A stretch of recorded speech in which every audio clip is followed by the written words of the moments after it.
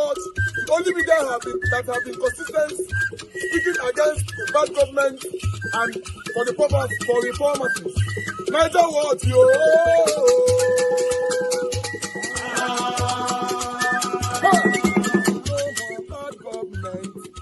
No more bad government. Niger what? No more bad government. Niger what? No more bad government. The only media that have been speaking. No more bad government. The voice of the voiceless. No more bad government.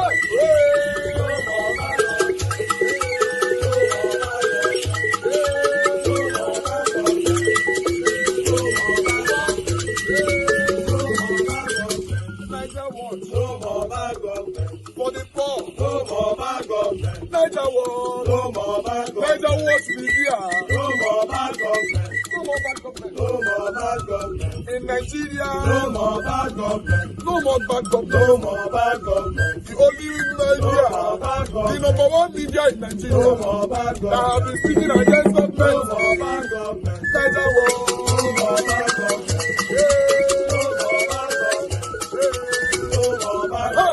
Niger what, yo? The voice of the voiceless. The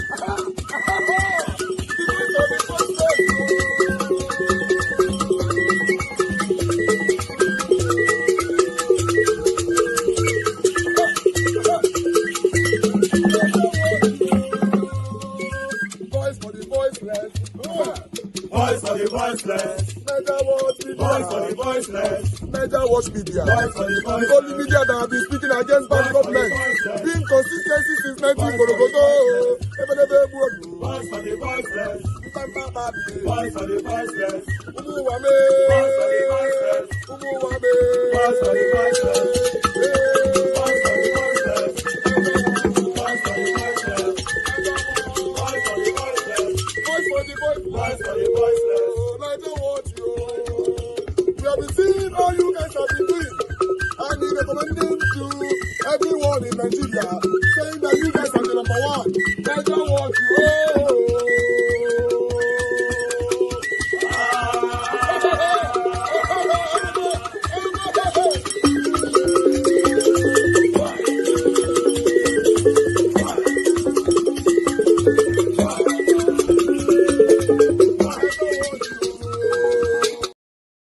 Fire concerning the possible coalition that is currently going on, the process and all that.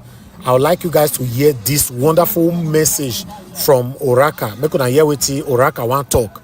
I'm currently out, so there's noise everywhere here, but just manage how you see it. But let's listen to what Oraka have to say quickly. I was speaking with an insider in the coalition. So what I'm telling you now is not guesswork, but for purpose of, confidentiality, I would say allegedly. Now, when I tell you that the problem we have with our leaders is the lack of a national consciousness, they are driven more by power and greed and self-centeredness. They are more or less like regional champions. Now, when I heard about the coalition, I said, yes, that's the only thing that can unseat Tinubu. But I did a video, when I said, what's in the title again? The broken bridge. You see, when people come to a round table to discuss an alliance, but each have their personal agenda, such a coalition will not work. Now, the key actors in the coalition are Atiku, Rufai, Amechi, Peter Obi, Kwakwanso, 5 of them. 1 Southeasterner, 1 South Southerner, 3 Northerner, 3 Muslims. Now here is what happened. They agreed that a Southerner should complete his 4 years. Then power goes back to the North for them to complete 8 years. But the consensus candidate that they have is Amechi.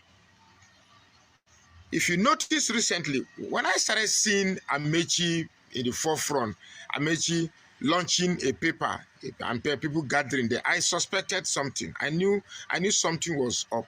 Recently, Amechi has become voicey. He's been making presentation almost everywhere. You see, these people, are they really conscious of what is good for the country, or they are just interested in power game? For the only thing that can remove Tinubu is pure organic purpose, pure unadulterated organic purpose. So long as there is this calculation of how power must come to, if it's about removing Tinubu just to grab power, it's going to fail. Now, let's assume an Amechi as the forerunner of PDP. Where you don't have the rigging machinery yet. Maybe you can rig some place, but you don't have it. Where will Amechi rig? Win, sorry. Where will Amechi win? The Southeast will not vote for Amechi. The South, yeah, they might split it. You get me? Then Southwest, they will not vote for Amechi. This North Central, they will not vote for Amechi. The core North, they will not vote for Amechi. Now, you know where this Amechi thing is coming. You see, once people are connected to power, I don't know what they think. Peter Obi is not. I think Peter Obi has backed out of the coalition. Peter Obi is not deputizing anybody. He has backed out of the coalition. Now, you remember that I told you once on this same channel, when I say things, you think I just say it out of mere sentiment or something. I told you that when Amechi used River State resources to guide Buhari into power, the agreement was that when power is going to come to South, it's going to be Amechi. So Buhari wanted to fulfill his promise, but the pressure from Tinubu was too much. So they have to pretend that I tried, but this what happened. You see, the problem of our Southern, I'm blaming this coalition for our Southern politicians. We are too greedy and too self-centered. Too greedy and too self-centered. When something is happening to one region, you believe that, well, since it's not my region, it's politics. It's just politics. Let's not. A Peter Obi's presidency has a lot of benefit to Nigeria as a whole. One of the benefits is that sense of inclusion will be established, at least to those praying for secession, that, okay, we have been accepted. It's going to reduce it by a whopping percentage. But the reason why if 4 years is going to go to the South, let it go to Peter Obi. A Peter Obi will not be a Peter Obi cannot be compromised.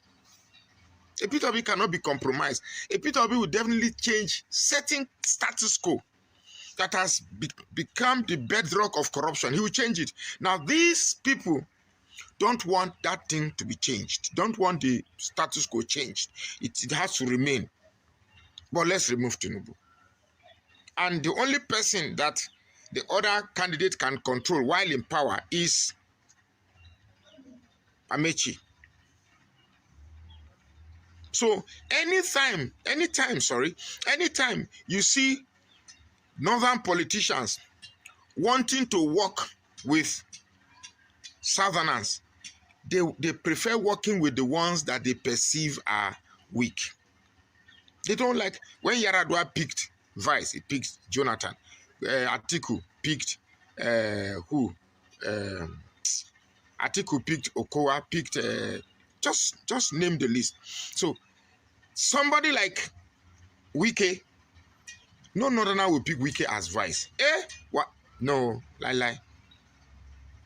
Peter Obi, I just come to realize that one of the reasons they don't like Peter Obi, I'm not talking about we that are below the ladder fighting religion and tribalism. It's not also. One of the reasons that these main politicians don't want Peter Obi is not because of this our own Peter Obi, Igbo Christian, not be him. They know that a Peter Obi will definitely change a lot of things. And Peter Obi, to a large extent, will give zero tolerance to corruption. All this idea that our military are every day receiving budgets for insecurity and instability in the north, it will stop. Because if I know as a military personnel I'm going to receive money every year for insecurity, what do I do? I need to, sustain the insecurity so that I keep getting money every year. If not, you can't tell me that a group of people called terrorists will be more powerful than the military. The same military that we send to other countries to bring peace cannot use the same military to bring peace in his own country. How many ECOMOG? You will forget ECOMOG. We supply the largest number of military to ECOMOG, where we restore peace in other African countries where there are chaos. Now, in our own, we can't ensure peace. It is terrible. And I assure you that insecurity will be stopped immediately. The adulteration of our military, the adulteration of our judiciary, the adulteration of our electoral system, the adulteration of our legislature, all will at least will be reduced to the barest minimum. So many things. Now, even in this comment, in the comments on this thread, it will still be on the same thing. We are in the lower class of the ladder. This man, you don't know what you are saying. Idiot, foolish man. Peter Obi will never be president. You are so bounded by this tribalism and this thing. None of you is focused on what is best for Nigeria. None. And that is why I love Peter Obi the more, because he seems to be the only politician bent on what is good for Nigeria, not all this petty discussion that you are discussing. Well, that's what I know about the coalition. That's the true state of the coalition. They are favoring Amechi to be their flag bearer and hope the North will back him up. After 4 years, power comes back to the North. What do you think about this? My name is Magnus Soraka. Please follow this page. It's trending. Reactions have trailed the visit by Pastor Tunde Bakari, a former presidential aspirant to President Bola Ahmed Tinubu at his residence in Lagos. Bakari stated after the meeting that his lifelong vision is to see a Nigeria that works, emphasizing that he shared his thoughts on this with the president. He also expressed optimism that God would guide President Tinubu to help the nation bounce back and leave an indelible mark. Let's take a look. Well, it's not about just reservations. It's about how the country will go well. My personal vision is to see a nation that walks in my lifetime. And those things I've discussed with Mr. President. They're not hidden things, but I've learned that when you discuss with the person in charge, you leave it with him to do whatsoever he wills with what you have suggested. So I've had a private conversation with Mr. President, and I'm glad that he received me well, and I trust that God will help our nation. What transpired in my discussion with him stays with me and with him. God guiding him and giving him wisdom will help this nation not to slide or go down the drain, but to bounce back so that it can leave a mark that cannot be erased. Well, all right. Well, this meeting comes just weeks after Bakari publicly criticized the president, urging him to stop playing God and embrace humility in governance. Bakari accused Tinubu's administration of steering Nigeria adrift, descending into tyranny, and demonstrating a brazen abuse of power. He specifically pointed to the National Assembly becoming a haven for legislative rascality and a rubber stamp for the executive rather than upholding constitutional governance. Let's take a look before we take some reactions. Mr. President, it is through your influence that the Nigerian National Assembly has become a haven for legislative rascality. Mr. President, it's under your watch that the National Assembly has become an extension of the executive, grossly violating the principles of separation of powers and rubber stamping the whims and caprices of your office, all while singing the international anthem of sycophants on your mandate we shall stand. I say, Mr. President, Nigeria is too delicate for this kind of politics. If this state capture was what you meant by a Miloko, it is an anticlimax that can only be counterproductive at the end. I urge you, Mr. President, to think deeply and reflect on these words. No man is wise enough, nor good enough to be trusted with unlimited power. Mr. President, please stop playing God.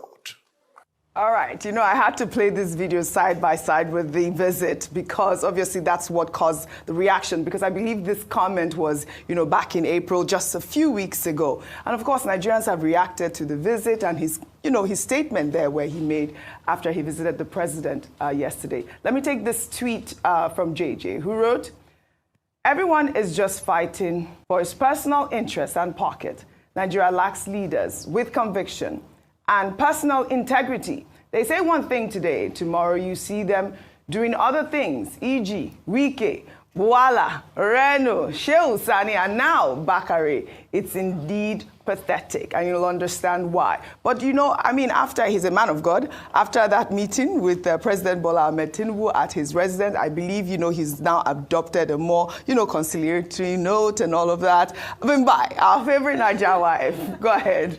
He's been extremely vocal even since May 2023 about how he felt about the election. Yes. He expressed how he thought it wasn't a free and fair election, how he felt that he didn't agree with President Tinubu's values. So this has been consistent from him.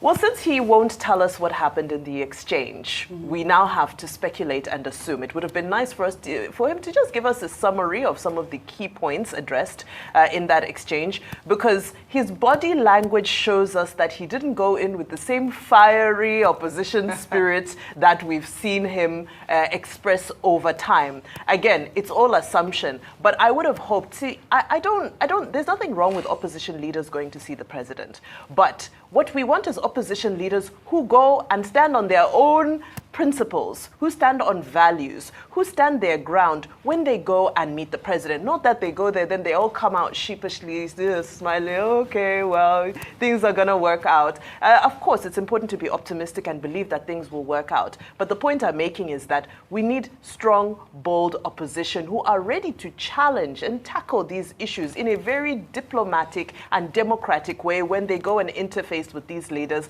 But the body language we're seeing, since again, he's not disclosing what was discussed, is a little bit disappointing, especially because over the past few days, we've seen Simfubara, we've seen Governor Adeleke. Remember, I shared a video with you where some Osun State APC chieftains were saying that we're warning Governor Adeleke that the APC ticket is not for sale. You can't pay President Tinubu for it. So we were laughing. we were laughing about it. Because obviously we took the story of Adeleke yesterday and he clearly detailed that he was a visit for Salah. And obviously there was a statement that was released yesterday from the Osun spokesman saying that Adeleke was not defective. But of course, the questions around that citizens will ask when they see these images is, what are the undertones of these conversations? What is being planned? Is Tinubu, the master strategist, bringing everybody under his net so that there will be no opposition in 2027? Okay. Pastor Tunde Bakari is not opposition. He's a prophet of God. He's a man of faith. And the interaction between, pastors or prophets and kings it's a well-established tradition. If you go very quickly to your Bible and you open to 1 Kings chapter 18, you will see the story there of King Ahab and his relationship with Prophet Elijah. Prophet Elijah was a man of faith, and he was very critical of King Ahab.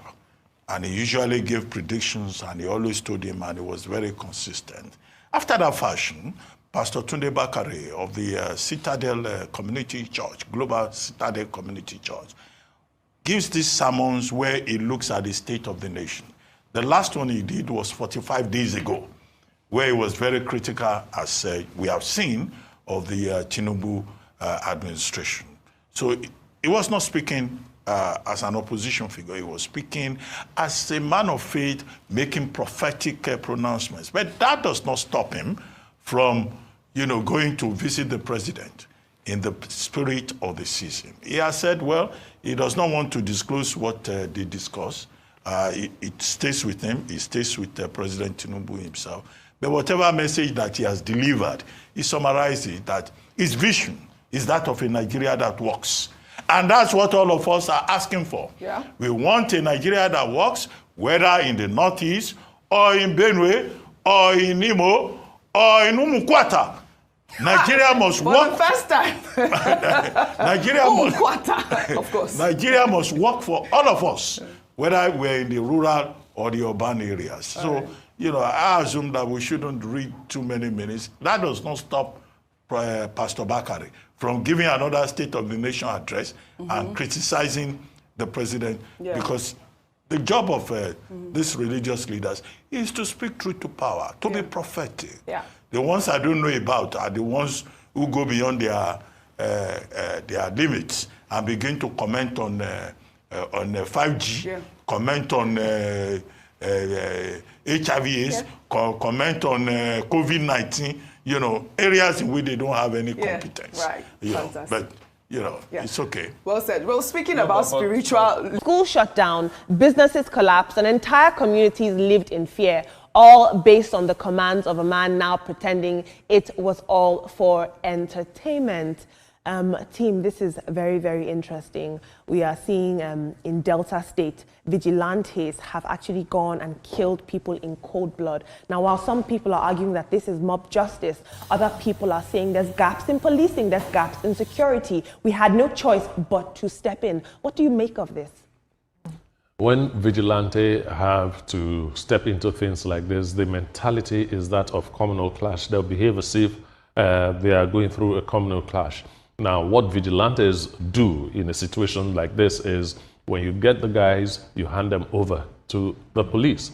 But so far, that trust deficit on our security architecture, our government and all that, it's actually affecting us. I think that governors should take these warnings seriously.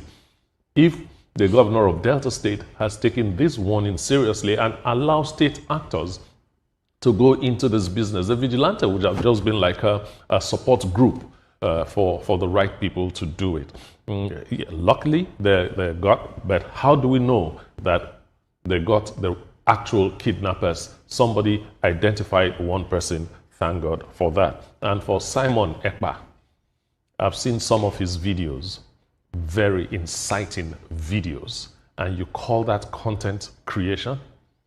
Maybe he should go to school again to find out what the meaning of content creation is all about, because to me, those things he did is not content creation, it's inciting a society. I mean, a number of businesses were destroyed as a result of his statement. A number of people lost their lives as a result of his statement. People could not go out of their houses, so businesses were lost. Billions of naira lost as a result of his kind of entertainment. What are we saying? What is entertainment? In fact, those that are defending him, where is your conscience?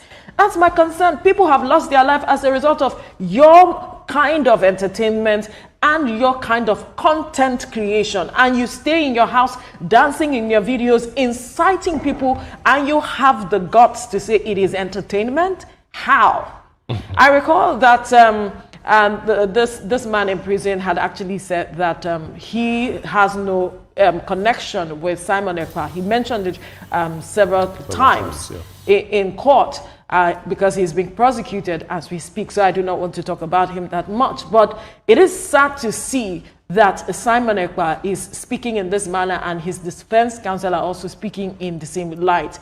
We must see justice not just done, but seen to be done at the end of the day, because he has to give account for the lives and the properties that were destroyed.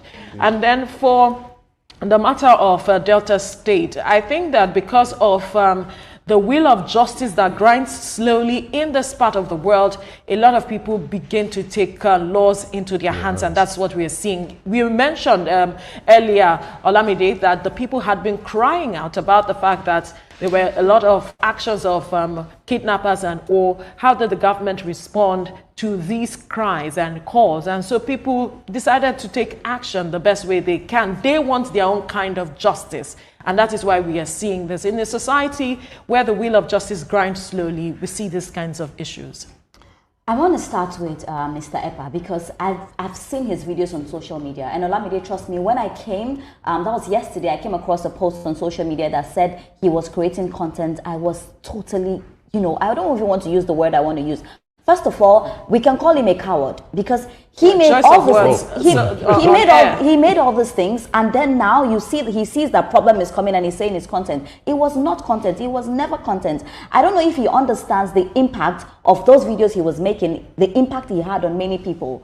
I don't think he gets it. And anybody that supports him as well, I would join the person to the bandwagon and say that it's really inhuman because it's not content. And I pray that the law really takes, the stage on him and what he did, because you cannot say that is content. We see content on social media, but there's a limit to content you create as well. So I really hope that he faces the law on this one. And also, I'm never in, I never support violence, but it's sad that the people have now taken powers into their hands, and this is because they've been crying. So my only cry with this is that I think it's high time the government will start listening to the people. I don't know if the governor of the Delta State has come out to say anything, but we need to start listening to people, because when you don't listen to your citizens, this is what will happen. Normally, I would have said that when they caught the kidnappers, they should have taken them, to the police station. But then they'll tell you, if they take them to the police station, nothing will happen. At the end of the day, people do not even trust our police force anymore. So please, this is my cry. We need to listen to our people, and so that we don't keep saying, them taking violence and justice into their hands. I really do not support,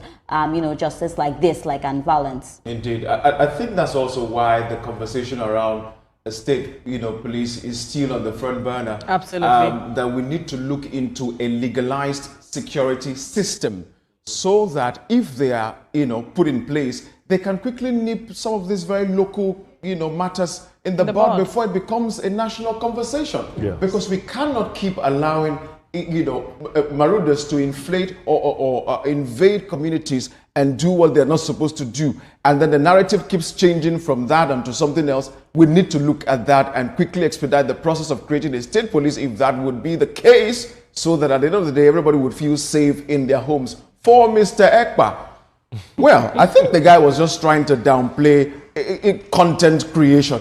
Maybe he needs to redefine what he defines as content creation, because at the end of the day, you cannot be putting such kind of violent, vile, viced languages out there on air, and then at the end of the day, you say that it was an entertainment.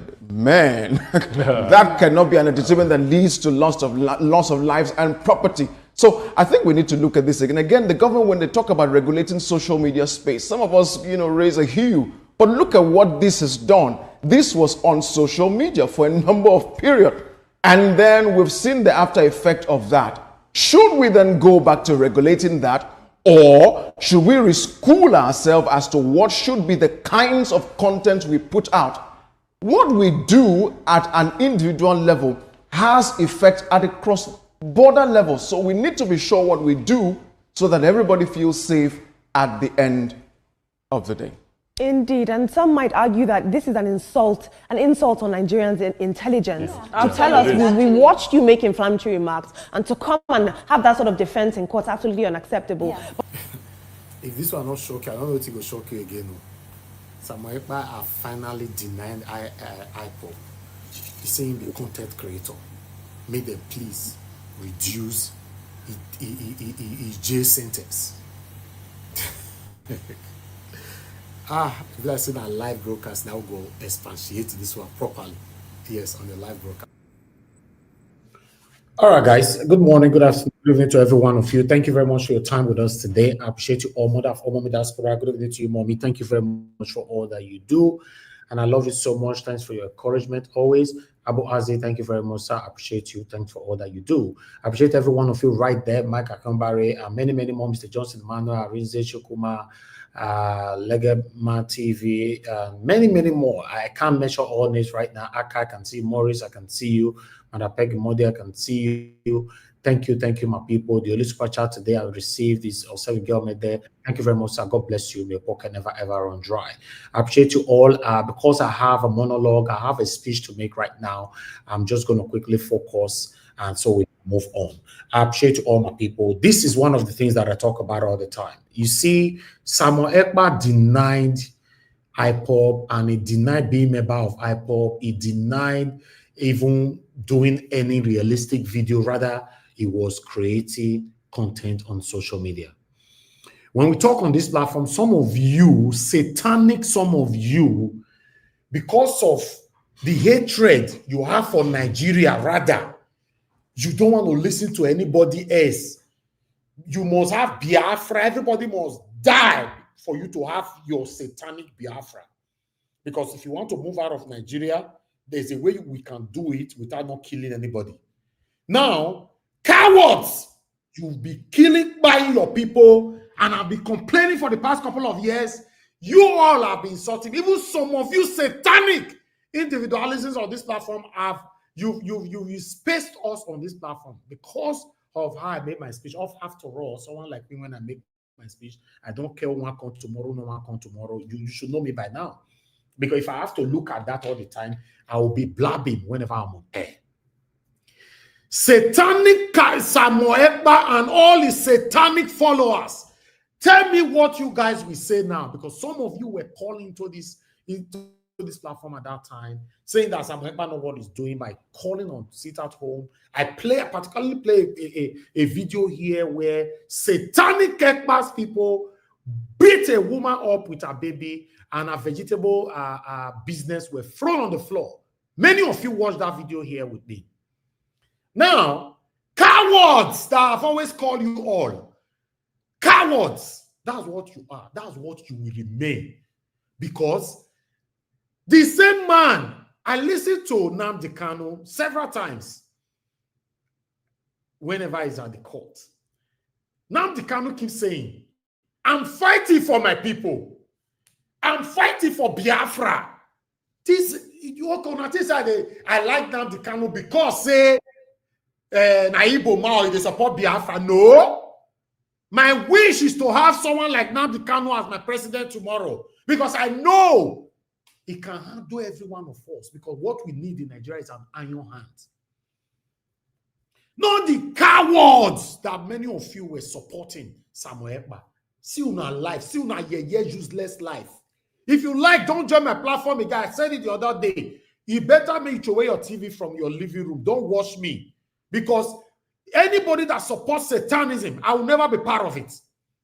Yes, Samuel Ekpa were buying people. Even the same Nnamdi Kanu did a video. He made a speech inside the court that I'm here because of my people.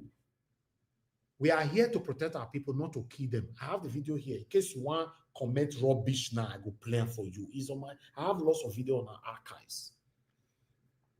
See how he denied you all. See how he disgraced you all. See, he said he be content creator. Where is Panset? What? Mr. Panset, where is Panset? Where is he? So come and defend. Hold on. He said he be content creator.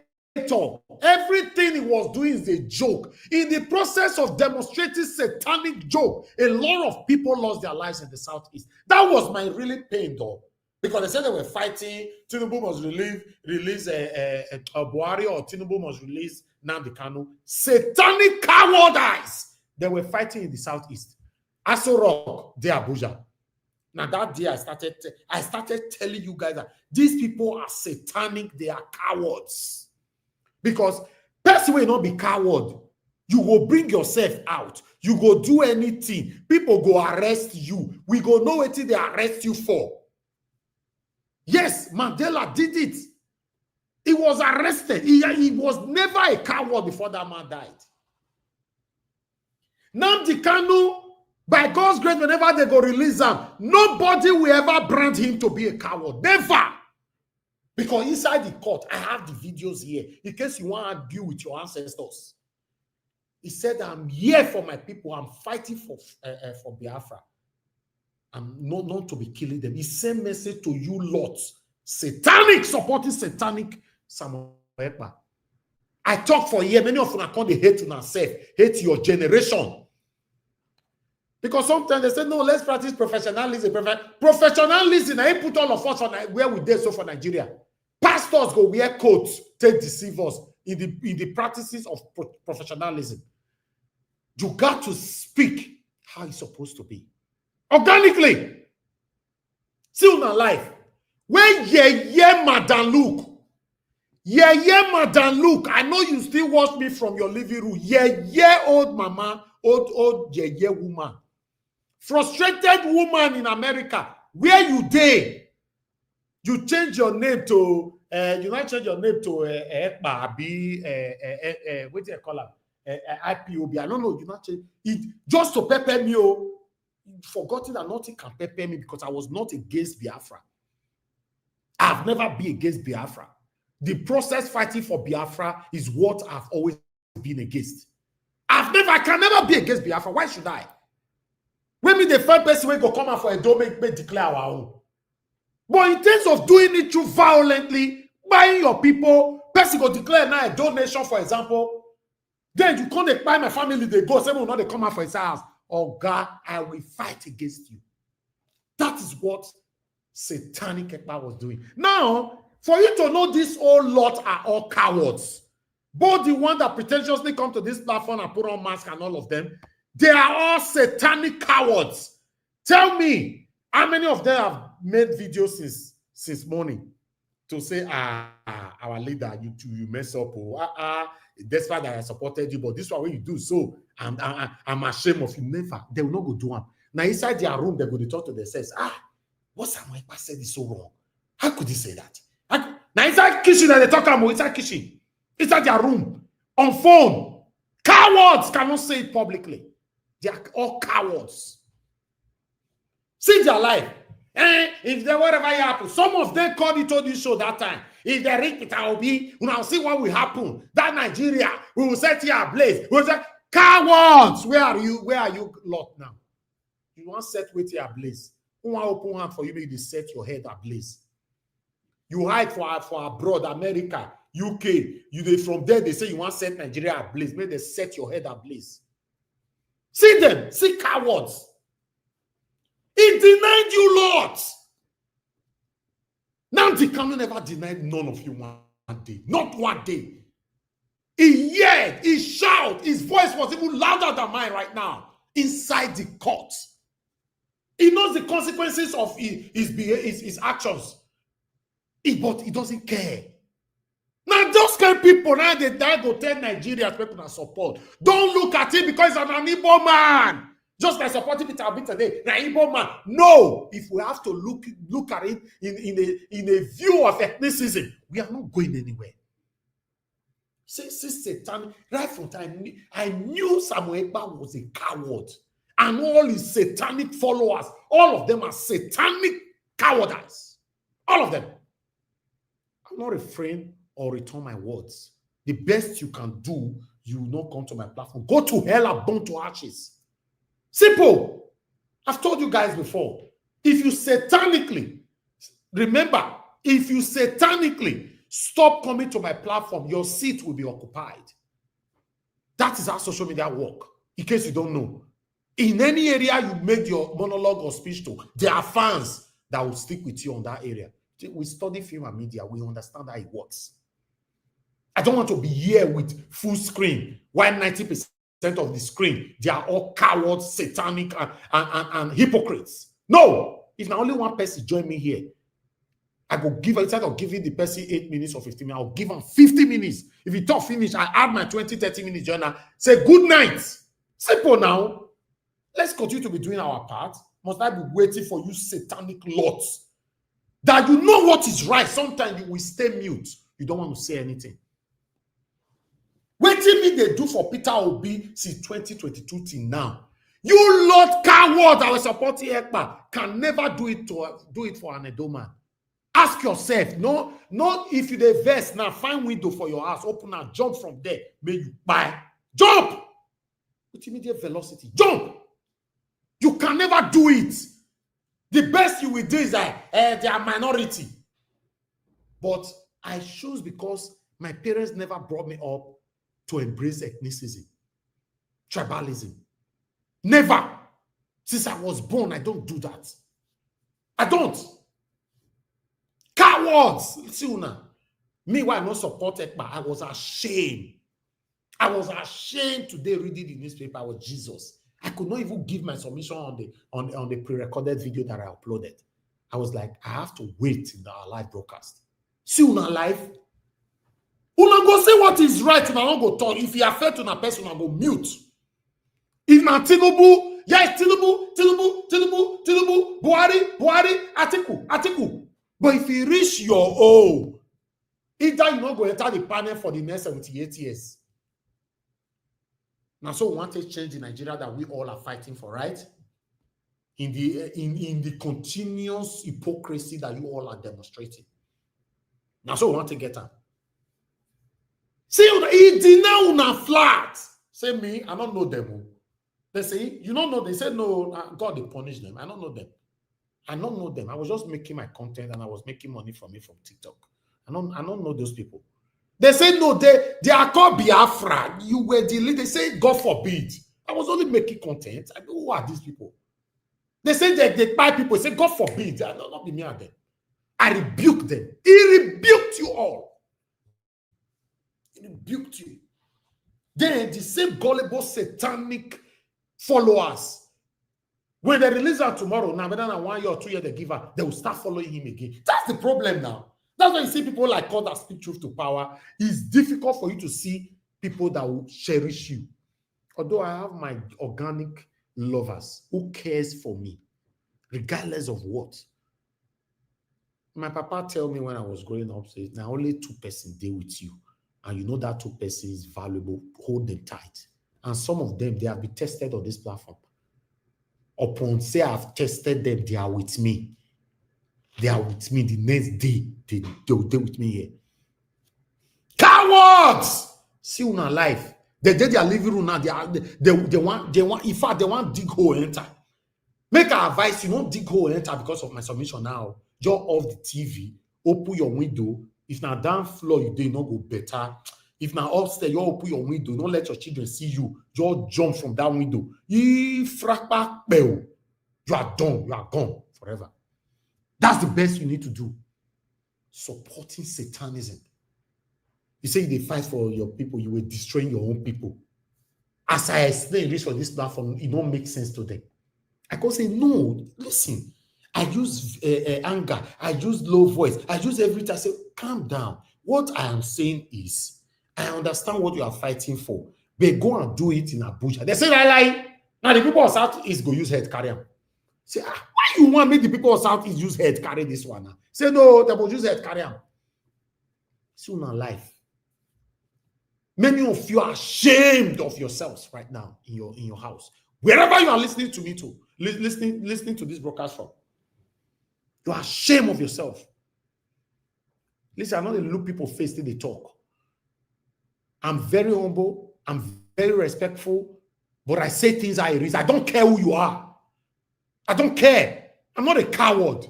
I run my broadcast from Nigeria. Since Augustine, I run my broadcast from Nigeria. I don't hide myself. I don't hide anything. In case you don't know, death is inevitable. Nobody's going to live forever. Stand for what is right. And I'll say no. Now, when they hail for my satanism, I will never be part of that. Never. Since I be coward, we're going to talk for UK. Visit Nigeria and say, no, I'm not going to fit. I'm not going to fit. No. No. Everybody now. Tell me the people who buy through this satanic ekpa now.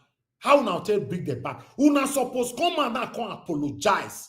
Say, please, the souls that have lost through this ekpa reign.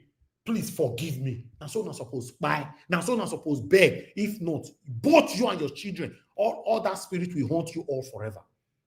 Yes, because a lot of people buy for this insecurity that you people created in the Southeast. I told you guys that Ekpa was working for either for somebody or working for his selfish interest. He was never working or fighting for Nnamdi Kanu. Ekpa for beat Nnamdi Kanu where. If maybe Nnamdi Kanu was released, they see body face to face. The first 1 week they'll celebrate each other. The second 2 weeks they bend man, they talk to each other. The second, 3rd week they close eye, they talk to each other. The third, 4th week they remove card, they talk to each other. The 5th week now Ekpa. They just thank God say his name now Samuel Ekpa. Now Ekpa go take remove it. Blow. Now fight there for fight. Because that man was satanic right from day one. It's so sad. So now as for you guys know now that Samuel Ekpa denied you, said you are a nobody. You are useless for supporting me. You were useless. Probably you will be useless forever for supporting me. Now ain't talk now what be that? Now, how do you feel now if you are listening to me right now, knowing that you are useless forever for supporting Samuel Ekpa? How do you feel now? Speak to your TV from your living room. How do you feel? Because you will definitely be useless forever for supporting Ekpa that have denied you on earth and in heaven. How do you feel? Many of you are not going to join this panel today. Thank God, I already have good people on here. If the rest not worry, even the people there, the same say they took plenty said because they will even make me stay long for the platform. Yes, the time don't pass by they happy to they stay 7 hours, 8 hours. If 2 people you're joining now, where is Pansat? Where is Pansat? Pansat.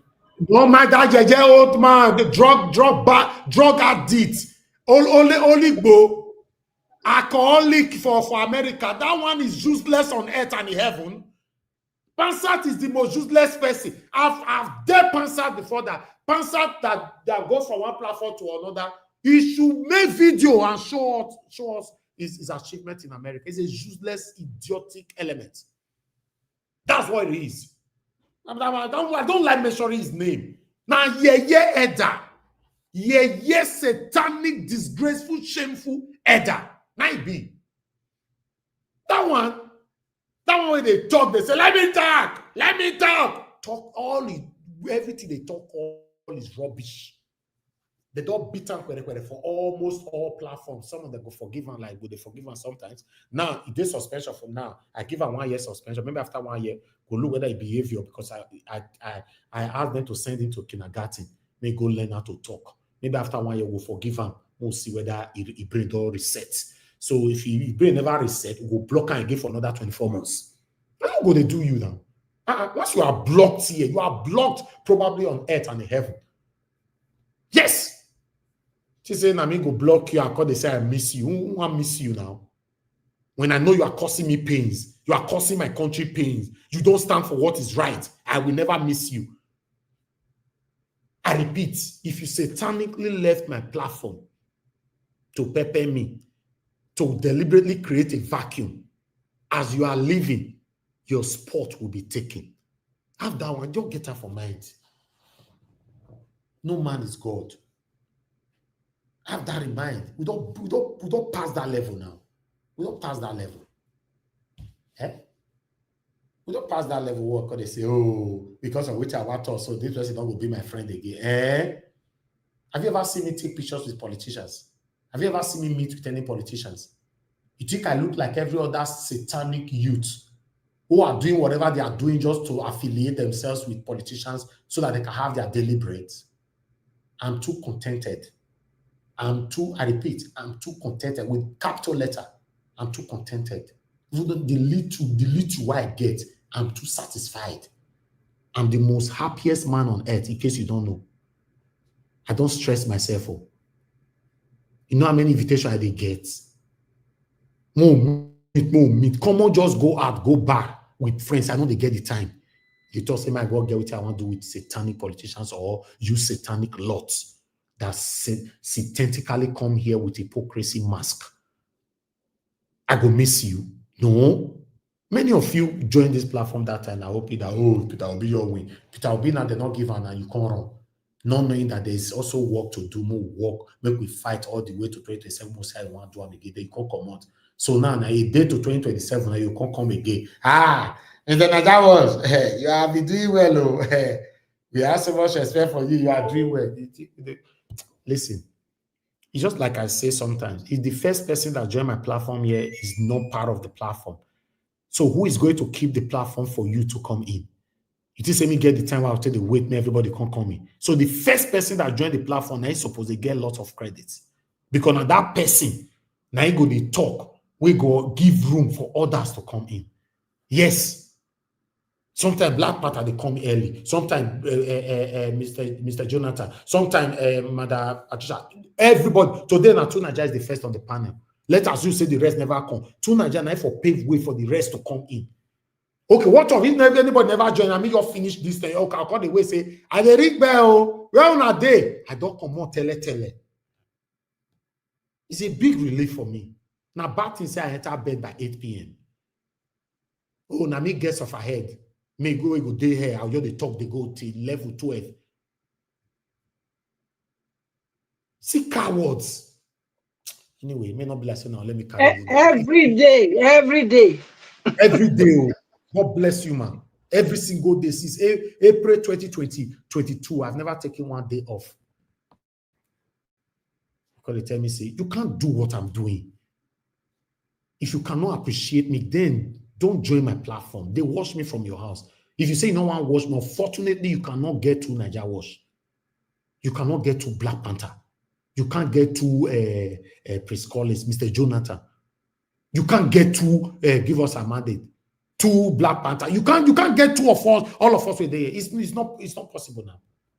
Now only here you go here. Now so God to create all of us as unique individuals. This thing pay me this afternoon, my people. It pay me. But I just have to smile on the pre-recorded, uploaded video. Say, wow. It pay me. Say, now you're denying all of us like this. So you'll be like saying me now to me. It should be an exoneration for you now. And those of us speaking here about this guy, it should be exonerated. So, my brother. So, yes, I'll be vindicated because this is what I was saying right from time. They say, no, what are you saying? What are you saying? So, this guy is satanic. I would have been very happier right now. Say, you see all these satanic followers, they come and lambast and say, I supported you, but I'm disappointed. No, they use the swear juju, say they not do it. Never. See, now satanism, now human blood, they go, they share, they go. Both you that supported Ekpa itself, all of you are sharing human bloods. In case you don't know, not the people who buy Percy directly. Now they share human blood. It's just like some people that live abroad, sending money home for Curtis to be fighting. You send the money, they take buy cartridge. Then when Curtis are fighting, they buy each other. You will send the money. You are part of that blood sharing. In case you're not aware. Yes, you are part of it. That's what you lot that were supporting Ekpa was doing. You saw it, Koro with your Koro eye, that this man was spying people with his submissions, his order, and everything. You were still saying, no, he's fighting for us. Biafra now. You were the Biafra now. You go hide for one place for Canada. You go hide for one place. Mr. Evans, sorry, not just people, their own people. Yes. You know, not be the verse for. I don't want the verse for now. You're their own people. Right from time. Buying your people in Southeast, they say it not concern you. So people will write on the comment section, if you don't understand Biafra, don't be making your mouth on me like, do I need to understand it? Something that is already taking human life. Do I need to go to university to understand it? Thank God say IPOP deny the satanic Ekpa right from time. They deny them. In fact, my people, if I talk today, I will talk for 3 hours. I'll allow people to speak right now. In case you want to call into the show, please, this is the best time. If not, because I have a lot of people on the panel, I'll just move on. Good morning, good afternoon, good evening to every one of you. Thank you very much. Press on the like button if you want to. I know say some of you are the vest now. Press on the like if you want to. If you don't want to, no worry. Apple share if you want to. If you don't want to, no worry. $sign there. Press on if you support what is right. If you know there are satanism, no worry. Simple. Simple. There's no need. If they verse is the truth. When I speak against Tinubu for a year, you know the verse. You know they advise me. And I speak against the satanic politicians in Nigeria. You know they advise me. When you reach your home, you can say, oh, no, Mr. Nigeria, let me educate you. I just wanted to education. Buy you there. Who you want to educate? I appreciate you all, my people. God bless you all. Let me call on the first person on the panel. Mr. Tunji, please talk to us. It's good to have you on the show. Good evening to you. You have 15 minutes. Thank you, Niger Watch, greetings, and thank you for having me. Look at that! Look at that! Look at you! Be quiet. I was here before you. Come on, they think Niger Watch doesn't know better. So greetings for having me, Niger Watch. Greetings, the panelists. Greetings, the chat, and to the viewers. So see, we all know that. Simon Ekpa is a charlatan. He's just one of those people that take advantage of people and mislead them. And he's done that. I've never been on his side because of the suffering that they have inflicted on the ground. But some of the statements about Madam Luke, Pansat, and a few others that were isolated, I would like to think that Niger was a little bit upset today. Let's try to rein it back, because these are still our people, and they are not the one that are, okay, fine, they are siding with people, somebody that is bad, but people make mistakes, and let's try to be a little bit more circumspect with them. I just feel like we shouldn't make it about individuals. Let's deal with the issue, the evil that has been causing a lot of problems in the south and the southeast. All this, see, for me, I've said it before, it's not very popular, even with Niger Watch, that when I see some of the things fellow Nigerians are doing, causing so much problems in our country, even in the south, the Niger Delta, yeah, they were fighting for specific stuff and they got it. And those things that we're fighting for is attainable. Yeah, it's not like Boko Haram that is saying they want to convert Nigeria to an Islamic state. What the South people were fighting for was attainable, and they attained it and they stopped. Period. But what Nnamdi Kanu was asking for was not attainable. He's asking for Biafra. Who is going to give you Biafra from Nigeria? That's not going to happen. And because of that, it spilled over into instability in that region and led to Simon Ekpa. And we all know the story since then. And we are all poorer for it. We've seen it now in Nigeria now. Everything that is being built now is being built in Lagos, isn't it? Dangote Refinery, aeronautical universities, everything is being built in Lagos because people have made the south and the southeast unlivable. And all these are, even in Boko Haram that is making the north unlivable. That's why things are not in the north too. All these people that are just destabilizing the country, it doesn't help. And we as a people have to learn to reject them too, because they are also causing problems in our neighborhoods. Go to the south, go to the southeast, the development and the key infrastructure that is supposed to be there, it's not there. The seaports that are supposed to be there, that are supposed to be very active, it's not there. The development that you should be seeing in that area is not there. Everything is being moved to Lagos. Lagos is now the face of Nigeria, total face of Nigeria. What I mean by that is, it's almost as if other parts of Nigeria don't exist anymore outside Nigeria. It's only Lagos people talk about, because everything is in Lagos. Nobody remembers Edo State. Nobody remembers Delta State or River State. Nobody remembers them anymore. Because we in that region, we outnumber the southwest, but in the southern part of Nigeria, that region outnumbers every other region in the south of Nigeria. But somehow, most of the development is going to the other side. Why? Because the other side have managed to decide that, you know what, even if we want to have our quarrel, we'll keep it limited. You can't blame them for it. They decided that they would take out, even when they had the header crisis in the southwest, what did they do? They created a Motekun. They didn't sit down and, keep encouraging it for things to get worse. Because when the herders get to the south, is what happened. They made it worse. They turned into a war zone. Why is it that when things get to our own region, it becomes totally a war zone, or things just go out of control? Why can't we just find a way to manage this in a crisis in such a way that it doesn't spill into this situation where investment cannot go there, our people cannot feel safe there. Even our people run to the southeast, the southwest to go to this work and invest. Some of them even outside the country. So Simon Ekpa and his mates that have caused so much problem in the southeast, Southeasterners support them because they feel like they are, airing some of their grievances with Nigeria. They are airing some of their frustrations with Nigeria. But you also have to question what they're actually doing on the ground and whether it's even achievable in the first place. If Nigeria was going to break up, it would have broken up a long time ago. The dynamics in Nigeria is very difficult to break up the country. It's extremely impossible. It's like if you are taking your time to look at the dynamics of Nigeria, it's very, very hard to break up. So why go in that direction? You want to go in the direction of, okay, let's, at least our land is still our land. Our obis are still our obis. Nobody has taken anything away from the that place. So why can't you just focus on developing it?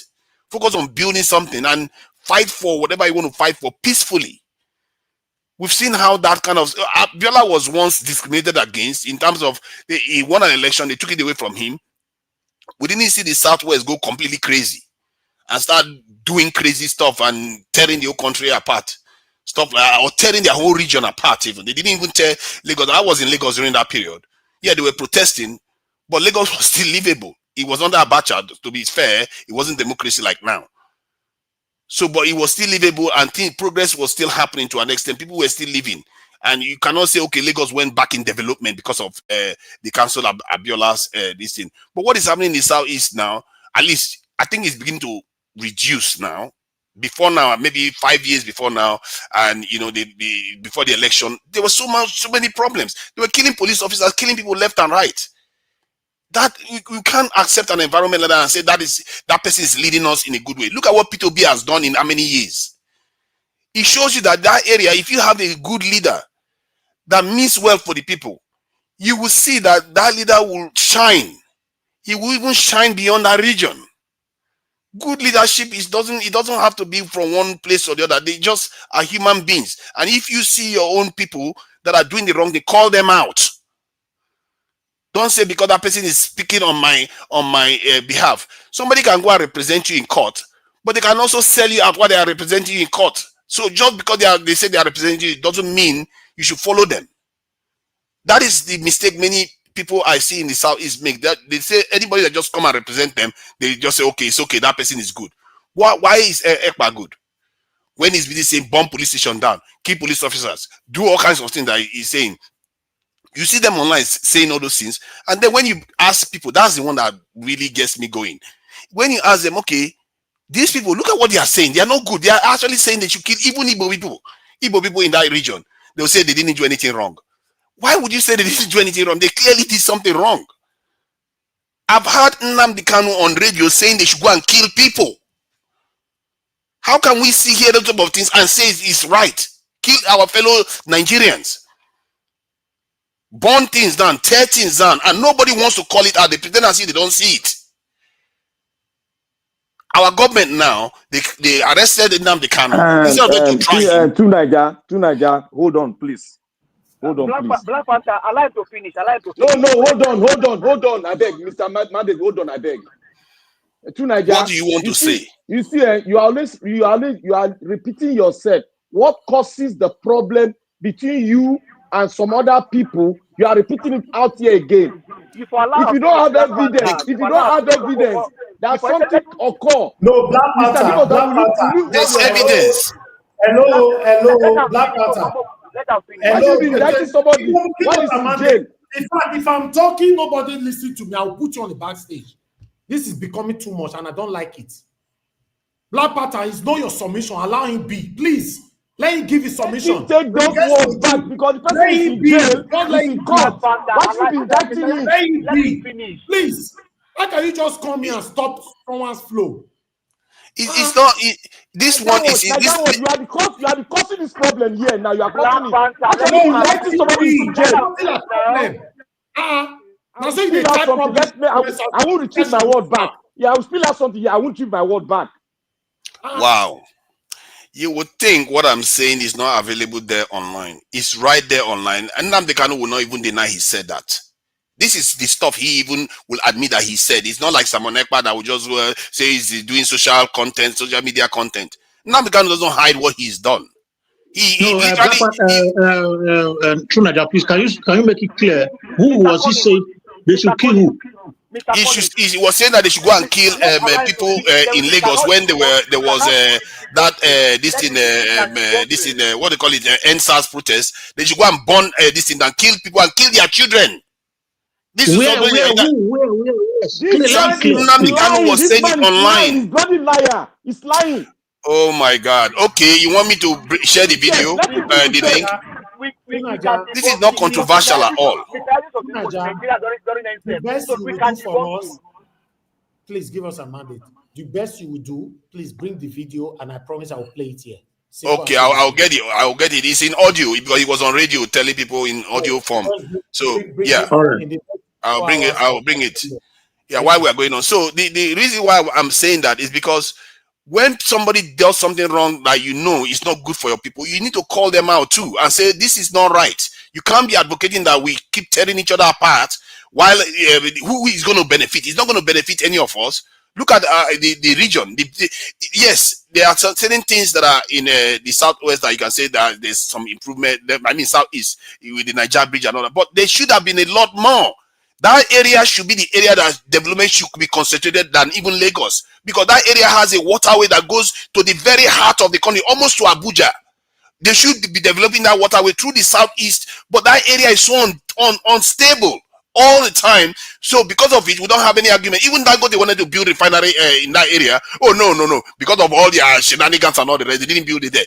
Enough of all this. Everything is being built in Lagos. It's just getting ridiculous now. The country is becoming too lopsided because some parts of the country can't just seem to get their act together. And I don't like all these actors that just show up saying they are trying to help, but the only people that are helping is the people that are the enemies of that area, really. Because if we are developing, how can the people take advantage of us? If you have all those infrastructures, all those things in those areas, they cannot. You are the one that is going to be calling the shot.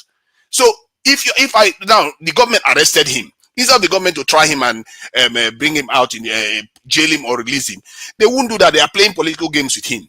Now, if there is a campaign coming up and the Tinubu government sees that it's in trouble, P2B is doing very well, I won't be surprised if he decides to release Nnamdi Kanu at that time. That is a problem that I'm worrying about right now myself. That even there's an election coming up and he could release Nnamdi Kanu. He could throw confusion into the whole thing, into the chances of P2B winning. And that is a danger.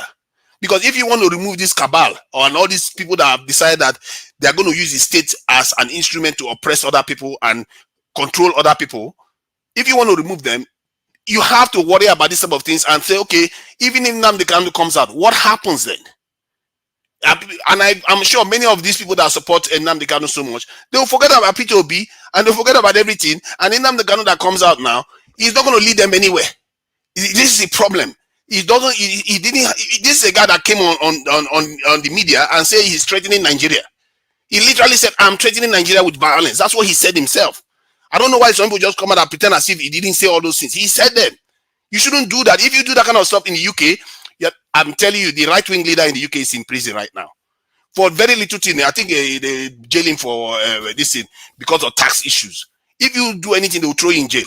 The slightest thing, you end up in jail in the West here. If you try that in America, you could end up in jail, except you are on the side of Trump. So we have to start calling out people that claim to represent us, but the way they are representing us, you have to watch out what they are saying. Just because they say they are representing you, what are they saying on your behalf? What are they doing on your behalf? Do you even question their actions?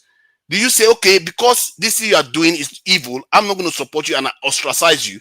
If anybody should have support in that southern region as a politician right now, I can see it's P2B. The man has carried himself with dignity. Yes, he may be part of the establishment to an extent, but he doesn't do things that are reckless, that cause unnecessary suffering for people. He carries himself with a level of integrity. He carries himself, and he has governed. We've seen how he governs too. Can you believe that even when we did analysis with AI, even AI picked P2B over Tinubu for governance? Can you believe that? Even if Tinubu brought, then the guy said Tinubu created more wealth. The AI said yes. But in terms of governing the country, the AI said no, because the culture that Tinubu represents is not good for a nation. Because there's something more than just money. There's something more than somebody telling you that they are representing you. You have to question what are they doing with your representation. Because these people, they didn't help the Southeast in any way. They've held it back. That's the truth. Let's look at the ledger. What if all these things that they did didn't happen? Would the Southeast be better off today? Undoubtedly, the Southeast would have been better off. The South would have been better off. But if what they have done has meant that the Southeast is poorer for it, why are you still supporting them? It does not even make sense, because they are trying to make you feel good that you are, at least they are speaking on behalf in terms of Biafra. If you want to speak of in terms of Biafra, why can't you find leaderships that can actually speak about these things in such a way that doesn't lead to you people losing out? Do you have to lose out anytime you speak about Biafra? You shouldn't have to.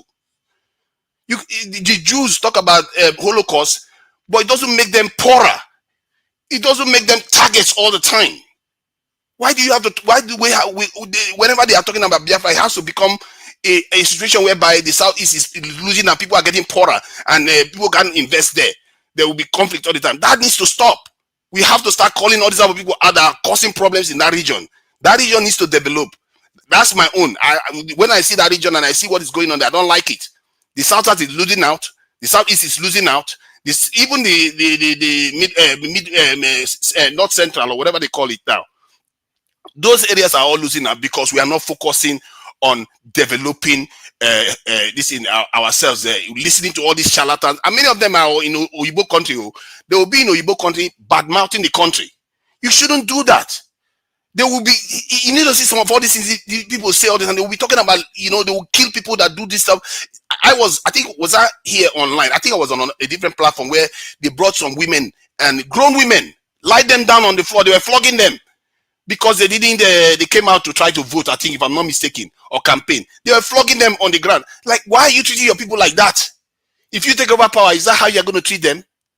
Did they not? See, Abiola one was very, very hot that time. People were thinking that the whole country was going to burn when they canceled that election. But the Southwest didn't say, oh, if anybody comes out to go and go to market, they will force them to stay at home. You can't force people. You can't dictate to people how to live their lives. You can't stifle the economy of your own people. People need to speak the truth when they see it. If you see your people doing bad thing, call them out, because that bad thing they are doing it in your name. They are going to stain your people with that the bad reputation. Look at what Simon Ekpa is doing now. Look at what Simon Ekpa is doing now. Now he's coming out saying, "Oh, I'm just making content." He wasn't making content. This is a guy that was saying, "Boy, they should kill police officers. There's not going to be an election in that region." He's threatening all kinds of violence on the streets. We know these things. Let's be honest with ourselves. I'm not here trying to tell the Southeast how to fight for their Biafra, but I'm here to tell them, watch the people that claim to be representing you. Watch them more closely. If you have a lawyer, that lawyer is damaging your interest. How do you tell? How can you tell? You have to use your common sense to say, this man is not representing me well. My people are not doing so well. Look at the roads. Police will fool everywhere. Well, businesses cannot flow freely. We don't need that. We need development. We need this in our people to be able to go to school, our women to feel safe in our area. It should be common sense. And I really think our people need to open their eyes to start recognizing bad people. We don't know how to recognize bad leaders that claim to be representing us, including the president, including the senators, because many of us like our senators. Many of us like our governors. Many of us like our House of Assembly members. But yet, when they go to Aso Rock, they go and betray you. So, which of them is betraying who? Because if you go to Enugu now, most of the senators there, they have constituencies, and most of their constituents don't have issues with them. But why is it that when they go to Abuja, they do something else? The people don't connect that and say, these people that are left here, why did they go to Abuja to go and vote different? Why did they go and take the money? Are they not driving those cars back to the local, their state? They drive the car back to their state. They see them. And because they give you one street light and all the rest, you forget about all the things that they've done to betray you. We all need to start educating ourselves how to recognize bad leaders and call them out. Even when they pretend as if they are giving you money and they are giving you a few street lights here and there, you need to call them out on the bigger things And that's something even I too have to do a lot of work on in terms of calling out. Thank you. All right. Thank you very much to Niger. I appreciate you. Listen, on the panel, because sometimes, like I say, we are not getting used to this kind of attitude of disruption, obstructing people's flow and all that. When you finish, the time I give you, take for insight to interject the person that we're speaking. We cannot continue to be doing this thing. And Black Panther, you are fond of doing it. You just mute yourself and interject everybody anyhow. Please stop it. I don't like it. Madarita complained over it yesterday. She have complained so many times. Many people have complained so many times. Just let people finish. Bullet point it down wherever you are.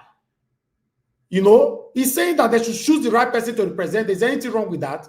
He's saying Nnamdi Kanu says something that he needs to prove. He has 24 hours to prove it. If not somebody force you to stop talking? Please, let's be fair. There's somebody is commenting rubbish on the comment section that is bringing down the Igbo. He's not bringing anybody down on my platform. Choose the right person to represent you. You that is commenting rubbish there. Why did you comment now that Samuel Ekpa is a disgrace? Samuel Ekpa that will be representing you all this while. Why did you comment that? Hypocrisy everywhere. Samuel Ekpa slap una for face. Nothing you can do about it.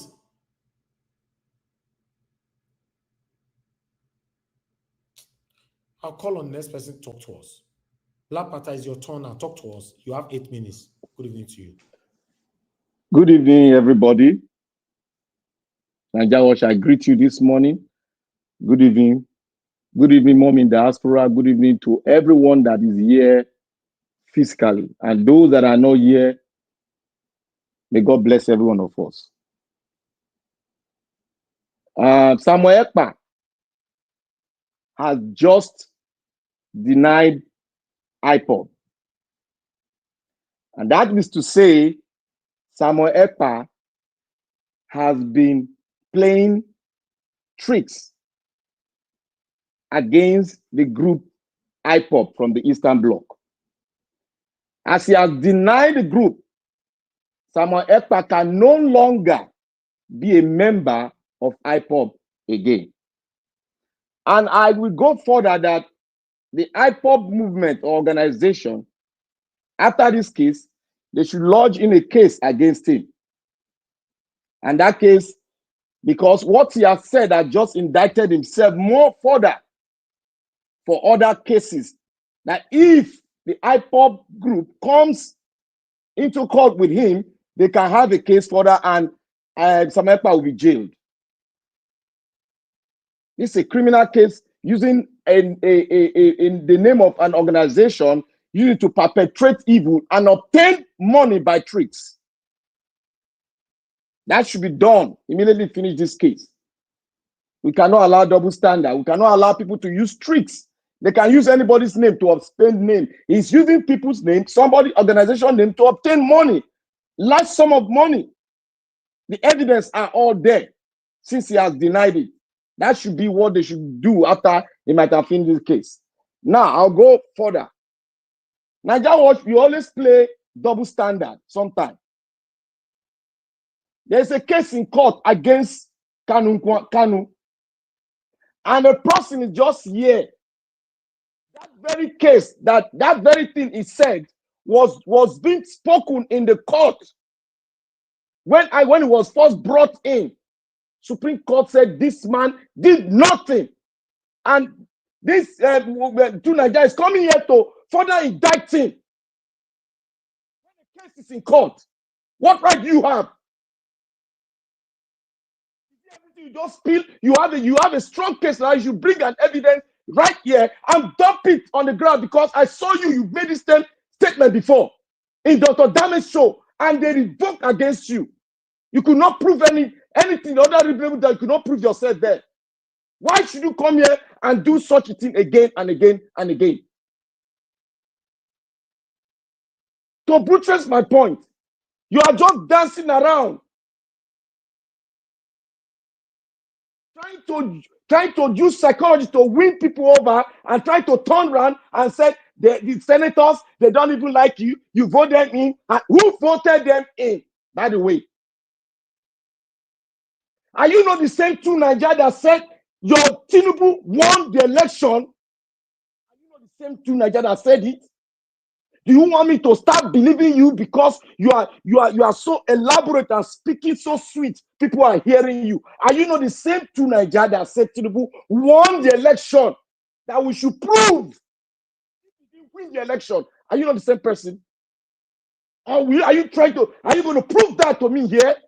Because I have fact on the ground for it. There's nothing you will say that I will hold as a point, or nothing you will say that I will say you are fighting for the liberation of a black man. If you can lie under the TV, under the television, you lie under national television. There's nothing you will say again. That's why sometimes when you say something outside the scope, I say yes, but concerning the Nigerian state, you are just gallivanting because you feed from the establishment. That is who you are. I'm not indicting you. I have fact on the ground. And now let's move further. Let's move on. This Nigeria you see, anybody can just turn things around. You can say Kanu is saying this on the TV station. What led to that thing that he said? Can a man just speak? Well, he doesn't know where it's coming from. He will just speak and say, oh, Mr. Niger is a bad person. I will just feel that like that. They say the man that doesn't know where it's coming from will never know where it's going to. If you are speaking an indictment case, you must know where you are coming from so that people will know your destination. Why did Kanu speak some word, say, oh, they should take these people down? Why? Are you not there when they were buying the people in the East? What did you say to that? Are you not there when the Nigerian military there's a video to it, they took a rocket weapon and went to the villages in the East. It was shown on the national TV. They went and used a bullet to destroy the whole village. Because you are looking for somebody. More than 25 people died in that village. There's a video to that. Will you now stand and support the country that goes in there and kills its own people? And you are telling me here that what you are saying is true. You have fact. For how long will you have fact that you've not presented this fact in Dr. Damage show? Thank you, Niger Watch. I get upset when people gallivant about Nigeria issue. You think it's easy to say Nigeria issue? Nobody can divide Nigeria. Who told you it's so tough? Did you know that Ukraine came out of Russia? How did it happen? There's nothing possible on earth, my brother, except you close all your heart towards it. Thank you, Niger Watch. All right, Black Panther, before you go, wait till two Niger talk again, I beg, where you think that he cannot prove it. Just go straight to the point. Wait till talk again. Two Niger said, I quote him, Tinubu, if you say Tinubu did not win the election, no, hold on. That's not what triggered this whole thing. It was Nnamdi Kanu. You don't switch now. Talk about Nnamdi Kanu. He said Kanu Nwoko said they should buy people in Lagos. Specific. Okay. All right. That is wrong. Okay, good. Sometimes you all know this platform.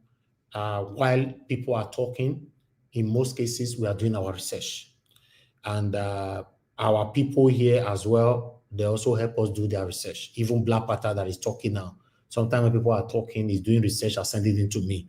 So it shouldn't be shocked to anybody that somebody sent me a video that I'm going to play now. I don't supposed to play this because now they drag and they go now like say, because for me, I'm a very fair person.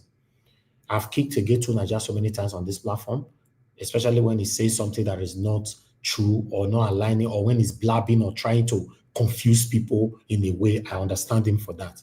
But you trying to suppress people's submission on my platform, I don't like it. Mr. Elvis. Yes, sir. Before you proceed, I don't know the video I don't know what you are going to play, but if I have to preempt you, perhaps I do know. But this very position that Nnamdi Kanu made a statement that they should buy people in Lagos is not correct, at least by law. Why did I say so? The current case that is going on in court right now, people should go by. If you are not following it, I don't think you have proper standing to make comments on it. This very, very one, the DSA, the prosecution, the state presented it in court. They fall flat. They are star witness. Okay, Mr. Jonathan, what you are saying Thank you, Mr. Jonathan. Hold on, Mr. Jonathan, what you are saying is that Nnamdi Kanu never said anything like that, right? No, they played it. In fact, they said the DSA, this is it. No. Just hold on now. Just hold on. Let me just say, when you get to your submission, you will talk. I just want to know. Everybody's helping each other here. Nnamdi Kanu never said anything that they should buy people in Lagos, right? No, even the DSA, they referred to something to that effect. There was an inference to that Nnamdi Kanu said something to that effect. Okay, I have a similar proof here. Nnamdi Kanu, on the video that I just listened to, Nnamdi Kanu never said they should buy people in Lagos. What Nnamdi Kanu is saying that there's no way you can have your freedom without no violence. There's no what way. The star witness said when he was pressured in court. Niger, I would like you to bring the proof where Nnamdi Kanu, according to Black Panther, where Nnamdi Kanu said they should buy people in Lagos. Because for me, I've never seen that kind of video before. So Niger Watch, can you give me a second, please? Please. No, let Mr. Jonathan finish now. Now, this is how it transpired in court. They asked the Nnamdi Kanu lawyer, ask the star witness that the state brought. Okay, you know what will happen? What will happen, Mr. Jonathan, please, because of time. It will get to your turn, then you have a lot of time to elaborate. Yeah, I don't want to spend time actually on this Nnamdi Kanu. On this, no. I'll give you additional 4 minutes. That's what I was telling Black Man about. Just hold on. We can debunk him. I'll give you 4 minutes to elaborate on this area. And Black Panther, I understand where you are also coming from. You want to see the proof. And I want to join you on that to Niger. Niger Watch. Hold on now. You are a good researcher to Niger. I know you for that. In the next 24 hours, do research where Nnamdi Kanu said they should buy people in Lagos. I would like to see that. What somebody just sent to me now, it's unfortunately, I also was talking this one last time. My Igbo brother said this one to me, but wait till you said to me, I don't know whether you listen to Ramo, because wait till they decide this one, if I play him, if he can affect my brother for court with this, so I don't go play that one. My mama, you call me and say, make I not play him. I don't want to be biased, but now the Kanu is currently going to court. If I play this thing now, a lot of enemies are here now. They will screen record it and take it far. Maybe they never see this one, so there's no need. So, but to Niger, bring down your evidence. I would like that. Let's just 10 seconds. Let me move on. Niger Watch. Look, when a case has gone through the rudiments of judicial procedure, and the person comes out clean, everything that Tunaja is playing here, I follow that proceeding. Everything is saying here has been followed in court, and they said they will throw him out. All right, Black Panther, you know what will happen? Hate a tribe like this. At the end, Black Panther, at the end of everybody's submission, I will give you guys additional minutes to talk the way you guys are interrupting and interjecting yourselves right now. But for now, let the people that are waiting, let them speak. It's very, very important. Please, Madam Deborah is on the phone. Madam Deborah, thanks for calling in, man. You have just 3 minutes. Please use your time very well because the platform is full. Yeah, no, everywhere is hot. Yeah, good evening, everyone. Just a quick one. I equally want to support what Mr. Jonathan said, because I've been following that case, and I think the comment that Tunanja made is very, very inflammatory and is wrong. When a case is in the court, if you are making any statement, you should back it up with evidence. So if he doesn't have evidence to that, I think it will be good if he retracts that statement that he made. If he knows he does not have the evidence with him to prove what he's saying. because that's very, very dangerous to make such a comment, knowing very well that the case is in court. So that's just that.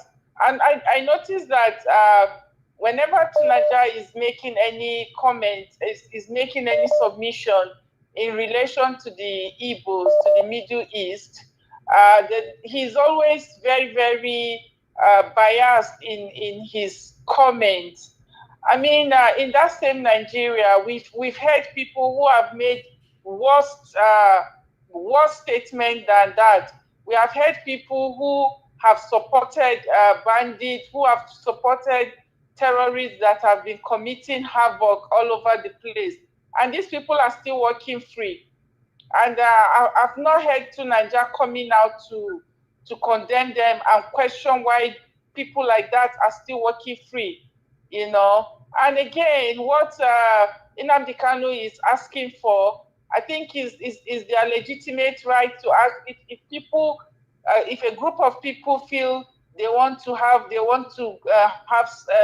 what is it called, referendum to go on their own, I don't think that is a crime, because in the UK here, we were all here when Scotland requested for that, and they had it. So for him trying to say as if it's something that is forbidden, I think it's their right. If somebody is not happy in any, even if it's a marriage or in a country, they have a right to request for that. So it's not an offense. You may disagree with the way they go about it, but then it's not a crime. People have rights. The way Nigeria is working now, is that a way a country is supposed to function? You see, when we come here, we need to be honest in what we are saying. We all can see the injustice in Nigeria. The Nigerian system is not being fair to some parts.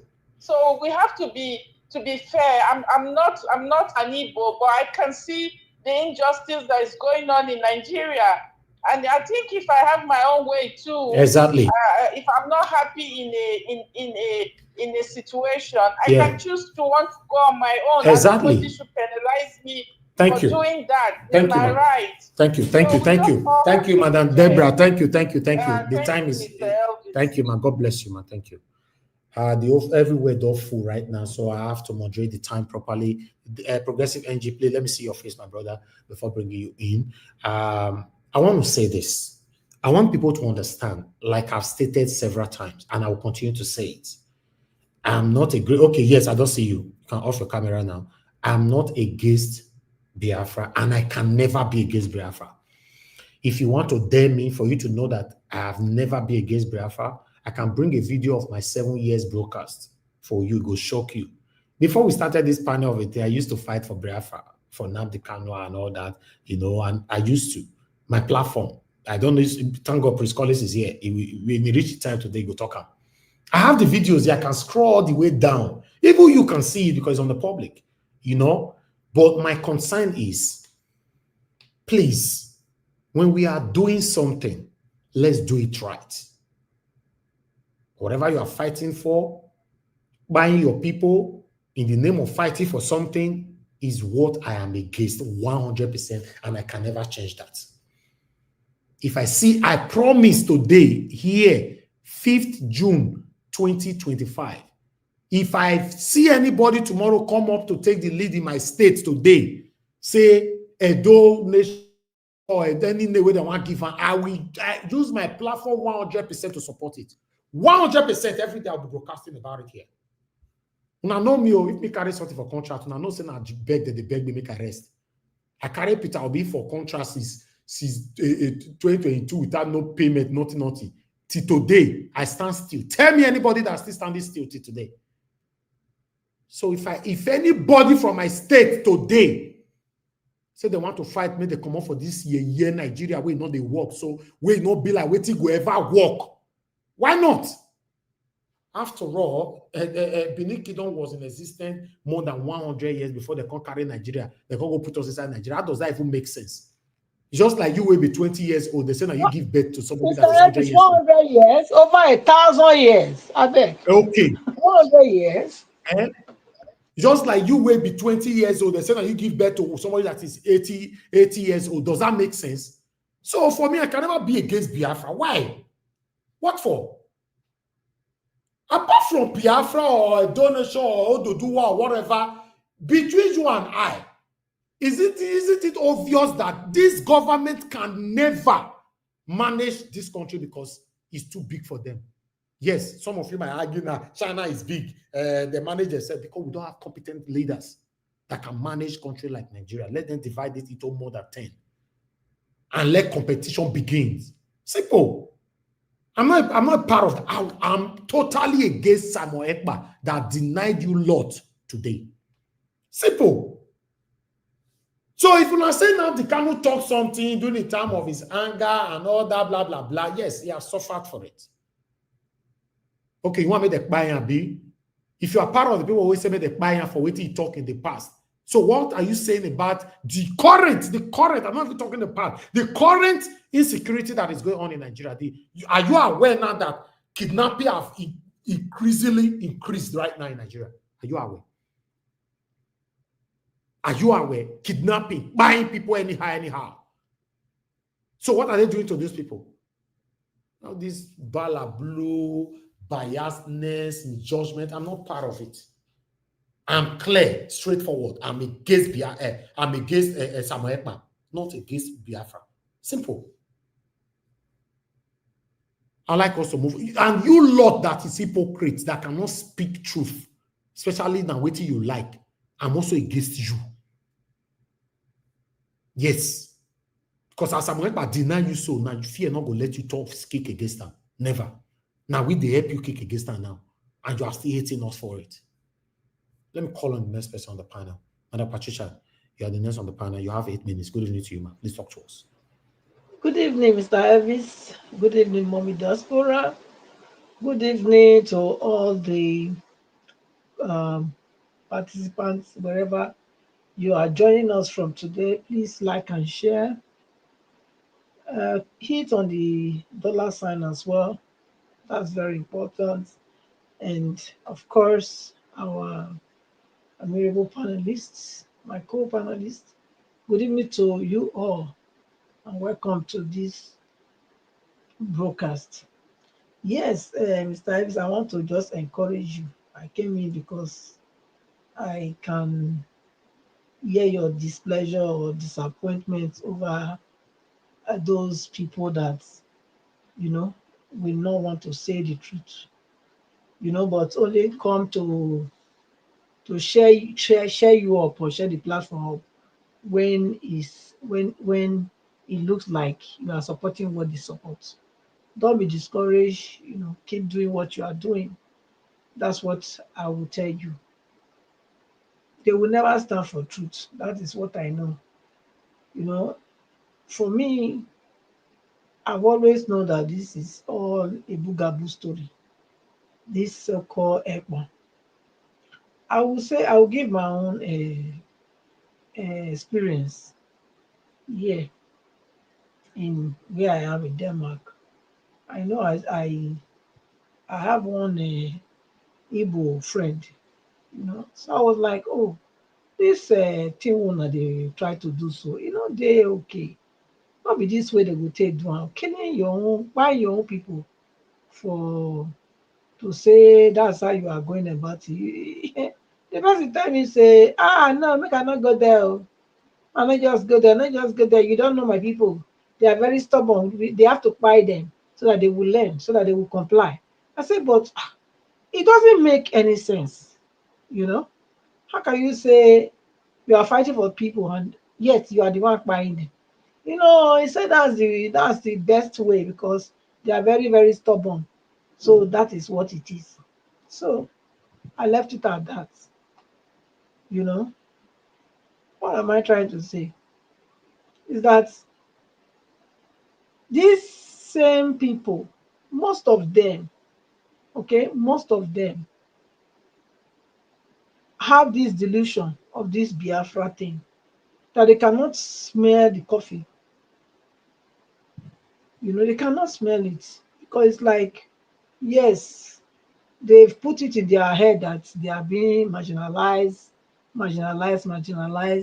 So for that, either one way or the other, we must get out of this concoction called Nigeria. But there is a way.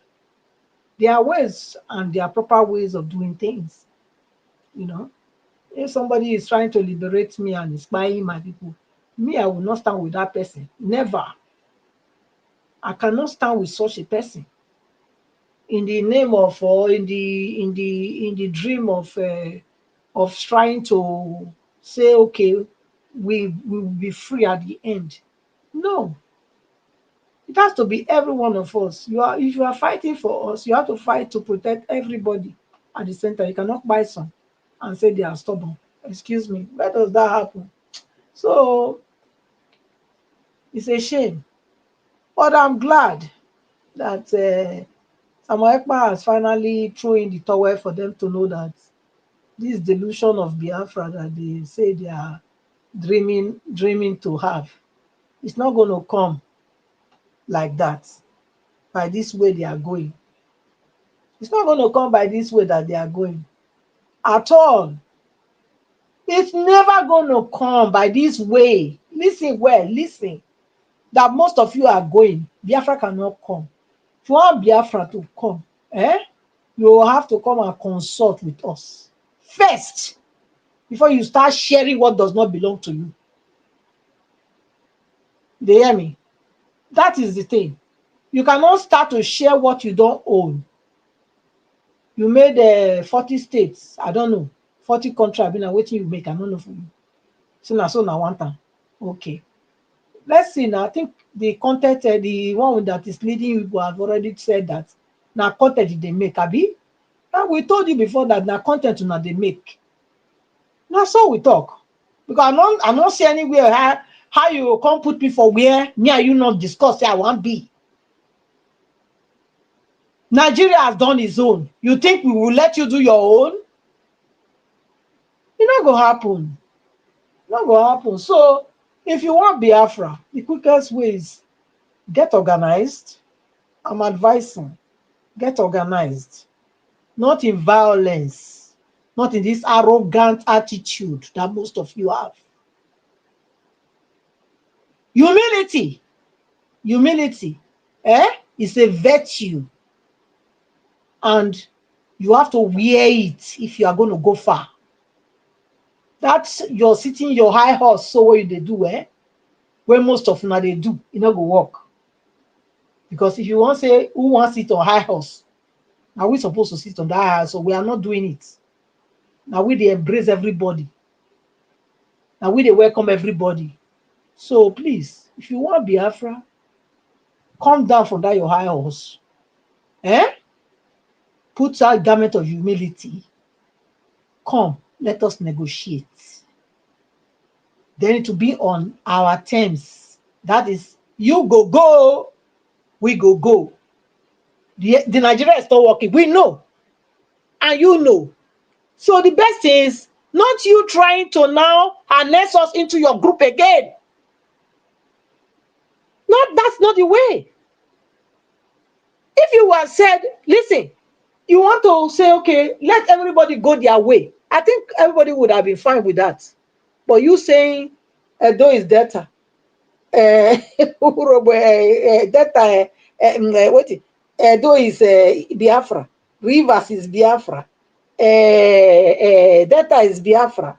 Calabar is Biafra. Everyone is Biafra. That one not go work.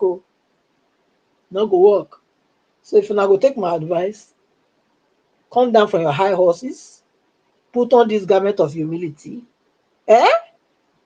Come, let's sit on the round table and discuss. We can dissolve Nigeria in one day. We can.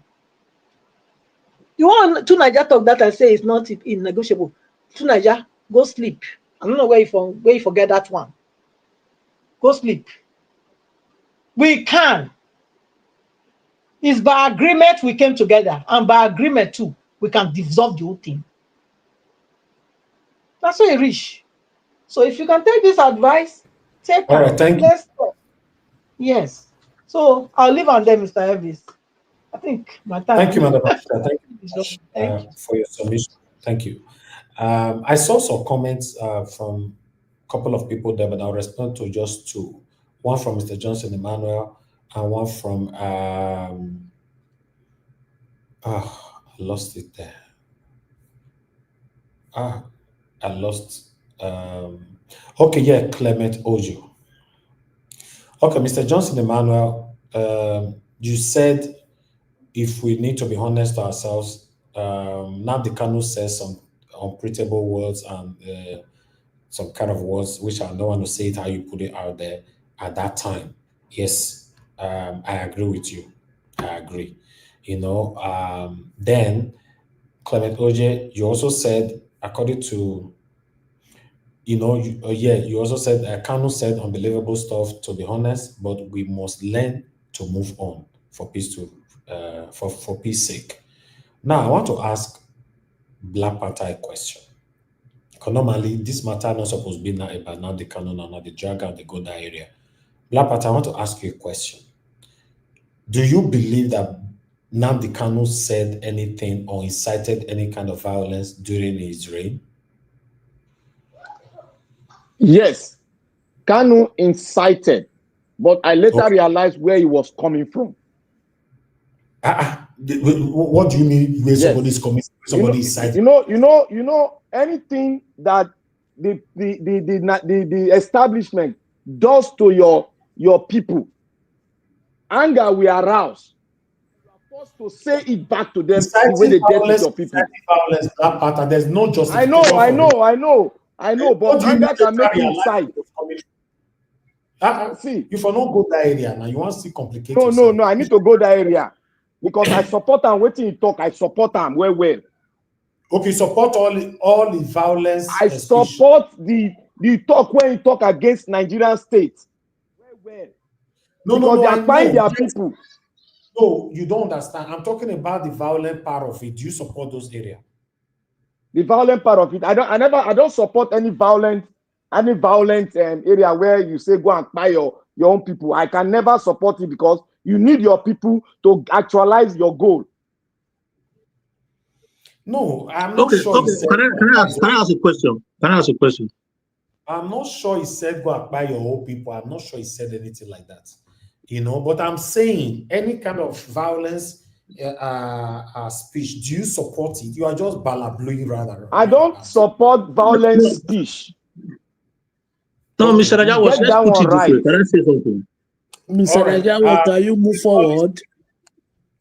No, we can't move forward. We are talking now. Why must we move forward when we are deliberating something? You try to ask Black Panther a question, but it's like he's diverging the question.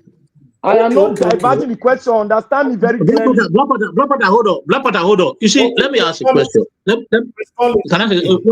me ask a question. When you are being attacked, when your people are being attacked, and you happen to be a voice, happen to be the voice of that community where your people are being attacked, and you've got this spirit of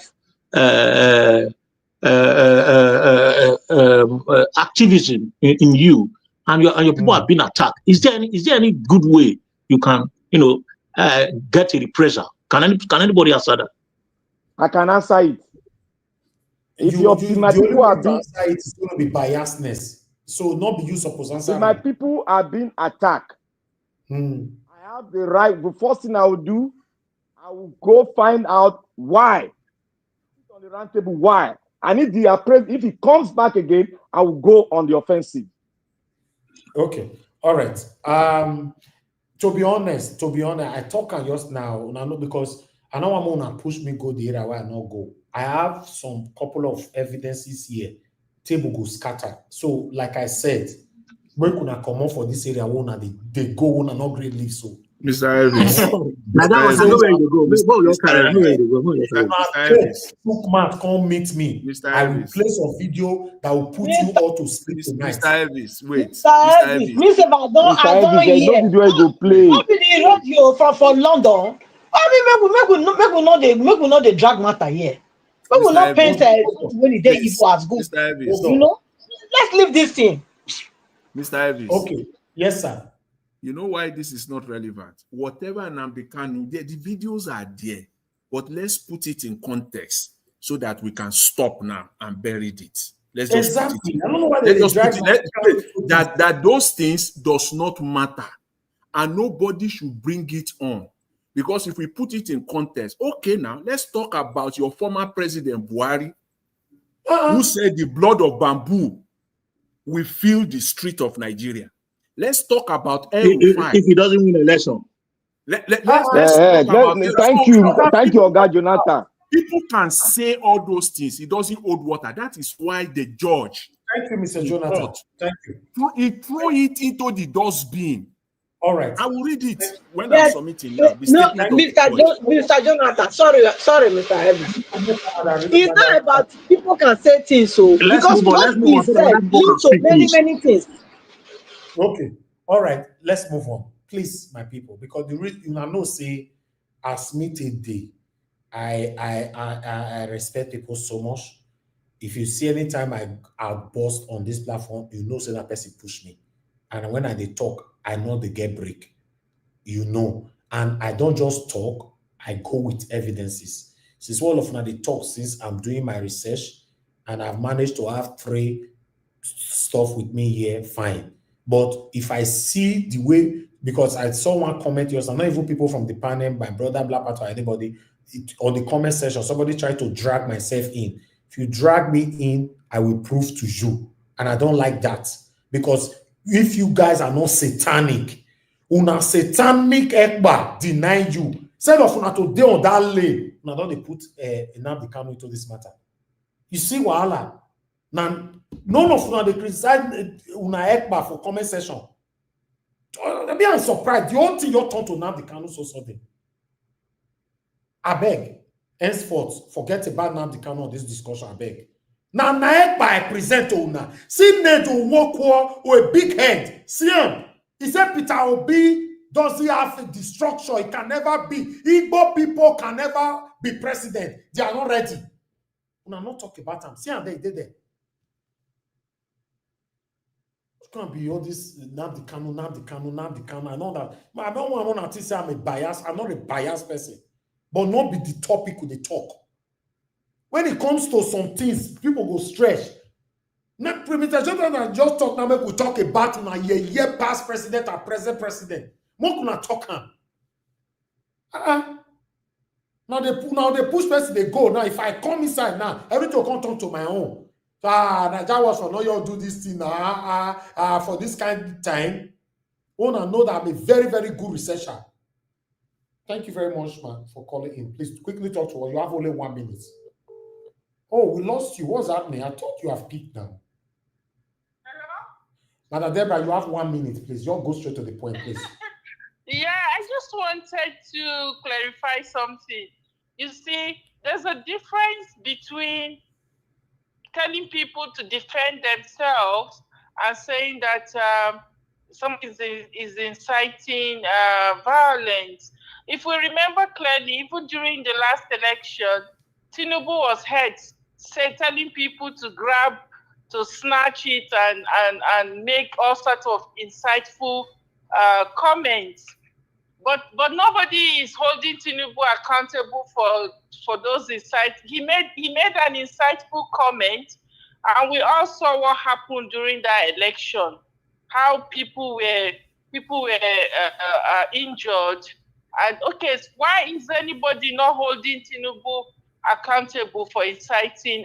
No, they're not going to do that one. Emilokon is my turn. He satanically he thief mandate over now. No, I'm just saying if what is good for the goose is also good for the gander. If you are saying that Mazi Nnamdi Kanu said insightful things, but we've had Tinubu made insightful comments, and we've seen what happened after he made that comment. So we've had I think is it the DSS what is it called that is saying people should defend themselves. So I don't see any difference between what Mazi Nnamdi Kanu said and the comment that Tinubu made before the election. So I'm just saying Thank that you. people should just be fair in their analysis, because there's no difference between that as well. Thank so you. if whether he's holding Nnamdi Kanu for making a insightful comment, he should as well hold Tinubu for that comment that Tinubu made prior to the election. Madam Deborah, because what disaster that happened. Thank you, man. Thank you. Madam Thank you Deborah. so much. Madam Deborah, go to sleep now. Not call again. No. Thank you, man. Okay. All right. Let me come back to the panel. People will never talk. Let the people will not talk. I beg, can this just flow now? Prince Collins, you have the time. 8 minutes. Good evening to you. Then come to Mr. Jonathan. Okay, can you hear me? Yes. Anybody why I call, we don't answer me after Prince Collins. I will move on. When you come back, you only have 3 minutes. After Prince Collins, Jonathan, ECBD, Abdul Malik, give us a mandate before the progressive entity. Niger Watch, just for information, I found some of the videos that people are asking for evidence so that it doesn't look like I'm just making stuff up. Una see where they could carry this platform they go this evening. Please call this talk to us. Okay. Those videos does not hold water. That is the point there. The court. Mr.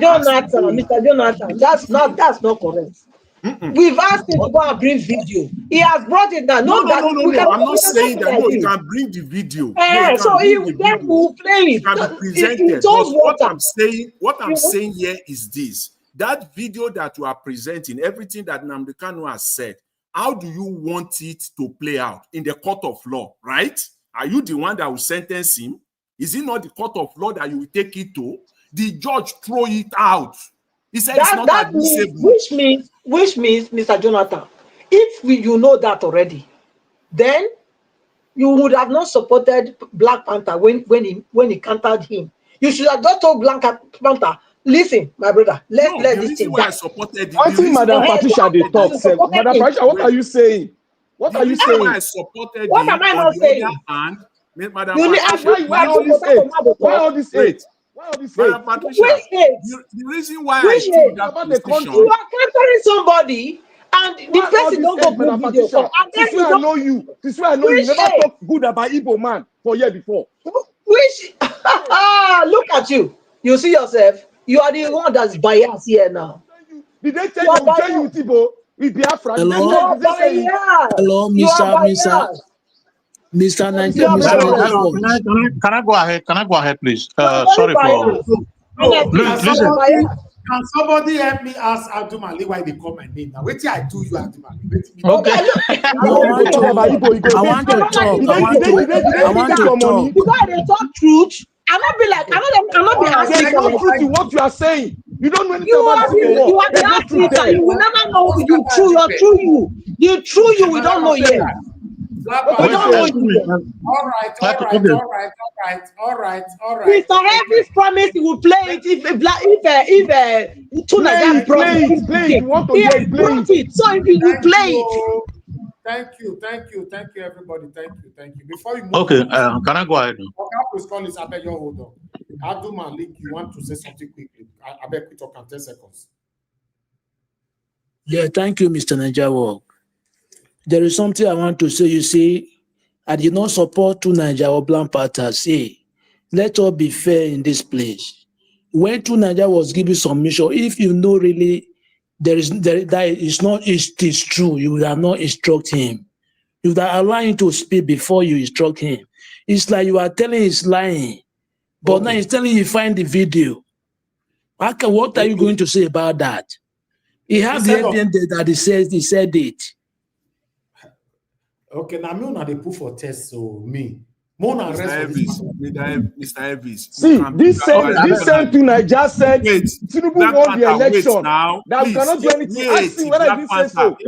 Please, Black Panther, please wait. Mr. Elvis, you are a journalist.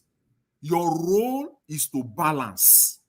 If you play based on what Tunai just based on his submission, he brought in the ethnic angle of it. And since he has done that, you as a journalist, Yes, play everything on Nnamdi Kanu. Go ahead and play also everything from other part of Nigeria too that they have said equally. Then you have balanced it. You cannot play one side and not play, because this is ethnic matter now. He has brought in the ethnic dimension. Once you brought in the ethnic dimension into this matter, we are talking about Jonathan, you are being disingenuous now. We are talking about a specific topic. He's not being What is the disingenuous. ethnic part of He's it? never What is the disingenuous. Don't say ethnic part that. of it? You It's ethnic you are playing. I will tell you the ethnic dimension. It has nothing to do with ethnicity. He was talking about things that didn't have anything to do with You are ethnicity. playing ethnic card here. You are being sponsored to Nigeria. You guys, I should be asking why you are so invested in not sharing the You are being truth. sponsored to do this. Hello, Mr. Elvis. Oh my God. And I'll prove it to you. Why are you scared of facts? It's not me that made it up. It's his own words. APC to do this, and I'll prove it to you. Oh my God, like I care about this. I prove it to you. See them. I beg. Niger Watch, I gave it to Me you. support You prove it APC. here. Are you serious? Yes, I'm serious. I'll prove it. You know what you said to Niger? You know the ethnic dimension. You think you have evidence? I'll get every evidence for you. Wait, Go and the get ethnic now. dimension. You I know have the it ethnic here. dimension that you brought in. Maybe you You don't sponsored, know. sponsored. There is no ethnic dimension. We are talking about the topic related to it. We are not talking about Boko Haram. Let me tell you the ethnic Categorically dimension. clear here. dimension. Oga Jonathan, let me say categorically clear here. Niger is being sponsored by APC. Black Panther, you are interrupting conversation. You are interrupting conversation. You are not allowing conversation to flow. When I finish talking, then take over. To Niger, listen, you brought in the ethnic dimension into it. Perhaps you did not know. And I will tell you what you said. This is what you said. You said it is difficult for Nigeria to break up. It is impossible to get a Biafra nation in Nigeria. That's what you said. And I can tell you it is not too difficult, because if you are saying that, then it is too difficult to stop corruption in Nigeria. It is too difficult to stop bad governance in Nigeria. It is not too difficult. It is possible. That is the ethnic dimension that you brought into it. Wow, I don't know what you call ethnic dimension, but that seems to fall short of that definition. But to Niger, everybody, thank you. All right. I've left a poll. You know, on this platform, apart from the people on the panel, my people on the comment section, I have so much respect for them. My spectators listening to us that have never commented before, I have so much respect for them. A poll have been put out right there. We'll look at that poll. That poll will determine if I'm playing any videos later on. You know, this is not about to Niger lie, Black Panther lie, or nobody lie, but I need to carry everybody along. A poll have been put out. Let people click on that poll, yes or no, then we'll take it from there. Niger Watch, are you going to play all the video? I don't know. If you are going to play that video, you are going to play a video where Niger is sponsored by APC. I gave you that video, you play it. And you bring it now. Play it. No, it's with you. Where he said that Tinubu won the election, and could anybody come out here to prove it to him? That he won the election. Let me move on. Thank you. Any video you have against Wishes and Wizard, bring it. No problem. It's with you. It's in your archive.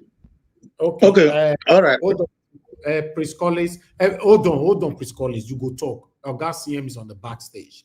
You know, and this panel, now, if it was a peaceful panel, I've removed myself, make I put them. And he not fit join panel now because say me, I need to guide you now. If I not there, Black Panther will set this place on fire. And it will be as it gets. After my submission, I will step aside for Dr. No, you're not stepping aside. You know, we'll find a way to bring, or I'll put Oga CM in. Whenever I want to talk, I'll remove somebody, I will talk. I want him to just be on the screen. You know, but Prince Collins, finally, you have 8 minutes. Talk to us. Thank God, though. Hey! Not be small matter. So, the fact be say, for me, we can debate from now till tomorrow. You know, talking about Nnamdi Kanu. For me, it's very inconsequential to the issue on ground because the matter is already in court. We also have the issue of Nnamdi Kanu started. Nnamdi Kanu did just wake up one day and say, okay, yes, he want to start disrupting the government of Nigeria. He want to start creating anti-government activities. Something led to it. His people were being marginalized. You know, people were being treated unfairly. There was injustice everywhere. You know, injustice to one is injustice to all. If there is injustice and somebody is coming out to speak, the person must suffer the consequence. Mandela suffered for the whole of South Africa. Others have suffered. What was his name? Abiola died for this country because he wanted us to have a good democratic system. And today, it's almost forgotten. So I think for me, the genuity or ingenuity of Nnamdi Kanu is inconsequential at this moment because there were issues that was going on that led him speaking the way he was speaking. And you cannot expect for me, if I'm a leader by the grace of God, and my people have been oppressed, they have been killed, even not just oppression, not just inequality, not just marginalization, but buying and acquiring our properties. Nobody will tell me how I will speak because you can't dictate to somebody how to cry after you must have beaten the person up, because it is what is on ground that is on ground. You know, to me, the question is that is Nigeria really marginalizing certain ethnic or ethnicity against the others? The answer is yes. Is there killing of innocent or buying of innocent civilians? The answer is yes. Is there corruption in the nation? The answer is yes. Is there judicial manipulation everywhere? The answer is yes. Is there electoral malpractices? The answer is yes. Is there high level of insecurity across the nation? The answer is yes. Is there great level of hunger everywhere? The answer is yes. Is there government is sensitive? Is the government sensitive of the people? The answer is yes. Is what Nnamdi Kanu predicted or his prediction regarding the Fulani herdsmen invasion coming to pass? The answer is yes. Is there corruption deep-rooted in Nigeria that is taking us to destruction? The answer is yes. So Nigeria, for me, if we have to look at it, Nigeria is in a state of dilemma, anarchy. But we don't want to accept that fact. Everything that Nnamdi Kanu said, look at men of God in Nigeria. Many of them they speak. It's not whatever they say that come to pass. He must not say things that will please you. When somebody is annoyed, he will say what pleases one and what does not please the other. You pick the one you want to pick and evaluate whatever you want to evaluate. Nigeria is a mess. That's the thing. It's what he's saying. Is he coming to pass today? Yes, everything he said that, oh, you should watch out. The herdsmen are coming. They are going to take along. They are going to kill people. They are going to buy people. They are going to rape our women. They are going to maim them. They are going to. It's happening today. Is the corruption level of corruption, is it high? Yes, the truth is there. Talking about Nigeria division or whatever, for me, I will support Tunji there. It's not easy. It's not what we say from our mouth. If you listen to the submission, I think Niger was also played today. The submission of Bode George, I think the PDP. Am I making a mistake? The PDP chieftain. He spoke in Arise television. He spoke about how they came about zoning. He gave an in-depth discussion on how an in-depth submission on how zoning came about. That issue of zoning was to save Nigeria from disintegration.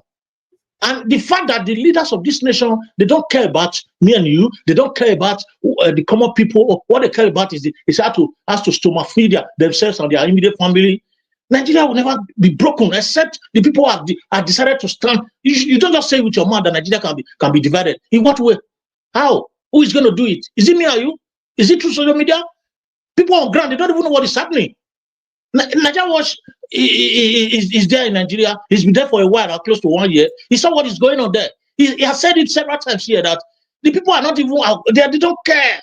They are not interested whether the country is dying or not. They are not even aware. People that are in darkness, people that are in total. Nigeria is going to destroy without people knowing it. People will just see it going down. You don't look as if somebody come to your house and is talking to you and is collapsing. That's the way the country is going to go. Let's say the truth. So for us to say that, oh, we are going to divide it, we are going to go to south, we are going to go to west, we should come and sit down and dialogue with who and for who and when. This Nigeria, they don't share that, they don't put money for pocket. They don't care. If he's set, everybody will bag a enter where one bag a enter. He will remember me and you for the ground there with the sufferer. So if anybody believes that Nigeria is going to we're going to come into dialogue, Bafra is going to come in, we are going to see Bafra, we are going to see a donation, Igbo nation, Yoruba nation. For where it has to lead. The only thing that will divide Nigeria is where we are going to. That's why I don't discuss it. I've said it several times. Nigeria is going to walk into destruction, and there's going to be serious anarchy in the whole. It's going to affect the whole of Africa. Look at Nigeria during what's his name? President Jonathan's regime. Our GDP was about the economy was about 500 billion. But Buhari came for 8 years. It came down to 200 billion. Now it's 190 something or 180 something billion. And you are telling me that the country is growing, the country is moving forward. We will see now. Do you think the money that the Fulani herdsmen come here, the kidnappers, those that are coming to kidnap people for ransom, the money that is being paid to them, millions that are being paid to them, you think they keep such thing back into the economy? No, they take it out of Nigeria. That is how the country is going to face corruption. Now people cannot eat, people cannot feed themselves, people cannot access good health care system because they don't have the money. The system is down. The healthcare players are making money without the thought of anybody around. And you are telling me that the country is moving forward to where?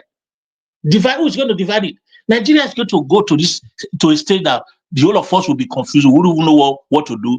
Those people in the government, they will not start to, run away. They will not start to a state of confusion. That's what's going to lead us to. Because the government is not doing anything to put this right.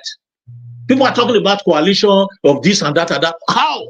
When the electoral system has been adjusted, when nothing is working out. Look at this one. This what's the name of this man? This senator saying that Peter Obi should go and relax, that he doesn't have the capacity to win. These are the problems that we have in Nigeria. I don't get my own. Nobody, it not concern me, concern anybody. That's the spirit that we have in Nigeria that will not make Nigeria to grow. In a situation like that, a nation will never grow because nation has to do with togetherness. When we are not together, we will never grow. There is no magic about it. There is no prayer. There is no oracle that will come and throw anything. You have to come together in one mind and speak in truth and in spirit. That's the only way we can sit together. And all the system that we have visited overseas, they are working out because the people are working together. They have the same system. They are approaching it properly. I'm not seeing anything that will bring about light in Nigeria at all. Or is it the coastal highway system that they are doing, that they are celebrating, that they are supposed to do 700 or something, and they did 25 and they are celebrating already? Is that the system that we are building? Nigeria is gone. It will not work. If anybody is thinking that, it's going to lead to a time where we are going to divide it and everybody will go in peace. It's a lie, It's a lie. It's a typical lie. Let everybody be ready at any point in time. It will set very soon. That country don't go. Nobody send you. From president to the last person. Even a common Nigeria is corrupt. A common Nigerian is a corrupt person in terms of practice and activism. We are all corrupt. Nobody cares about the nation. And a situation whereby no one cares about any nation, that nation can never work. You see the Western world, they go out, fight outside, and come and use it to repair their soil. They come and use it to benefit their people. That is why some of us that are in Western world, we are enjoying the facilities because they go outside, they fight to come and protect you. But what are Nigerians doing? They take the resources away and give it to foreigners. So I such thing going to work. Nothing will work there. So there's no time for me to really talk about that one. That one thing, he didn't know that the nemesis would catch up on him. He was just making money through now the Kano issue and all of that. These are not rugged people. He has not even got it to the court now. He has started denying here and there. So I see those people as hypocritical and job comforters. So thank you very much, Mr. Thank you, Prince Collins. I know, say, if you have enough time, you'd have elaborate more. I appreciate you. Guys, we have a poll right there. Click on it because people will not click on that. It's not more. What's happening? Mute yourself now. Mr. Jonathan, you play love for background. What did they happen? Okay. That is so funny.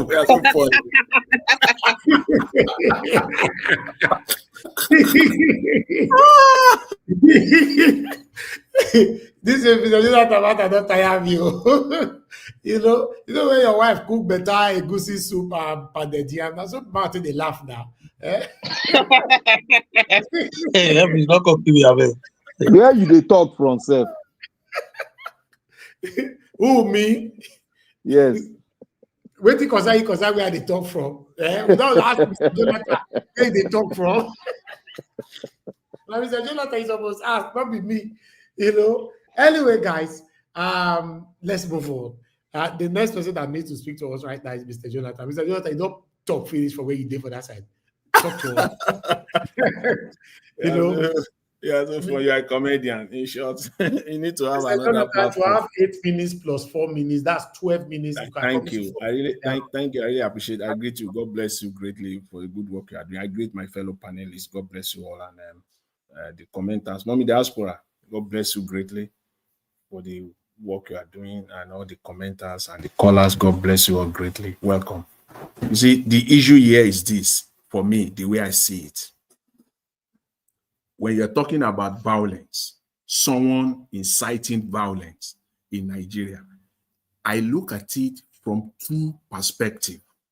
One is one group talking of violence or inciting violence, or you want to see it as inciting violence or violence because of self-entitlement. They believe that they have that self-entitlement to rulership, to lead the country.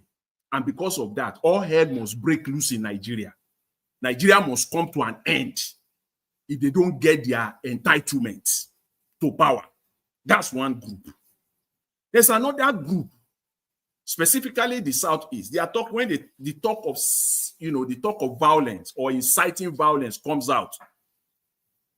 It is from the angle of marginalization and persecution of that section of the country. So you can see the two extreme ends. If somebody is taking your right away, you have the right. Yes, when it gets to a point, as we're talking here yesterday, all of us were talking and we said that we know the solution to Nigerians' problem. We can be deceiving ourselves, romancing ourselves all over the place. But we know, we don't just want to say the word. We know what it is. We know what it is in Nigeria. And when a section of the country has been marginalized to a point where they've even been persecuted to a point, they have the right to go that route. Yes, they have the right. The other section of the country, they do the same thing. In fact, they do it on a daily basis. On a daily, continual basis. They call for violence. They incite violence. Every day in Nigeria, they incite violence every day. Because of what? Self-entitlement. Mr. Najawa, please, is it okay if I just interject, Mr. Jonathan? I just want to ask a question while he's making his submission. Yeah, please do. Sorry, you mentioned that certain part of the country has been marginalized. Can you just expatiate? What do you mean by about the Southeast? I mentioned it. Yeah. I said there's so how are they marginalized? Can you just expatiate? Why are they not? Why not? Which part of Nigeria? Which section of Nigeria has not been the president of Nigeria? Why is it that some people are hell bent on that this part of the country will never lead Nigeria? I don't have time to go on that, but you know, unless you want to say something else. Some people. No. I just want to know. I've been specific enough to say. I understand. I understand. I understand what you're saying now. Yeah, these people. It is not. If you allow me, it's not the sickness of the eye now. Yeah, and also it's not the sickness of the brain. We all. You asking that question is like you are taking all the time. Please write down, sir. It is that part of Nigeria where it is like they are in prison. Which part of Nigeria do you see the army, the military, taking over the entire streets or roads there? That every kilometer you see a roadblock. If that is not persecution, tell me. And don't forget that it is even the government itself was one that created to the government. So if people are, if you say what they are saying is inciting violence, it depends whichever way you want to see it. I will now go through the catalog of statements made by Northerners that you and I cannot say you and I can also say that they are inciting violence too.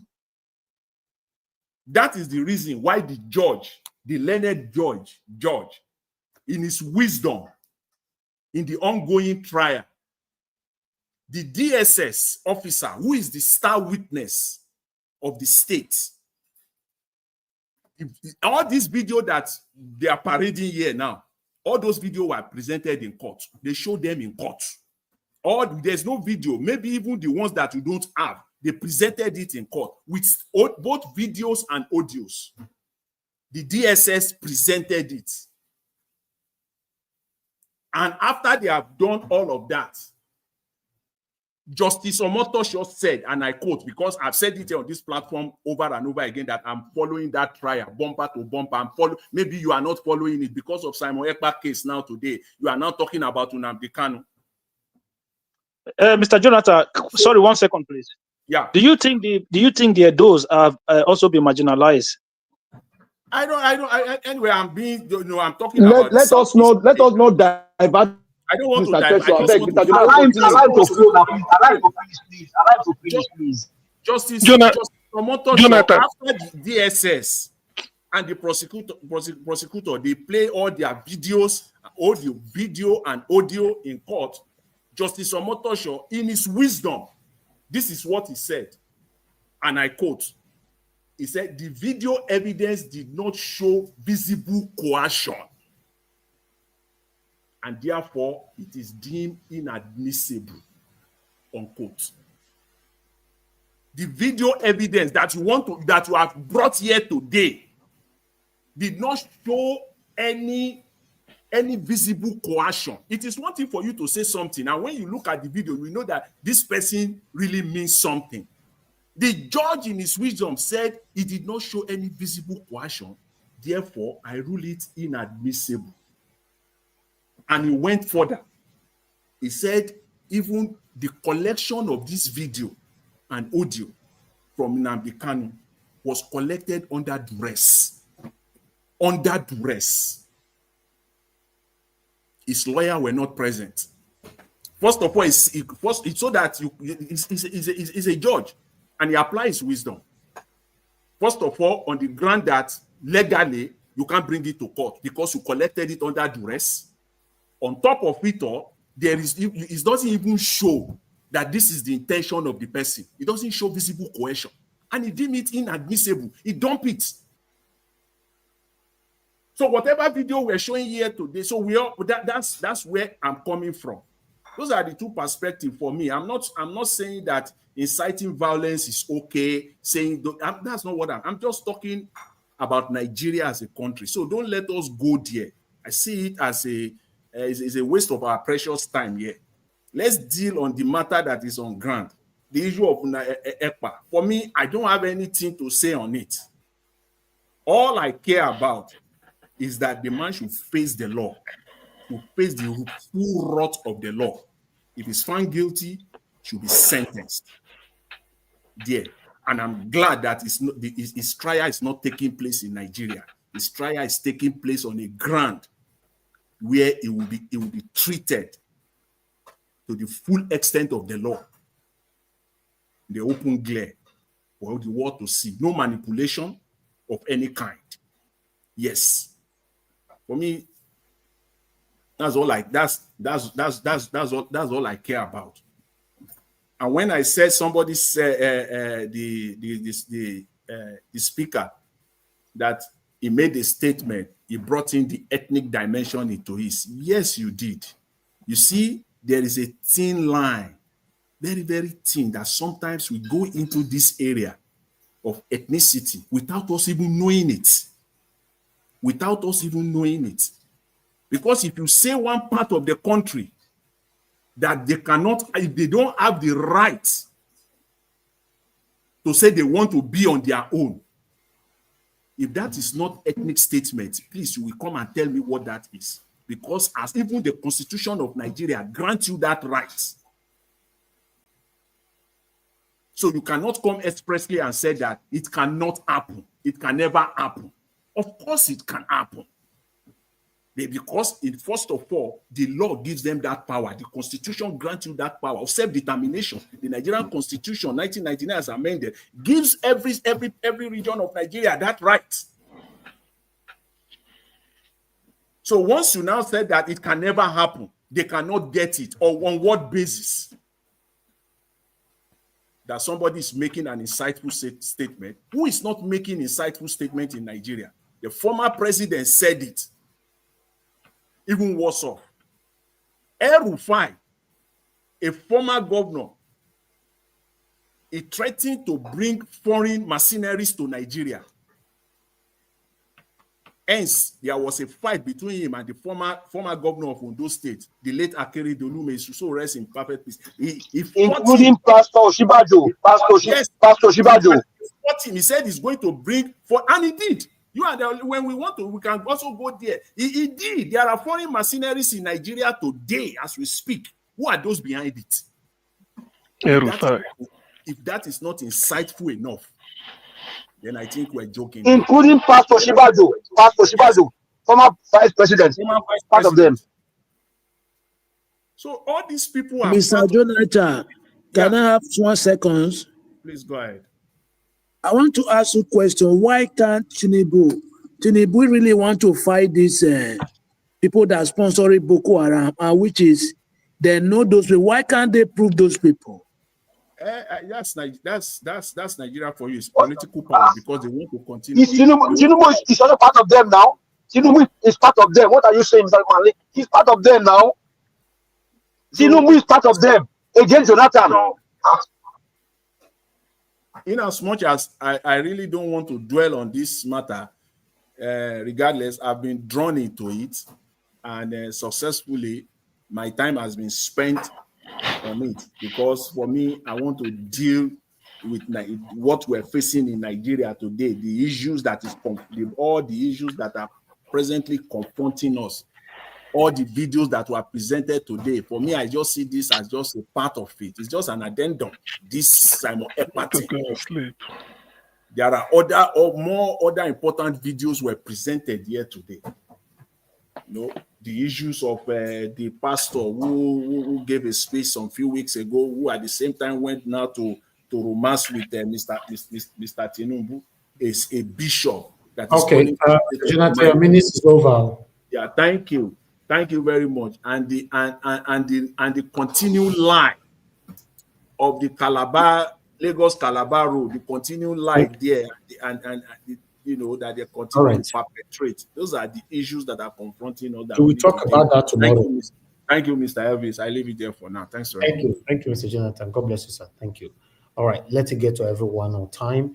The next person is Ogai CBD. Ogai CBD, are you there? Can I be allowed to go, sir? Well, all right. No, let Ogai CBD talk. Can I be allowed to speak, sir? No, not your turn yet. You left, you came back, so you lost your position. Ogai CBD is the one talking now. No, it's because I'm busy. That's my question. If you allow me. Okay, CBD, do you want him to speak, please? No problem. Okay, go ahead. Give us a mandate. Go ahead quickly then. 8 minutes. Well, thank you very much. I do appreciate it with all sense of humility. Thank you very much. Mr. Elvis, thank you for all that you do. I do appreciate it. Mami Diaspora, thank you very much.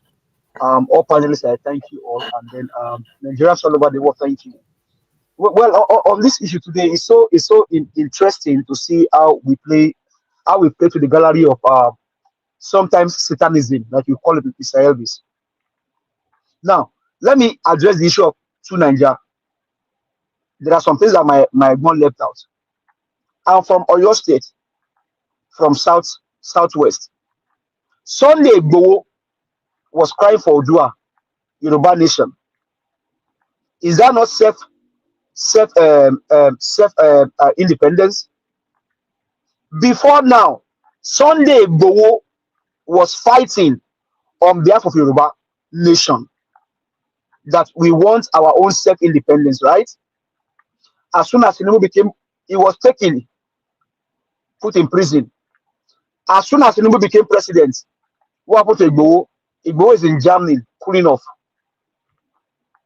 That one, when Igboho was crying, you never say that you cannot have self-independence. So you didn't say that.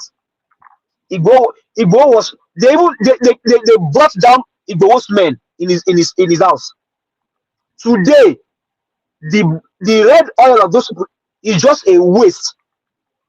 It's a waste because where Igboho is in Germany now, cooling off. He's cooling off.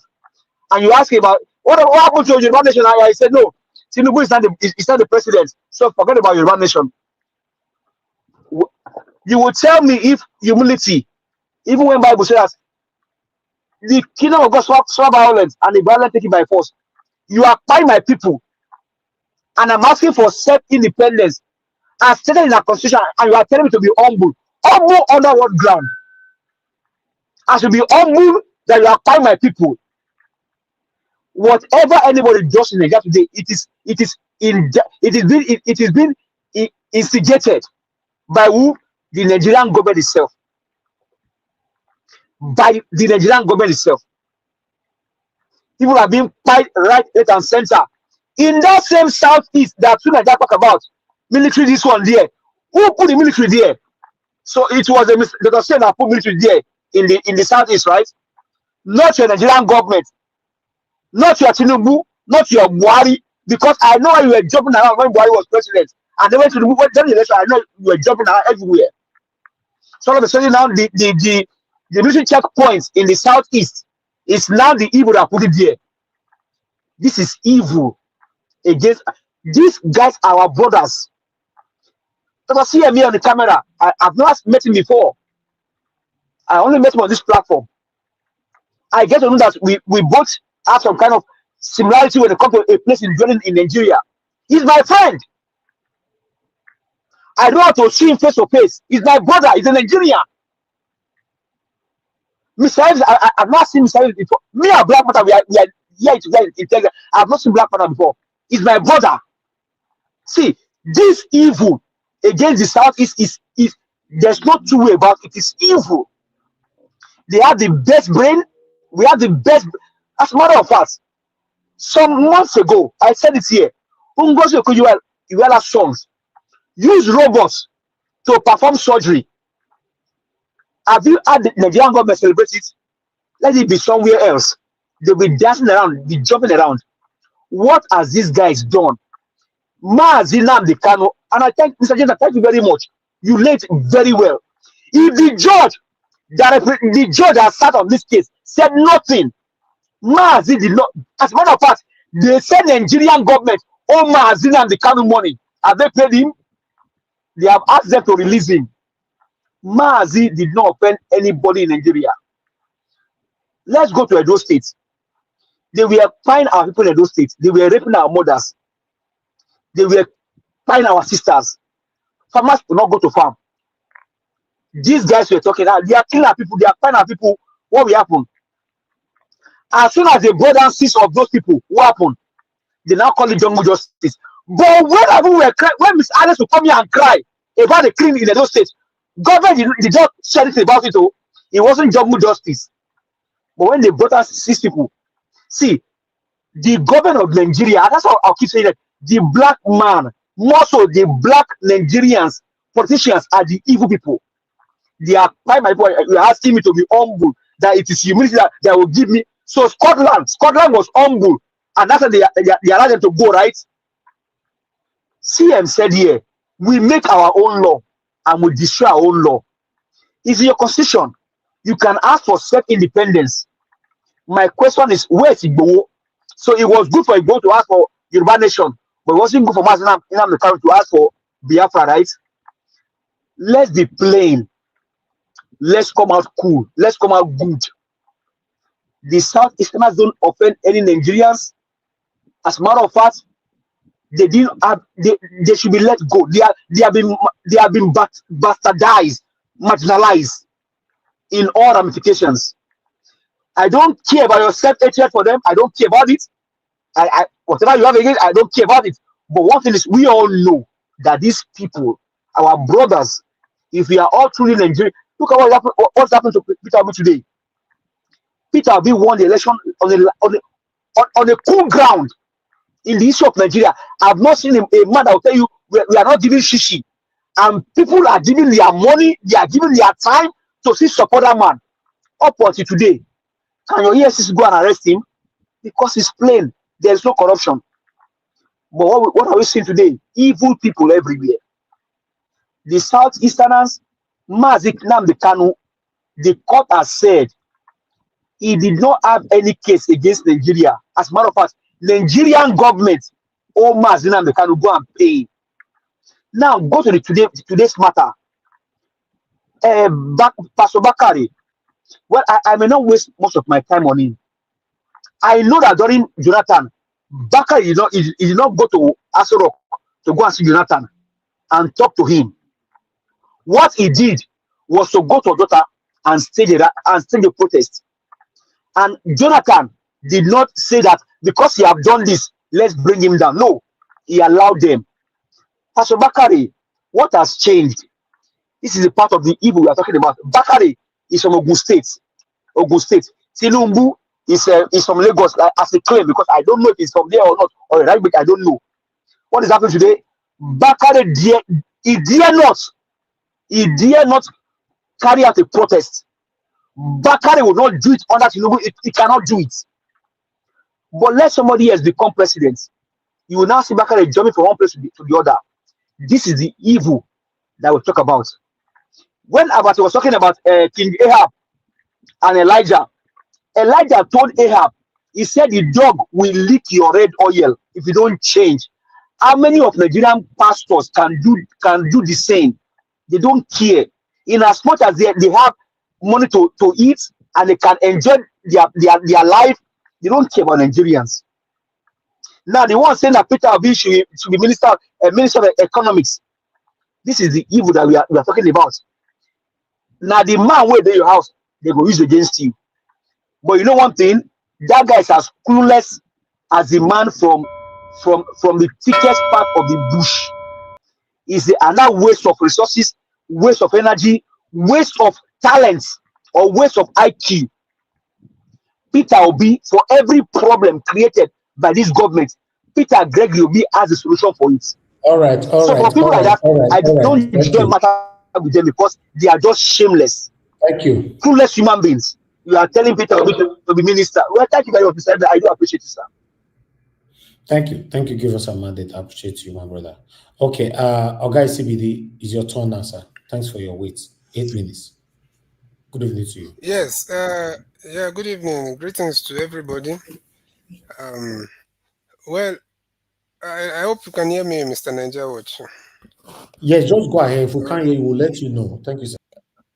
All right, no problem. So now, Ned Nwoko, he has just decamped to the other political side, and it's just a culture. Sometimes we try to sensationalize some of these things and say, oh, Ned Nwoko, Igbo man said this and that. It's just the normal political thing. Look at what Ojuzo Okalu have been saying all this while, that there's nobody better than the current president. So once they move to their party, that is how they all talk, because they have to do, it's like a rite of passage or something, that once they get there, they must praise, do that psychophancy and praise that the ruling party, or whatever, So that's just the normal. I'm not even, personally, I wouldn't even take all those things he said as seriously, but I understand that it's also good to point out some of those things. Then for someone like Showore, I'm one of the people from the beginning that has always said, we can't, some of the problem, one of the major problems we have in Nigeria is forgetfulness. People forget so easily. And I used to always mention that 2015 is just like yesterday to me. 2014 was like yesterday. But unfortunately, many of our people, we forget so soon. And the man and his platform and all that, we saw all the thing he did. In fact, there was one day I was not even 20 recently, probably this year or towards the ending of last year. One of these bona fide, Agbado or platforms online that is not even as big as this platform. In fact, not half as big. It was there. And you probably look at it from a, maybe for someone that doesn't understand, you look at it from a, maybe from a, you can justify and say, oh, maybe it's there to try and convince people. But you ask yourself, how do the platform even have access to get him? And, I don't know. I don't know how many times I've seen him in a platform like this. I don't know if he has even been here. Let me not say for a fact, because sometimes I'm also not online. But I don't think I've ever seen him here. But he was there fully talking, answering questions and all that. So there's a lot. Only to me, if you're still thinking that there's some genuine revolution there, well, that's you. That's your own journey, and I hope you discover what it is exactly soon. And for someone like, yeah, and I also want to appreciate my brother Black Panther, not just because I've been most times I listen to this platform and I don't come online, and I mean I don't come to the panel, but Black Panther, I can, to be honest, you're just getting better by the day, because you've always been on the right path, but I can see clearly that you are, you keep on digging for more, knowledge, information, and you're growing by the day. Same with our brother Jonathan and others, and some others, not all. So, and I really appreciate the fact that you are on that path consistently. And there's nothing much to say, because some of us, especially if you come from where I come from, I'm from I'm from where you call the southeast, and I'm also from where you call the Niger Delta. And but I'm not going to. I would never accept that declassification and segregation of Igbos for political reasons and say, oh, South Igbo and all that. Igbo is Igbo, whether you put them in the North Central or in the South. So just go with that directly. And that's not even the point. The point is the Igbophobia is, is deeper in the South. Some people think it's in something more in the North people or in the Southwest, but the East and the West is not close to each other. It's almost, if an Igbo man goes all the way to Lagos, you know exactly where it's coming from. If someone from Southwest goes to the East, you know where it's coming from. But in the South is where in the South and that area, the old Eastern region, is where they did the main, propaganda and agenda. And it's for a reason. It's to make sure that the people never recognize themselves to even stand as one at any point. And everybody has a right. To me, for me personally, I've never even looked at it in a way that, oh, we must all be one. I believe everybody should maintain their unique identity, but also look for a way to work together, for a common good. And it's quite unfortunate. In fact, the plot twist for me is, some people think, this is just my own observation, my opinion, some people think that the marginalization is done more on the Igbos. If you ask me, I would think it's even more on the South, the place, the region they call South. Is more there. The Igbos are just the shield, maybe because of their population and because of how, their Igbos are many and they're everywhere, and they are like so industrious, illustrious. So Igbos will always be like they are the ones at the, like serving as the shield. But it's actually more in the South. And if you look at someone like, for example, when Tunji was speaking and he said, okay, that they did this is affecting development. So you ask yourself a simple question: wherever you're from, I guess maybe it's in the South. I think it should be the South. I'm not sure.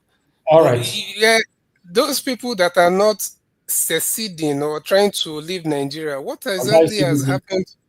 How is the development now in your own in your own state? How is it? If it's all Guys, about CBD, can you hear me? yeah. So that's just it. Okay, thank you. You use your 8 minutes to talk. You were just dancing around left and right, thinking of what to say. That's what you were saying. All true. You could Mr. not address. Niger Watch, You could not that's a address. lie. That's a Did you talk lie. about That is a lie. That is a lie, no, sir. no. Did We you talk about Samuel? respectfully, that is a lie. You're choosing what to hear. You're choosing Okay, what that's you what I'm want to saying. Did hear. you talk about the main topic, That's the Samuel? truth. I'm just And asking. you have to remain unbiased if you want people to even have the same open mind towards No, the that's what I'm platform. saying now. Did you? No, you can't. What I'm not. Simon? This Have I doesn't have finished? anything to do with being Have biased I or not. finished talking? What do you No, mean finish talking? Use 8 minutes have I to talk. finished talking? The other one. My brother, you're choosing what you want to hear, and that's so sad. No, that's fine. It's your submission. You're choosing what you want to When you hear. use the word biasness, you should know that it's coming from You're you, not choosing from me. you're It can choosing never what be you me. want to hear. Thank That's you. all I Let can me tell move you. on. All right, I'll call on the next person to talk to us, which is Progressive NG. It's good to have you on the show. Good evening to you, my brother. Talk to us. 8 minutes. Thank you very much, my brother. Good evening to you. Good evening to everybody on the panel session. Greetings to everybody on the comment section, and a special greetings to Mommy in diaspora. I know that I've been very absent from the panel. So, Mommy, I greet you a lot. Brother, listen, I listened and I came in because Niger was making a submission, and Black Panther was jumping on top of him. Like, okay, maybe maybe the way Niger made the submission, maybe it was too. Maybe it was too, maybe it was a bit over exaggerating the situation. Okay, did Azuna Dukanu ever use words that you could class as inciting violence? Of course, he has used those words, but is Niger talking in the context of legality? If he is talking in the context of legality, then you can say, okay, you are wrong, because these have been adjudicated in the court of law, and it's been found that this case has no leg to stand on. But the question is, has Nnamdi Kanu actually utter violence, words of violence in the public space? Of course, he has. So that is not what we should be going back and front on. And I was listening to the show yesterday, and sometimes we have to be careful so that we ourselves don't start to behave like these leaders that we are calling out every day. So you have a disagreement with somebody. Mr. Niger Wash said, "Oh, Showore is my friend," and as the Black Panther said to Mr. Niger Wash yesterday that, "Oh, he needs to suspend his friendship with Showore." Like, how you say something like that and you think that is a normal way to even make a contribution regarding certain matters? Like, how do we get to where we are today? Intolerance. Our leaders are not tolerant to any form of criticism. Nnamdi Kanu, Buhari should have just let the guy be. There was no need to arrest him for whatever he was doing at the time. But they show that they are not tolerant. They cannot take criticism or any form of a diverged idea from outside. And that was why they kind of made a hero out of him. I didn't see anything that he was doing that was special. We've seen a lot of people that from the past that have done even more in terms of activism. I just feel like, for me, I feel like the government mishandled the whole situation. And when Mr. Jonathan was making submission, and I've seen a lot of people make this submission every time, and they keep making these references that the Southeast is marginalized. I, for me, don't believe the Southeast is marginalized. I don't agree with that submission. So that was why I asked that question earlier. In what way do you think they're marginalized? Okay, they are not allowed to be president. So is Edo State people marginalized? I've never heard anybody come out to make that case for Edo people. Can I ask you one question? If you go ahead. can, just 30 seconds. I don't Yeah. know the state you came from. What is the justification for telling Igbo kids that are 10 or 11 years old, that they should score the highest cutoff mark in Nigeria before they enter into unity school? I don't know what you're talking about exactly. Could you just Oh, be you clear? don't know? Okay. Oh, what? Oh, you say you don't know? No, hold on. Hey. Let me ask you Hold this. on. Let me ask. Excuse me. No, Excuse me. No, hold on. He said he doesn't know that. I said, could you be clear? Could you be clear about your question? Yeah, the question and the clarity is that if me and you are 10 years old or 11 years and we want to enter federal government college in Nigeria, I being Igbo, I will score a very high mark more than any other person. Do you understand that? So you have proof. Hold on, Mr. At the age of 10 or 11, Mr. CM, remember, these are kids. This is how you punish them. Is that hold not on 1 marginalization second. to say them 1 bad? second. So you have proof, right, that an Igbo kid is asked to score more than an Edo kid or a Yoruba kid, or you just have a specific tribe that you want to address? Can you allow me? Can I speak to that?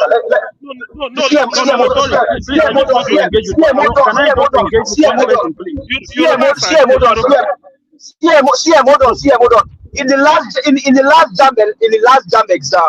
last jam exam, I am sure you are from Nigeria, and you saw the news. The last jam exam. Now, those that were affected based on the whatever act they said happened, who were those that were targeted? Do you know that a young girl killed herself because of that? Please leave him. Let him finish. Let me finish the submission, please. So that is what you call marginalization. At the age of 10. I'm trying to understand that you call that marginalization because there was an issue with an examination result. If I'm from what does it mean to you? Mr. CM, if you want to, I just want one voice. If you want to engage me, you engage me. If you want to leave the table for somebody else to come in, just let them come in. I want one voice. So I believe there is I believe there's marginalization in Nigeria. I believe the marginalization is from the elite against the Nigerian people. I don't think there's a specific section of Nigeria where you have a better life than any other region. Everybody is suffering the same struggle in Nigeria today. The people who are not suffering in Nigeria are the elite. The elite can be from the southeast, it could be from the north, it could be from the south, it could be from the southwest. They are all of the same gang. This idea that because somebody from one region is not president, that region is then marginalized, that is, for me, I don't subscribe to that. And even if you want me to expatiate more, to say, okay, let's even go deeper, and then we look at it as in holistically, say by sizes. What is the size of the Southeast? It's 29,000 square kilometers. It's divided into 5 states. It has 15 senators, 5 governors, 5 state capitals, right? That is 29,000 square kilometers. Do you know the size of Oyo State? It's 28,000 square kilometers. Edo State and Delta State combined is over 38,000 square kilometers. So where is the marginalization that you guys are talking about? Like, we have to enlighten ourselves. But you diverted what I'm giving you exam. You claimed ignorance. You never know that there are I different did not claim ignorance. I did not claim ignorance. I just don't see it as a way of marginalizing anybody. If you have proven to me, if you can prove to me. Can I ask you one question? Can I ask you one question so that I can go ahead? No, Oga, please, hold on. Let me answer this question. Mr. Progressive, thank you for coming to intellectually make us, understand you. Can you tell me any federal parastatus that is in the East for the past 10 years, 20 years? Tell me any federal parastatus. Okay, can I answer your question, please? I've not traveled to the Southeast. I've never been there, so I don't know if there's any federal parastatus. So you don't know, which means you are not even grounded. So you are not informed, so you don't have the right to speak on it. Just 1 second. Can you also name any federal parastatus that is in Edo State? Can you name one? Oh, God. Can you just name one? Name one. Ask them ask them. Ask them for me. Let me come in. Let me come in. Let me come in. Excuse me. Why are you quiet? Why you answer your question? Hold on. Black Panther, I ask you a question. You can't quiet. Why you can't silent? No, I'm not quiet now. I want to. They are never answer. Unmute yourself and answer. Let me come in here, Mr. Niger. Let me come in here. You see, let me come in this way. You see, Nigeria, we've got 3 major ethnic group in Nigeria. When I use the word major, who told you they are major? Who told you so? So you that is a Benima, you're not a major. You're a minor. What kind of exactly. Listen. What kind of this not can you let me land? Mr. Progressive, let me land, please. Who put some people to be major and some people to be minor? Do you want me to talk or you want me to leave the floor for you so that you start talking? Go ahead and talk. Now, this is what it is. You can't say, oh, this one. What you are saying right now is you are trying to, throw away the issue on ground. You see, when you talk about Wazobia, it's already there. You can't change it. It's just like we are talking about zoning. People will say, oh, it's not existing, but it's what is there. This is what Nigeria has given to us. This is the independence they give to us. Wazobia, the Igbos, Yoruba, and Hausas. Those are the people that are. Now, it's not working. Yeah, we know it's not working. No, okay, so thank you very much. And it will never work. It will never work. You would have. I will just finish. Everybody, hello. Let him finish. Mr. Niger, move on to Gassian, please. And I have Abdul Malik. Let him finish. Mr. Niger, you are from Edo State, right? There are federal roads. Go and look at Benin Saple Road. It's a federal road. Go and look at the Benin. Now they are doing some work on it. We also have rights to come here and say we are marginalized. Come on, man. What gives anybody rights over other people in that country? Yeah, can I just add something to that? Thank you for that comment. I think there is an element of entitlement that the major groups tend to have in that country. And this Wazobia idea is very, very damaging to the country because majority of the minorities, if they come together, they make up the largest single group in that country. And they just make the country about themselves. And it doesn't get us anywhere. Now, to be fair to the people that came before us, they tried their best to make the system as equitable as possible. This is why ministers have to come from every single state in that country, which is not present in South Sudan. That one tribe is basically dominating the entire country right now. And so they try to put all those in. And this idea that JAM scores people differently, that is not true. What tends to happen is that the universities have different cutoff points. Different regions have, so like if you're in the South now, where there's a lot of competition and people want to come to your university, they will have a higher cutoff marks. But in northern states, they have slightly lower ones. I don't know where this idea came from. That hold on. I have to dispel this one. I don't know where this idea came from. That JAM scores people differently when they all wrote the same exam. Listen, I didn't say JAM. I say Federal Government College. What nonsense are people Federal Government College is quite small now in terms of the overall population. Federal government colleges are quite small compared to the overall population of the country. It's very minuscule. They are not. Every state has it. Please, can I finish my submission? Yeah, finish your submission, please. Let him finish his submission. Thank you very much, people. So, this is why when people come up with this argument of marginalization, and we have to sit down and speak about it in an honest form, right? Exactly, and I've always said, look, I can make my own claim, you can make your own claim. Let the elite play their politics. Whoever wants to rule the country, all we have to do is ask for accountability, ask for good governance. I don't care if an Igbo man is the president, I don't care if an Hausama or Yoruba man or a Benin man.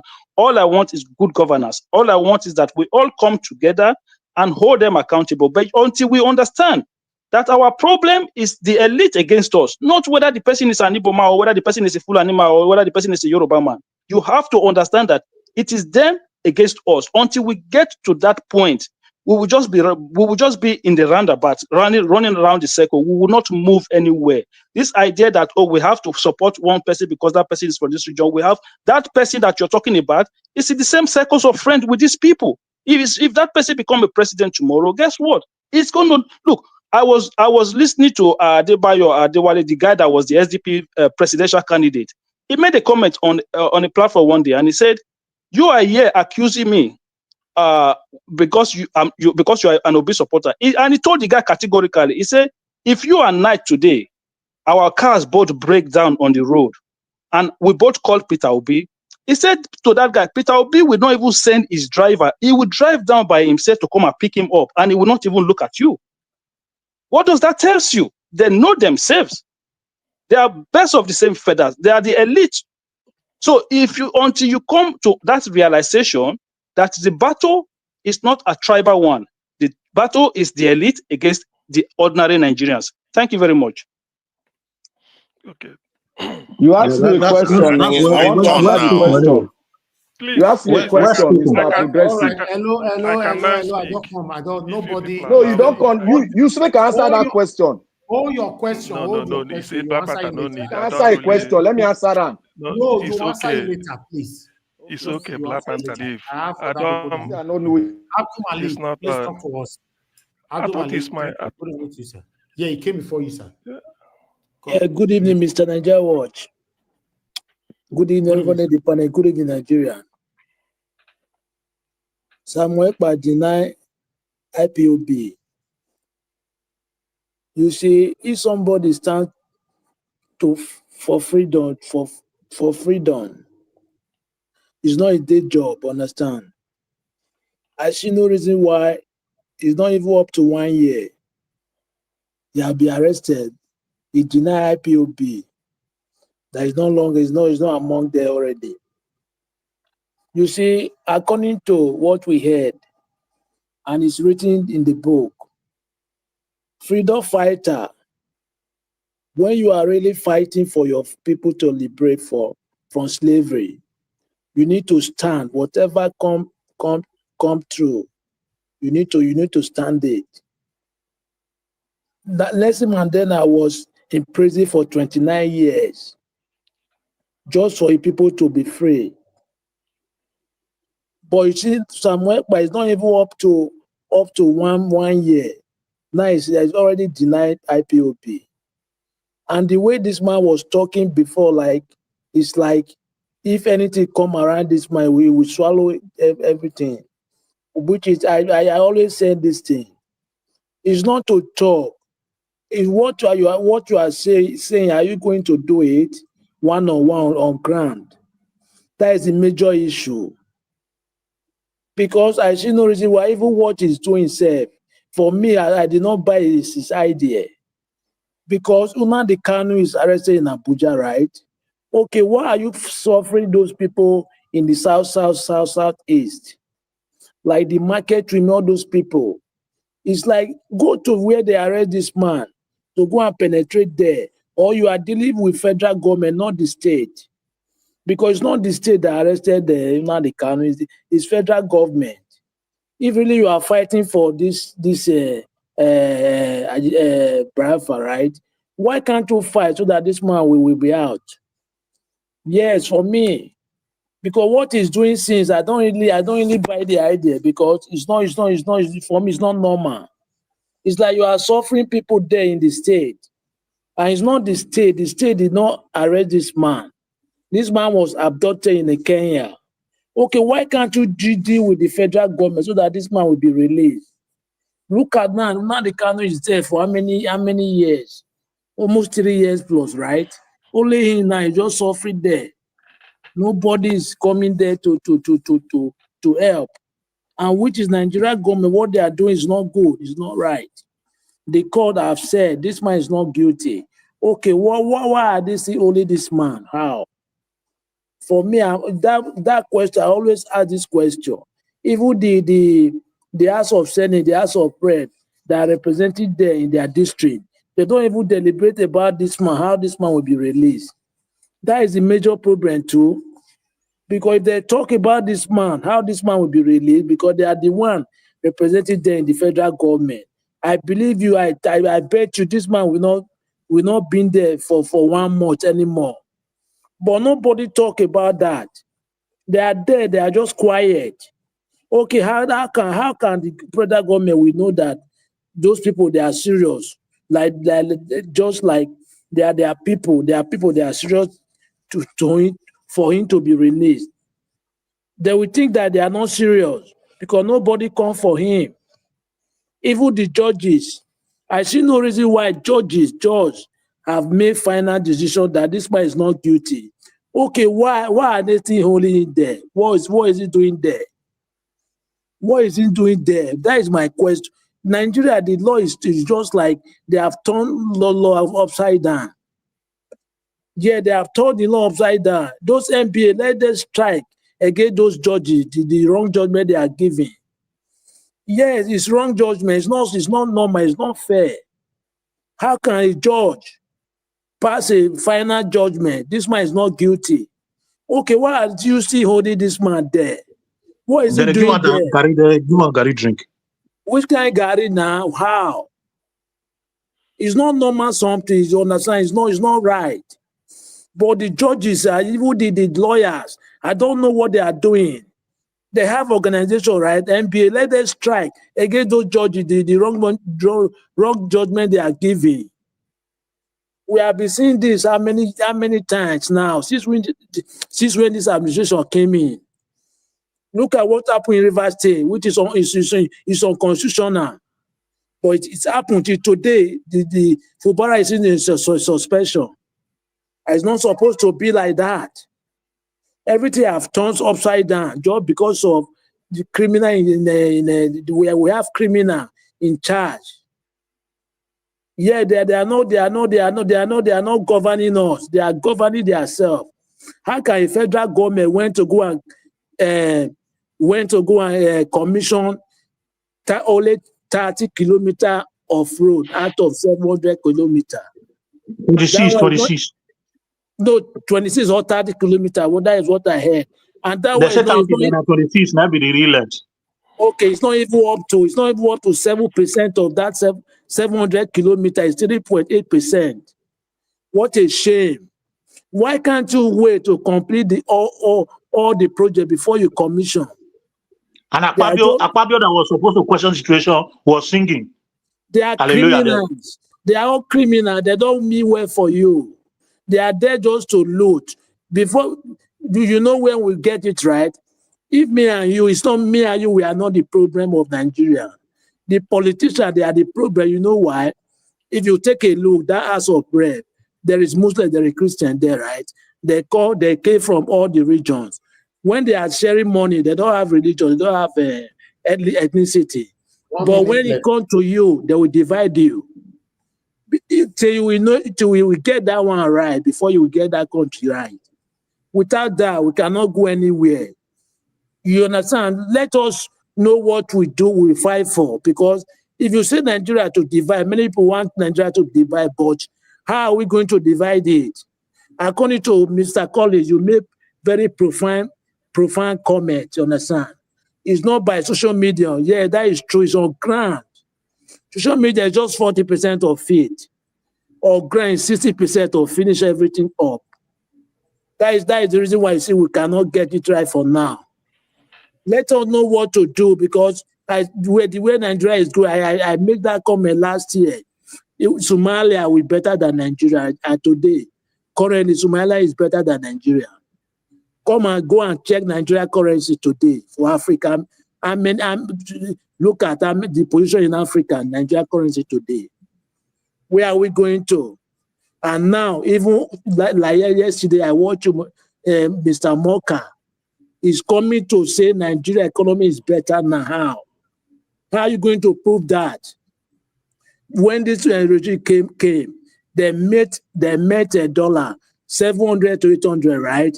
Today, dollar is 1.5 to 1.6. Is it better? They made bag of rice 45,000. Today, bag of rice is 80,000 to 100K. Is it better? Bag of cement then was 3,500 to 4,000. Right, today, it's 8,000 to 10,000. We have a long way to go. Thank you very much, Mr. Niger Watch. Mr. Abdul Malik, thank you very much. God bless you. I appreciate you for your submission. Okay, let's hear from Augustine, one of our part I was calling in. I tried to call you back, sir. You didn't pick. So we need to move on now. Okay, Augustine, it's good to have you on the show. You have 8 Okay. minutes. Good evening, sir. Okay, thank you very much, Niger Watch. Actually, there's quite a lot to say, but no time. So I greet each and every one of us, all protocols duly observed. First, some sweepstakes. Simon Ekpa. I'm not surprised what it turned out to be. I've argued on this platform, and I stand to be challenged. Simon Ekpa structurally is not part of IPOB. Indigenous people of Biafra is established in every country of the world. That's what they call, for instance, in UK, you have national coordinator in charge of the whole UK. Then you have zonal, like London, Birmingham, Manchester, Newcastle, Leeds, Southampton, Cardiff, Aberdeen, Dundee, Glasgow, anywhere. As long as you people are enough to form a zone, you come. That is a structure. Then after something like UK being a country, you have continental, somebody coordinating the whole of Europe. Then from Europe, you now move to what they call what is it called? Secretary of State. There you have DOS. After DOS, you see deputy. After deputy, then you see Nnamdi Kanu. In Finland, Simon Ekpa is not part of them. I've said it here before.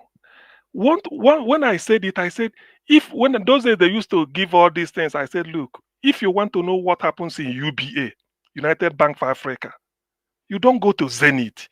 You go to UBA and ask them. The DOS Directorate of State that says anything about IPOB people listen to is in Germany. The name is Chika Edozian. He writes all the time. Sometimes you see the report, he will rate a Latin IPOB. This thing they're talking in the South is our hand, day. As simple as that. When Ekpa emerged, nobody knew where he came out from. He was just doing all his things. Albeit violence, I don't support that. Because you can't be buying people. Niger Watch, you remember that say tape recorder I told you to store. That when somebody tells you about IPOB, you play it. Now the canon court said, I want everywhere to be quiet.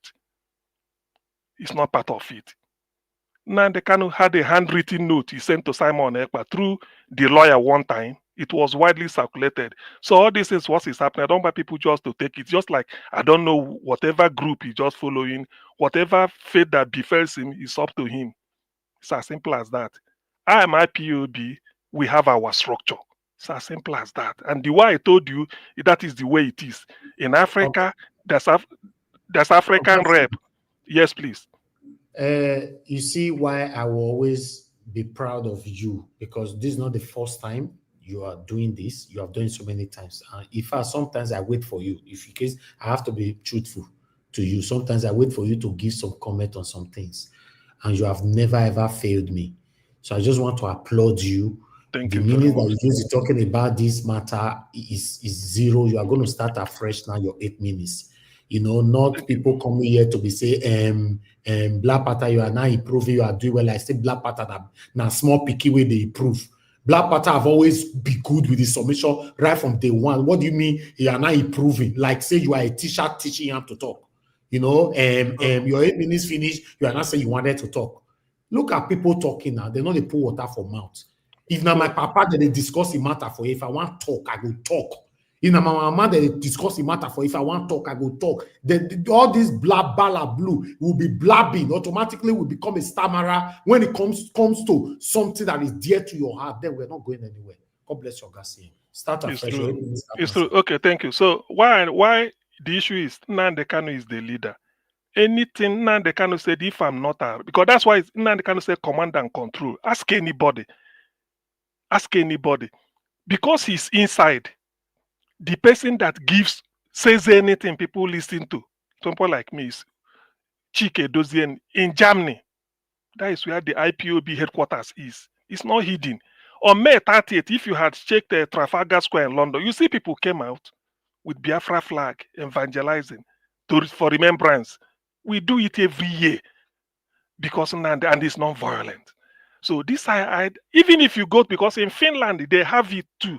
If Simon Ekpa is the name in the register, then they said no. So I don't know where he just came out from. you know, because to fill the vacuum and they were giving his order. That's why people were so much surprised. Nnamdi Kanu even said it. He said he is in the court. He said it in the court that I'm here to make peace. I mean, I'm here for you people. I want Southeast to be calm.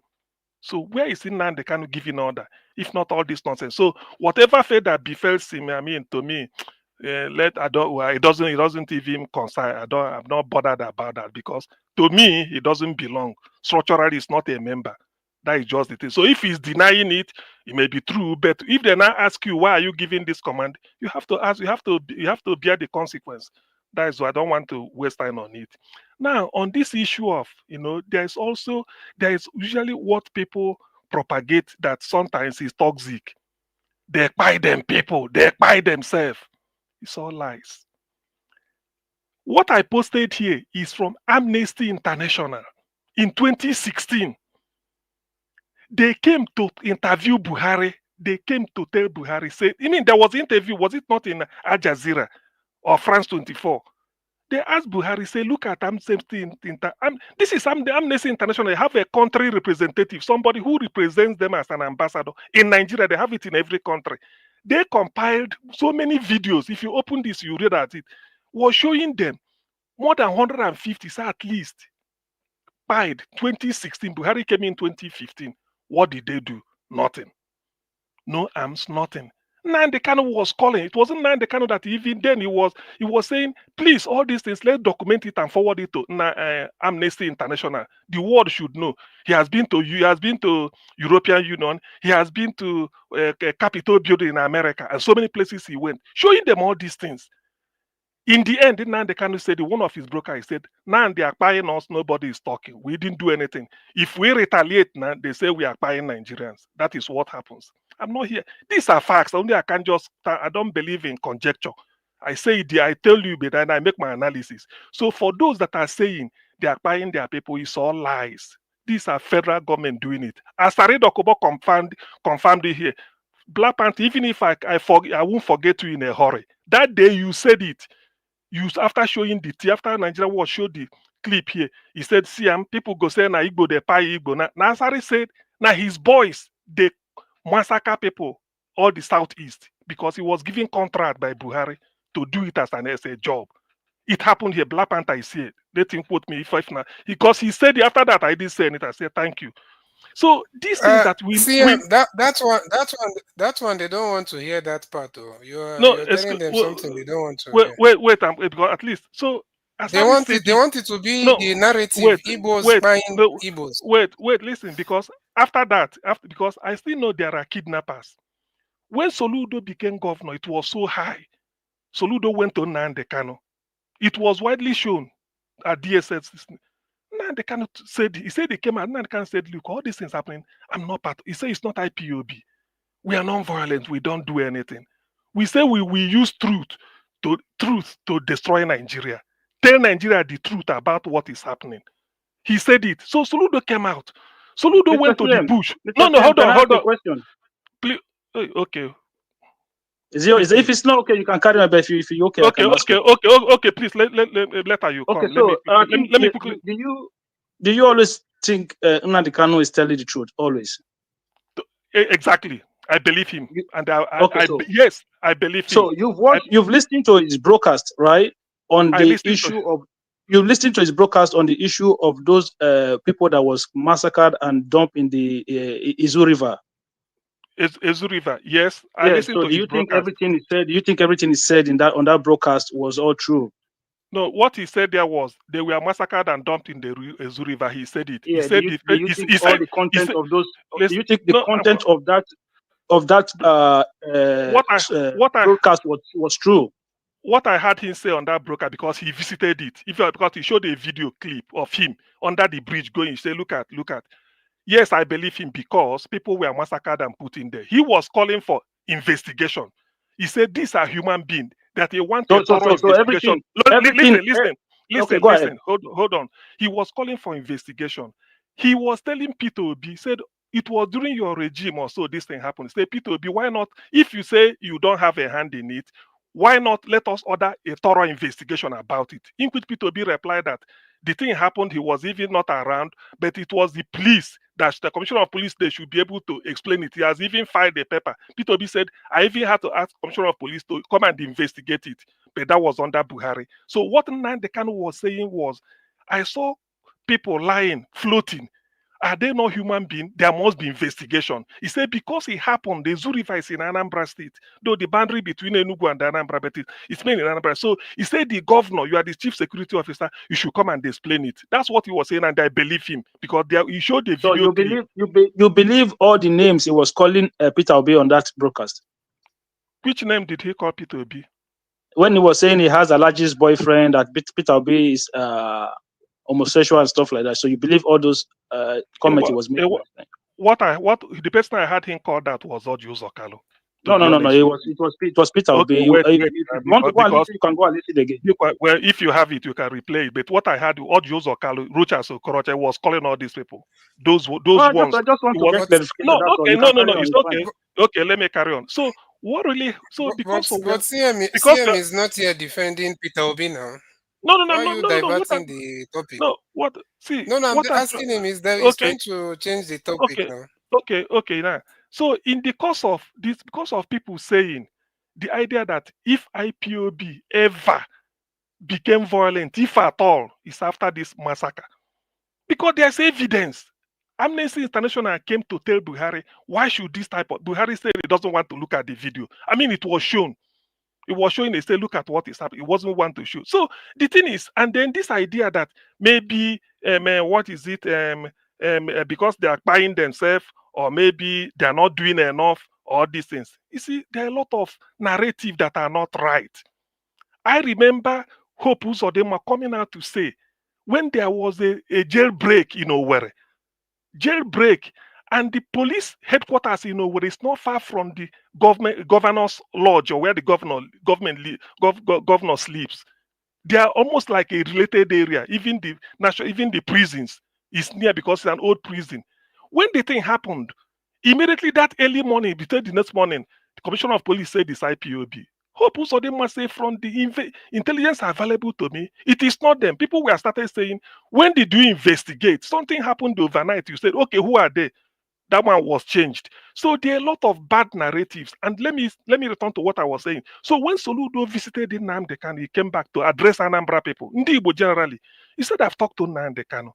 By the way, Soludo was one of the people that called for the release of Nnamdi Kanu, even before he became governor with party autonomy when they held a meeting. But that is by the way. So Soludo said, you can't be fighting for liberation of your people, you want Biafra. Yet in the bush, there are SUV cars parked with a notebook, higher education notebook, 2 million, pay the 1.6, remaining 400, so don't release. What is it called? 4 million. Pay the 950,000. So Soludo brought the textbook, the notebook.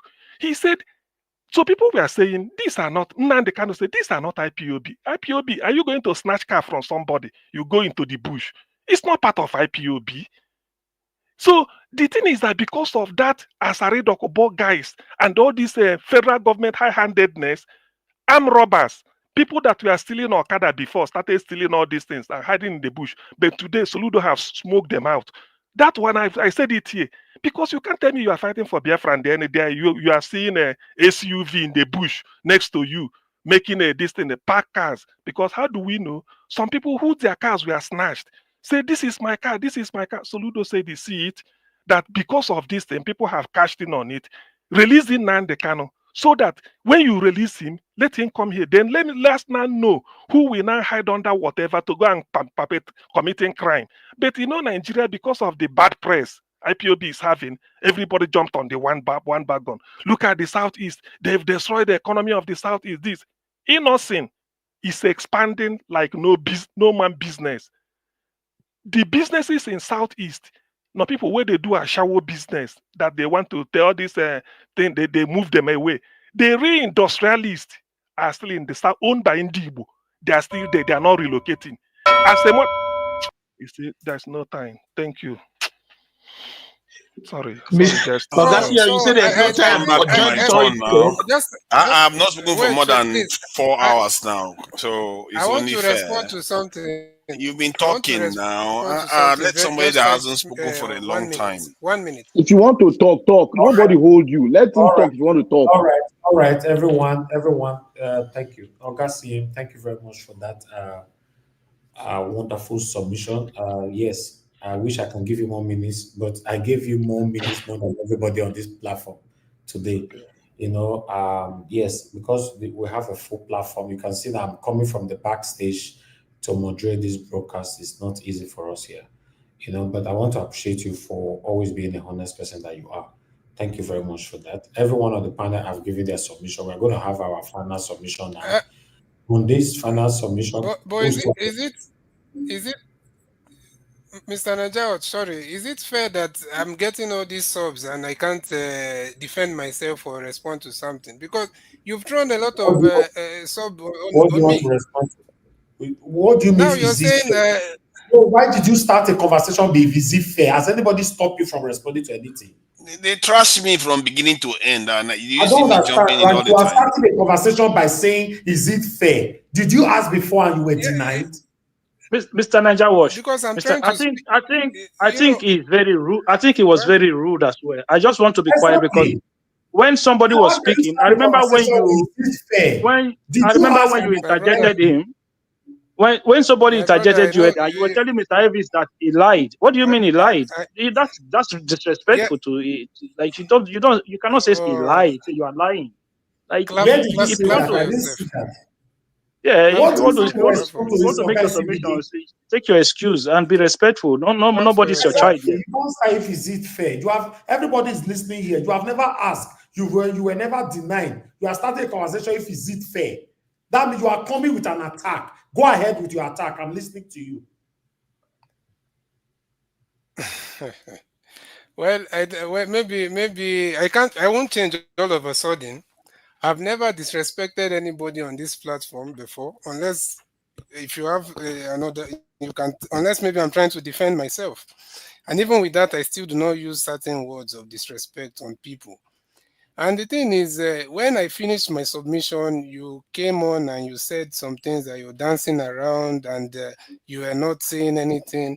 And I've not even gotten to the part of Simon Ekpa. Then when you were telling me that I was saying like I'm thinking about what I want to say, I'm telling you, no, that's a lie. How many minutes did they and give that is to not you? disrespectful. You talk for 9 minutes. You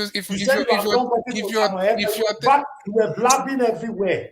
Let me move on, please. If you get your final submission, you can speak, please.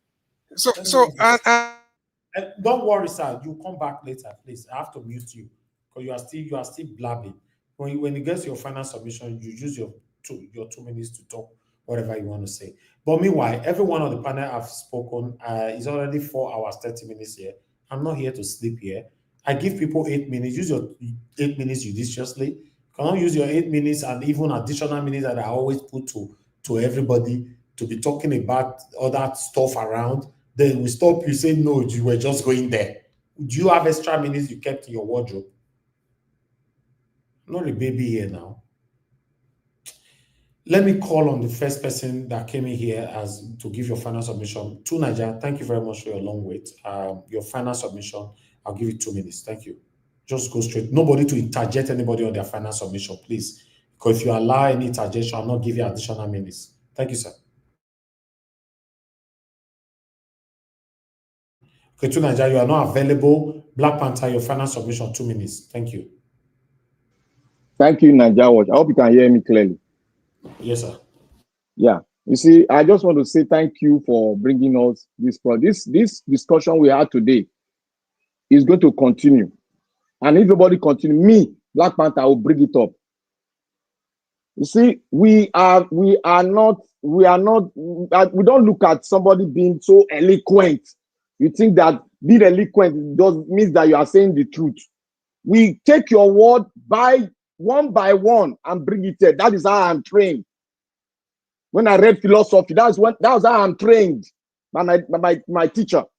Now, somebody asked a question that where is the Edo State is marginalized. You see, that's a political statement, and that thing was brought up by APC. Just in case. That thing was brought up by PDP and APC. that some states started saying they are marginalized because the Eastern Bloc, who has been battered, who lost a lot of their generation during the Civil War. Yes, every nation that fought a war, there is every probability that that nation will be marginalized and kept at bay. That happened to Germany, where America had to take the largest military base there, and they didn't allow the Germans to produce any weapon of mass destruction. It is there on paper, and nobody cares to note that. Now I go to the question he asked me. He said, where is the federal parastatals in Edo State? Let me mention those three that you don't know. You don't even know of this. One, National Business and Technical Examination Board, NAPEB, is a federal agency in Edo State. Two, National Primary Health and Developmental Agency is in Edo State, it's a federal parastatus.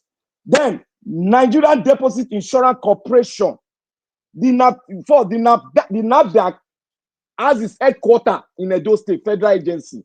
Then the Nigerian Deposit Insurance is a federal parastatal, is in Edo State. So when we make political statements, I begin to wonder, is it when one part of the country shout, oh, I am being marginalized, then we now start talking? Are we chicken out? But I know that Edo State is not chicken out. And we are people that says the truth. Nobody can coerce us, irrespective of what he said during his verbal expression in the media, just to make us focus on himself. Then we think that the Igbo will now put us together and draw our neck, tie rope for our neck, join Biafra. Where on earth should we stop? We should continue to play on that rhetoric. That is a rhetoric. Just to focus on him, that isn't all. That is how it's being played. And I don't know why we continue to do this. If we continue to say that, that means we have an element of hate inside of us. And look, hate is what caused the World War. Where the Israelites, where the Egyptians, the Israelis were isolated.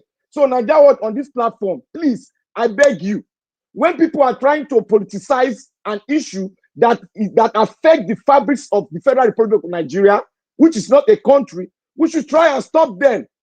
I want to ask a question. Let me conclude by this, please. Sorry. I want to ask a question here. Niger, have you done jam in Nigeria before? That's the question. Okay. Thank you. Thank you, Black Panther. I cannot stop anybody if they are not breaking the rules of the platform. You know, when they are breaking the rules of the platform, that's I come in. And two, when they are informing the public, I come in and I demand for proof. That's what I do here, and that's what I've been doing all my career. It comes to Samuel Ekpa now, where CBD was blabbing left and right, then he now labeled me as a biased person. You see, when he's not favoring them, that's what you get. When he's favoring them, they will satanically and satantically praise you. But when he's not favoring them, they will label you as a bias. Tell me if I've ever been biased on this platform. Although I don't reply you, people will respond to you. So I would like us to move on. Tunji, I call you for the second time. If I call you again, you will get. You have 2 minutes, final submission. Yeah, thank you for that. I think there is some implication, there is some idea out there. Yeah, let's chill out. There is some idea that can you let me talk now? There's some idea out there that Nnamdi Kanu called Peter Obi gay. I know I've heard them call him a murderer because of the Izu River killings that occurred during that time, even if Peter Obi was not in town. But that said, that's a different matter altogether. And regarding everything I've said, no, but why is it about Nnamdi Kanu to Niger? Today is satanic Samuel Ekpa and his satanic followers. Why exactly? People let him address Sunday Igboho, and then Arewa address them. Can you stop interrupting, please? Nnamdi Kanu came into this matter today because I was basically saying that we shouldn't be trusting some leaders that claim to represent or without questioning what they are doing in our name. But the topic, this main topic, is satanic Ekpa and his satanic followers, and a lot of people talked about what's his name, Nnamdi Kanu here, and he didn't necessarily stop them. So regarding Simon Ekpa, what he went and did, can I talk, please? 10 seconds, 10 seconds, 10 seconds. Can you, in this final solution, can you bring in Igbo and then Hariwa? Can you address them together, sir? Thank you. And your job exam. Excuse me, just no, let you use his 2 minutes for anything like. Go ahead. The idea that it's only Nnamdi Kanu that has done something that has affected these people is not true. Neither is Simon Ekpa the only one. After all, in the north we have a lot of people that have lost their life because of fellow northerners causing chaos in that region. So we have people in the country that cause chaos within the country for their own individual reasons. And we are discussing Simon Ekpa in the case of this broadcast. But it still doesn't mean that the context that he emerged from shouldn't be taken into account. It's the same context where people are trusting these characters that say that they are representing their people, but all they bring is chaos. All they bring is chaos. And everything I've said here today, I've not said anything that is not publicly available. How can you, a reasonable human being, just be, you know the truth of situation and you pretend as if you don't know it? How many of us can sit here in the West and say some of the things our people that we support are saying about Nigeria? If you said it in none of these Western countries, you'll be in jail. You know that. They will carry you. They will not even ask you question. They'll put you inside a black spot. Because some of the things that were being said by these characters like Simon Ekpa, you cannot even threaten somebody in abroad. Exactly. So threatening the whole nation. You know, if you try that in America, Jesus Christ, the people that are going to come after you, they will have an American flag tattooed in their bicep and their chest. When they come for you, you are not going to see the light of day again. So, and yet these people feel like anybody feel like they can say whatever they like about Nigeria. It's okay. Even when on the ground, people are suffering and dying, you still force them. Not to mention the one that Simon Ekpa is the one that did this one, even made it even worse. Like that, sit at home. He forced people to sit at home. That he didn't give them the option that, okay, you are free to come out. What kind of behavior is that? These are the kind of stuff that if people were not going overboard, just giving people a blank check to do whatever they like in their name, that would not have happened. It would never have happened. You should be able to question people and say, this type of behavior is unacceptable. You can't force our people to sit at home. What kind of government are you going to create if you are forcing us now already? What will happen when you create a state? So for me, we really need to be asking pertinent questions. This is not about Igbo hate. I don't hate Igbo people. I never hate. You can't even, if you tried, you can't even make me hate Igbo people. If you tried. So because my focus is on what is best for our people. All of us here, as we sit here, we're all experiencing an element of suffering or the other. But if we think we can carry on like this and expect to get away with it, things will even get worse. If you think this is bad, right, thank you. Get worse. Thank you. I remember when Nnamdi Kanu said in the court that, you know, when he sent a direct message to some satanic and the satanic people, some of them are here and some of them are listening, some of them are not here. Watch this video. Not at all. What should I do? It's what we expect to have. But I want our people to be very calm. I want Biafra land to be calm and peaceful. Calm and very, very peaceful. We are fighting to defend our people, not to kill them. We are fighting to defend them. That's why I'm here. I will continue to do so until we get victory. You hear, and not to kill them. You lot satanic individuals that is supporting satanism. Now, so I don't know what I want to call now. Because they don't use needle sew in a mouth now. They don't needle now they sew in a mouth now. When it comes to Samuel Ekpa. You give somebody 9 minutes. If they ball blue left or right, they say, nah, I wanted to say it now. Like say you brought your minutes from home. Mr. Elvis, let's give him benefit of the doubt in his submission. Maybe you will address it. Let's see if you are hypocrite. If Nami be him, if Nami be CBD, me the mention people name for the talk. Nami be CBD, I not go address him again because I will see it as hypocritical statements. Because that hypocrisy started immediately. So Augustine were addressing it. He went to comment section. And now that I don't talk about America, you were already hypocrite of that. we're already bypassing it. Simple as ABCD. So Mr. just forget Niger about Watch. it. Don't talk that part and mind your business, please. No, I'm not talking CBD. I want to talk something. Yeah, I not talk to you. No, You be President Babangida now. I said one thing. See, Niger Watch. Make we know they jump to any conclusion when Niger said something. He said something about America will not tolerate nonsense. I want to ask, did America commit genocide or did America oppress some of your citizens? And mind you, California Did you just ask that question?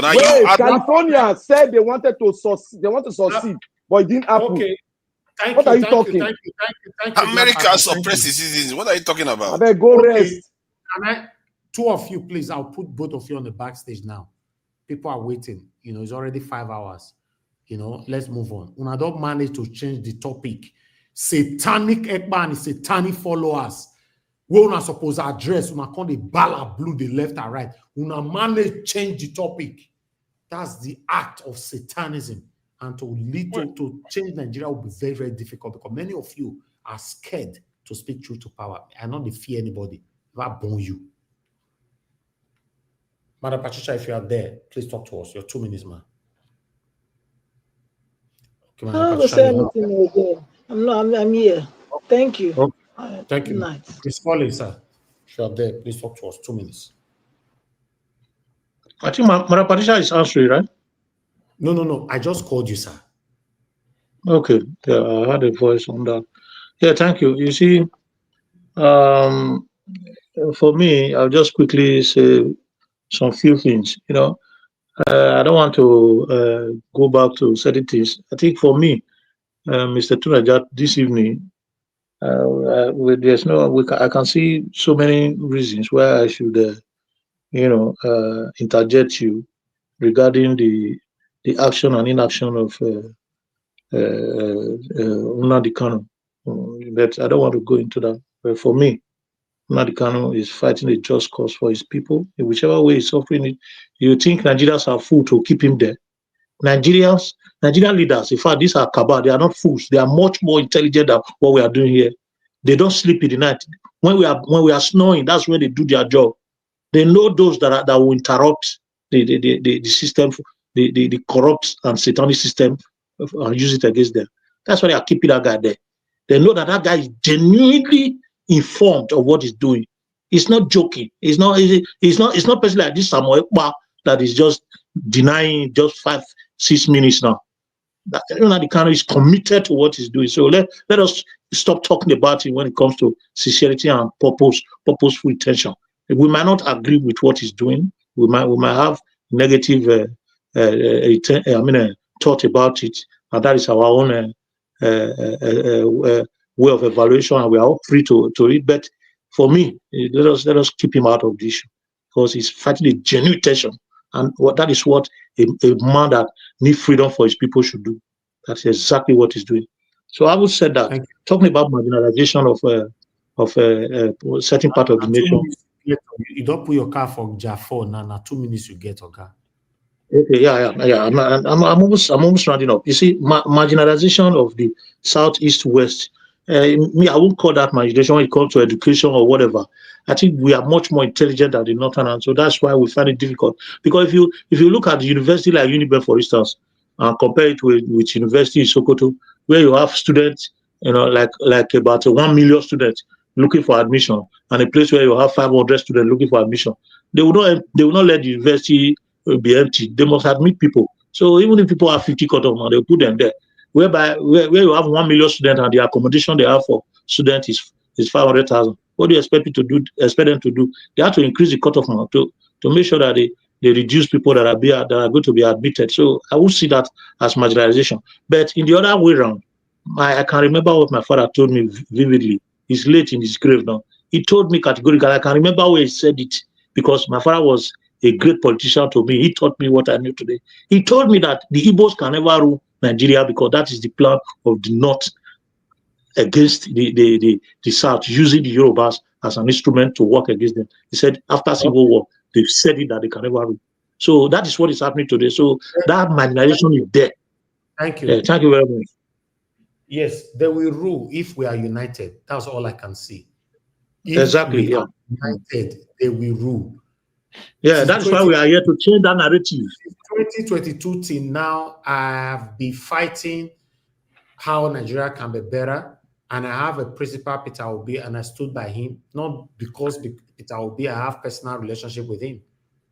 Right? So if we are not united, we continue to demonstrate and embrace satanism, hypocrisy, biasness, and everything. We are not going anywhere. We will continue to be selective of the kind of things that we want to talk about. When it comes to you'll be selective. You'll be stylishly dragging yourself out of it, like what Oshomola is always doing on Arise or channels. He knows that session is 30 minutes. Oshomola will drive around until the time finish. They will tell and say, we need to go. That is what some people come here to do. Your minutes is finished. Say, I wanted to just talk about. What are you talking about? I'm not stupid here now. I'd like us to move on. Thank you. Now, no, sir, I know the light of verse, so to be honest, I know a lot of verse because on this platform, I don't judge my life based on say you be with me for long.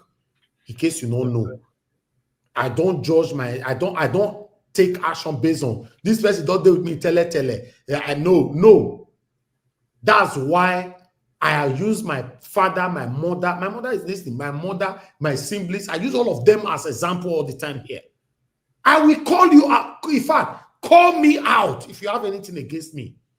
If you have anything against me and you refuse to call me out and you don't want to call me out, now God will punish you and your generation.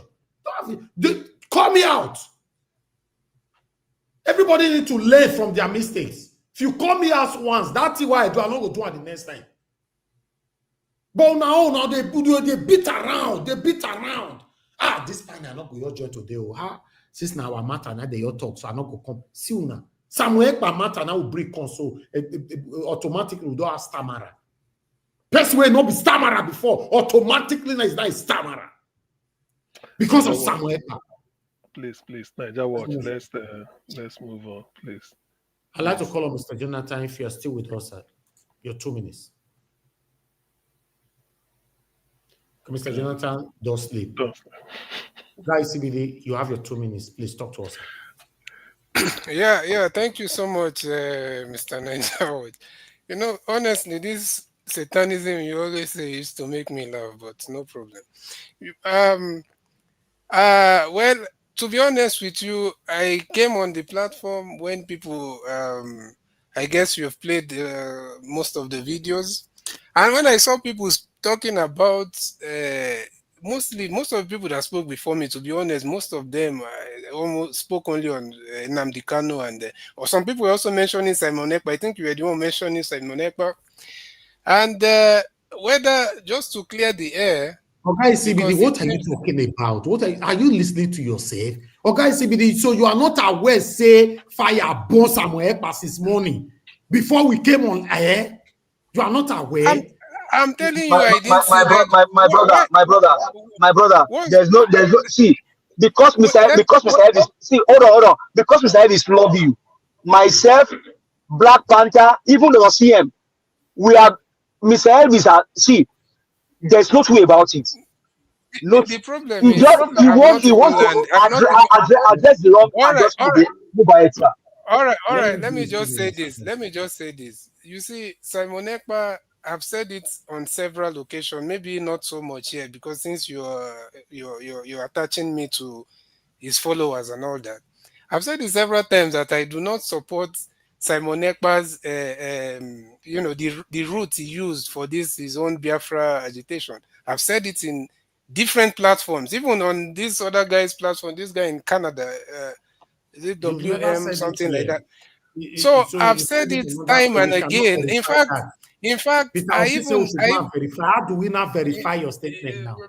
My brother, I've said it, and that's the truth. Here, I think I might have said it, but maybe not as much as for you to be doubting me, meaning that maybe you've not heard it much. But I've said it several times that Simon Ekpa, I do not subscribe. I'm just with Oga CM totally on that. The cause, But at the same time, you have to put things in perspective. I do not subscribe to Simon Ekpa's version and the way he was going about the whole thing, the kind of, just the whole way he was talking about it and the way he was going about it. But will that make me not to say that some people are not, they don't have the right for self-determination? Everybody in this world have the right for self-determination from many parts of the world.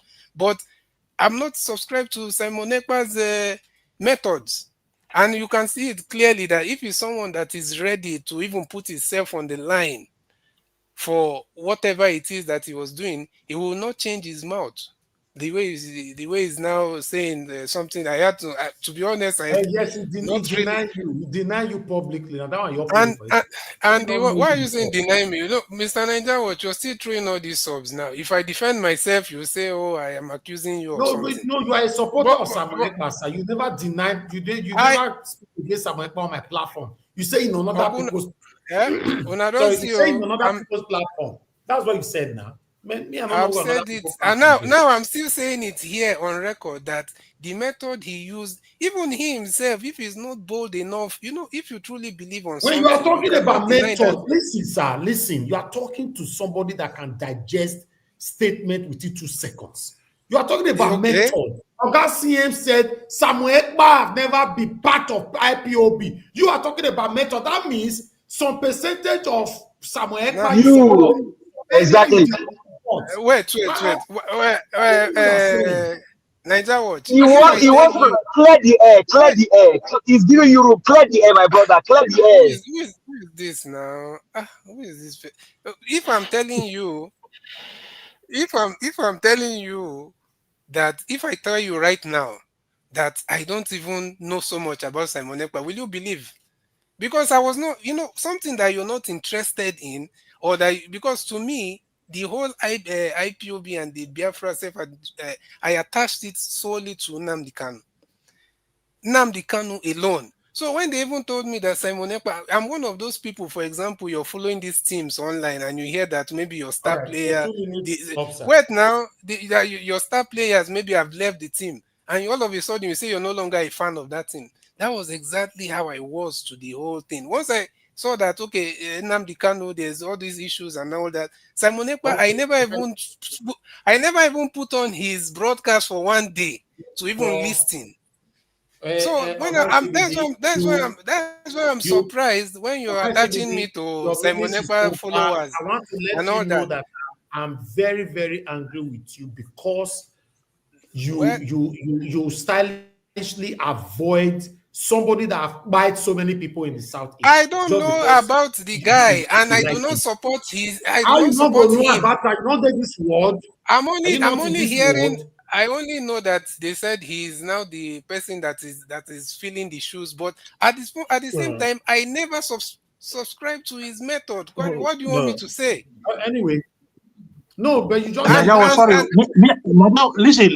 Me, I was thinking that Samuel Ekpa was the second in command of IPOB. The way he was doing. No. NCBD. I was surprised. NCBD just saw the light there. You see, you cannot tell me you don't know Samuel Ekpa. Let me tell you one thing. You cannot tell me. You cannot tell me you don't subscribe. I don't know about. I don't know about. Let me tell you that you know about it. Wait. When you people accuse somebody, let the person respond. I'm not accusing you.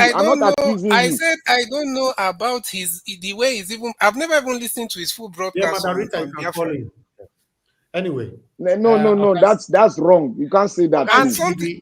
I want you something you said, Mr. Niger. Sorry, please.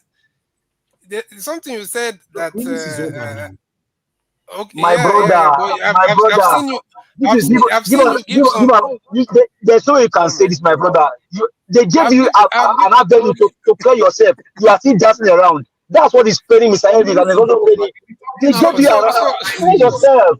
2 minutes. So what do you want to hear? You can't say you don't know about Samuel Ekpa, but you know about Tinubu. You know about Peter Obi. You know about El-Rufai. You know about Sowore. You know about and now you know about Samuel Ekpa. And you're Nigerian. You're from Southeast. What are you saying? Give us a mandate. Thank you. He went to comment section and be saying I'm a biased person when it comes to his leader now. Can you let him call you biased. We know who you are, and you don't talk. Leave him alone. Let's address him. Don't talk. You just leave him alone. Please, guys, CBD and give us one. Hold on, someone's on the phone. Thank you, Madam Rita. Please talk to us. Good evening to you. Yes, thank you very much. I'm just going to be quick. Thank you, Mr. Elvis. Good evening to everyone. Let this be a lesson. Let us. The way everybody is talking, over each other, it doesn't really look, nice. Give us a mandate. Please just let me see CBD make his point. But however, Mr. CBD, we are on the receiving end. We are listening to you. You are going around in circles. And anybody going around in circles, you are giving the impression that you know the truth, you have something to hide, and you're not being straightforward. However, I would like to say this to the Igbo people. Because of you guys are marginalized, nobody can argue that with me. However you want to put it, the Igbos have been cheated just like the people from the South. God bless you. The Igbos especially, we should be very, very, very careful, because every Igbo man is very sensitive now.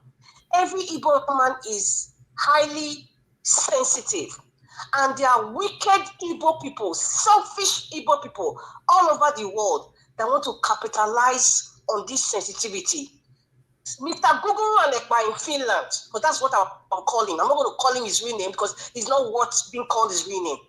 Guguru Anekpa, man that is in Finland, that is saying it is a skit he was playing. He capitalized on the weakness. He wanted subscription. He wanted his name to be popular. And because of the sensitivity of the topic, many Igbo people followed him. Maybe in your heart you followed him because you believed in Biafra. Just like so many other Igbo people. And that's why many of them, they feel used now. In fact, you guys were used. Let me not say, you guys were used by Simon Ekpa. He has built a social media following. And he makes lots of millions of dollars from their head. Yes. Sensitive this topic is to the Igbo. So everybody, every Igbo man, watch it out there. Watch it, because there are many more Igbo male and female that will use this Biafra issue. A lot of people just died. to make money, and you guys will follow suit because you all are very predictable. It's the same way Nigerian wicked leaders will use religion and tribe just to twist Nigerians, and they fall for it because they are very predictable. That's all I have to say. Thank you, madam. Please let one person talk so Mr. Elvis can go and rest, because this interjection. No, I want the show now. That people are listening to. God bless you, man. Thank you, Madam Rita. Thank you so much. Thank you. Anyway, I'd like us to move on. That is very wrong. Okay, guys, CBD, I give you another 1 minute. Can you go straight to the point? Yes, thank you. Thank you, because Madam Rita said at least give us our money, should let me land. Now, I've said it clearly. I don't understand this thing. That I'm telling you that I never followed Simon Ekpa, meaning that does not mean I don't know him or I'm not hearing about his name. I do not follow somebody and you are attaching me to that person by force. I do not subscribe to whatever he was saying. But no, the first time you are using whatever, the first time you are using the word whatever. No, before my brother, that is the truth. I never somebody that I never. It's 1 minute. It's 1 minute over. I beg. His time is over. Let me just speak. Somebody, wait now, let me learn. Somebody that I never even searched for online to listen to his. I was just seeing clips. The way maybe I come to a platform and they play a clip or somebody play a clip, I would never even listen fully to what he was saying. And I've told you that I've been to several platforms where I spoke. In fact, the one I spoke with. In fact, because I was so angry because of those rhetorics of forcing people not to come out on, is it Mondays or what? And I said some things about that on that platform of that, I think it's WM something media like that. And I said something there. I was saying that they should not allow, I said they should not allow the people that really, I said they should not allow the people that want to cause havoc. In the we go abeg, meet him now. His time is over now. Meet him, my time is over, beg. And Madam Rita, you are wrong for saying that you people are so predictable. I have respect for you, Madam Rita. Your submission has always been on point. But today, for you to use the word that you people are always predictable, and for you to think that all Igbo people are IPOB or everybody is thinking the same way, I feel like you need. I feel. She did not say that. She did not say that. She said that you. She said you people are predictable. She's trying to make it look like they can't make decisions for themselves, and that because they have been marginalized. Your time is over. Your time is over. I think she was saying every one of us don't be predictable. No. His time is over, beg. His time is over. His time is over. His time is over, beg. We all had what Give us she our said. mandate. Which will be your own this one? I don't His even time is over understand. now. The 7 minutes. It's not over how many. It's not over how many. Madarita, no call again. We defend you here. No call again. Niger, no, you see that call. Give us our mandate. You are the second moderator, my brother. Hello. Thank you. Give us a mandate. The way the attack is being, don't forget say that one of our you leave her now, it's on the come. Okay, his time is over. What is at the same time, you people, everybody, not you people, let me not make the same mistake Madam Rita made. Everyone that have that deep-rooted Igbophobia, especially in the South, that is the avenue that they are using to keep all of you down, because that is the strongest card they play, especially in the South. You are right. I like that point. The next person to talk to me now is Abdul Malik. 2 minutes, sir. Is it not me? It's me now. No. You never reach your turn. Just hold that there. Okay, Madarita is calling back again. She's jumping queue. Madarita, you are correct one. ECBT, you said people, especially in the South, have this Igbophobia. You need to apologize for that, because the person that owns this channel is a man from the South, and he's the one that's always been preaching in Nnamdi Kanu. We have always been talking about him. I spoke about Nnamdi Kanu just yesterday. You say especially from the South, that's what you said. But I didn't generalize everybody, please. People from the South. They said people from the South. What are you saying? From the South. What do you mean? To fight for let you and Niger talk now. 2022. Sometimes now matter be as it gets. You just proved me right. That's why I called you. Just proved me right when I said. No. Madam Rita, I respect you, but nowadays, today, not nowadays. Please, don't mute yourself. You keep indicting and contradicting yourself anytime you speak. Please, let's move on. You just proved me right. Have a good night. Thank you, Madam Rita. Thank you. 2 times now, thank God that now they call him out now. The other time he said I'm biased. Now he said especially people from the South. You see, but I want to put this to your face today.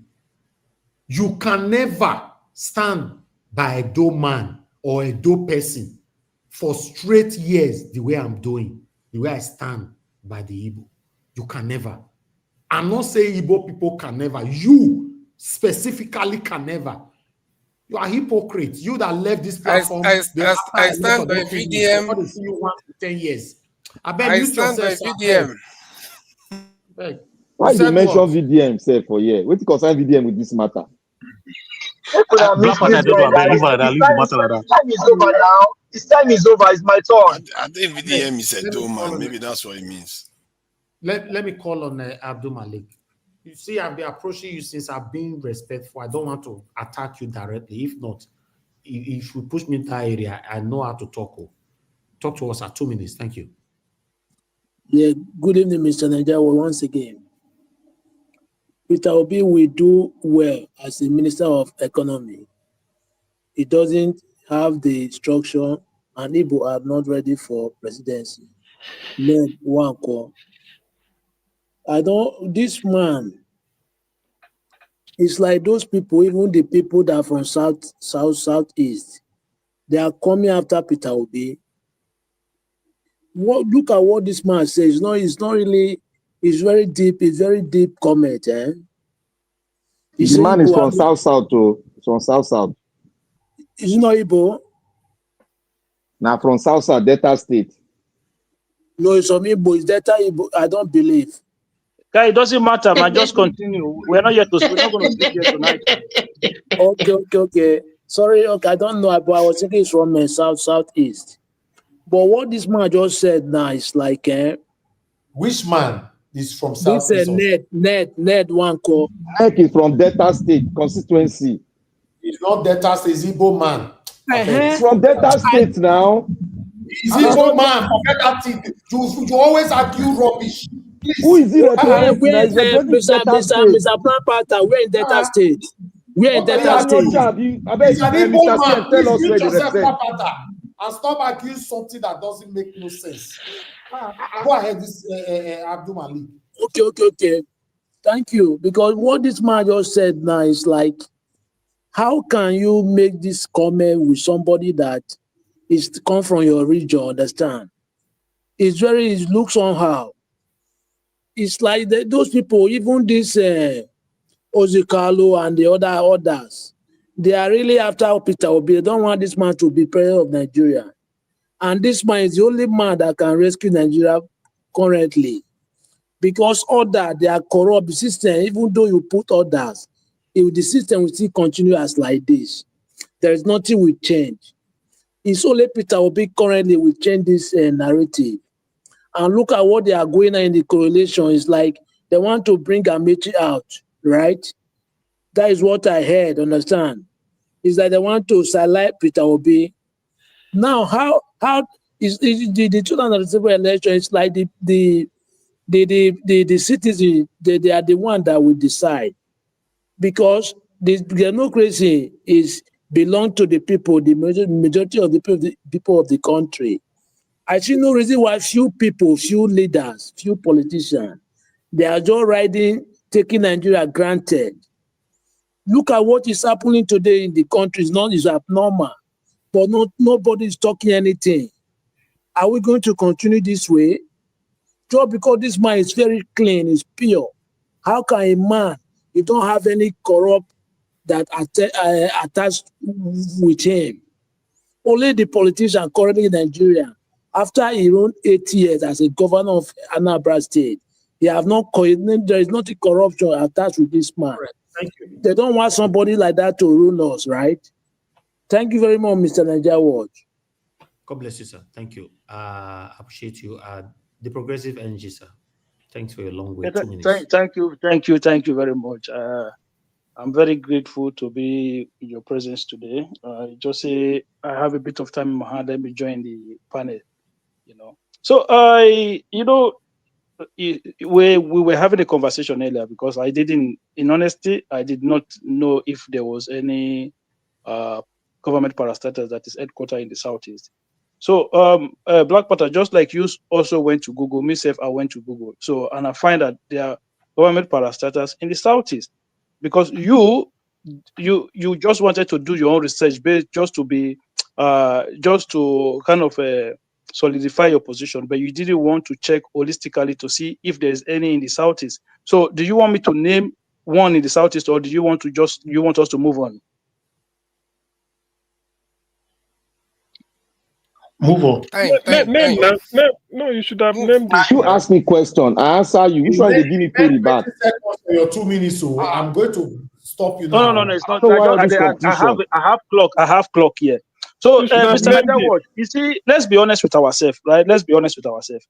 I've always said this, and I've said it many, many times. I've not even this year, not last year. I've said it since they arrested Nnamdi Kanu that it is just heavy-handed by the government. Government weighing the instrument of the heavy instrument of power on an ordinary citizen.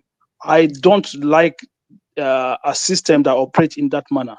Okay, but two things can be right at the same time. Government did wrong, yes, but come on, man. Nnamdi Kanu said a lot of nasty things. Forget what he said about Buhari, even to his own people, to leaders of that southeast region.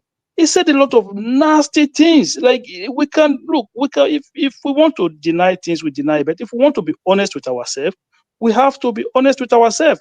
But should the government be detaining every citizen for things like no? That is not the kind of society we want to live in.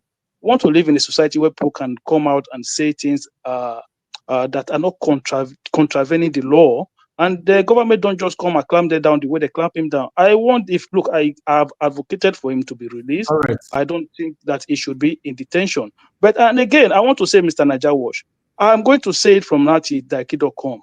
The Southeast, as Nigeria is currently constituted, is not marginalized. If you even ask me, I will say they are the benefactor of the current structures of Nigeria because they get more than any other region. Thank you. It's a lie. It's a lie.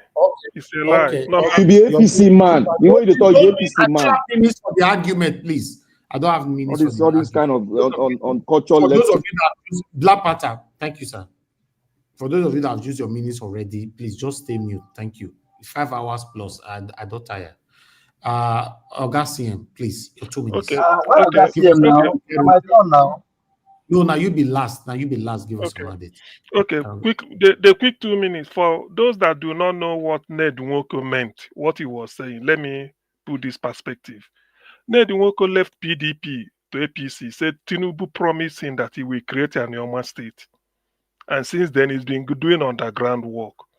So he cannot be seen to be saying something good about Ndibo and P2B.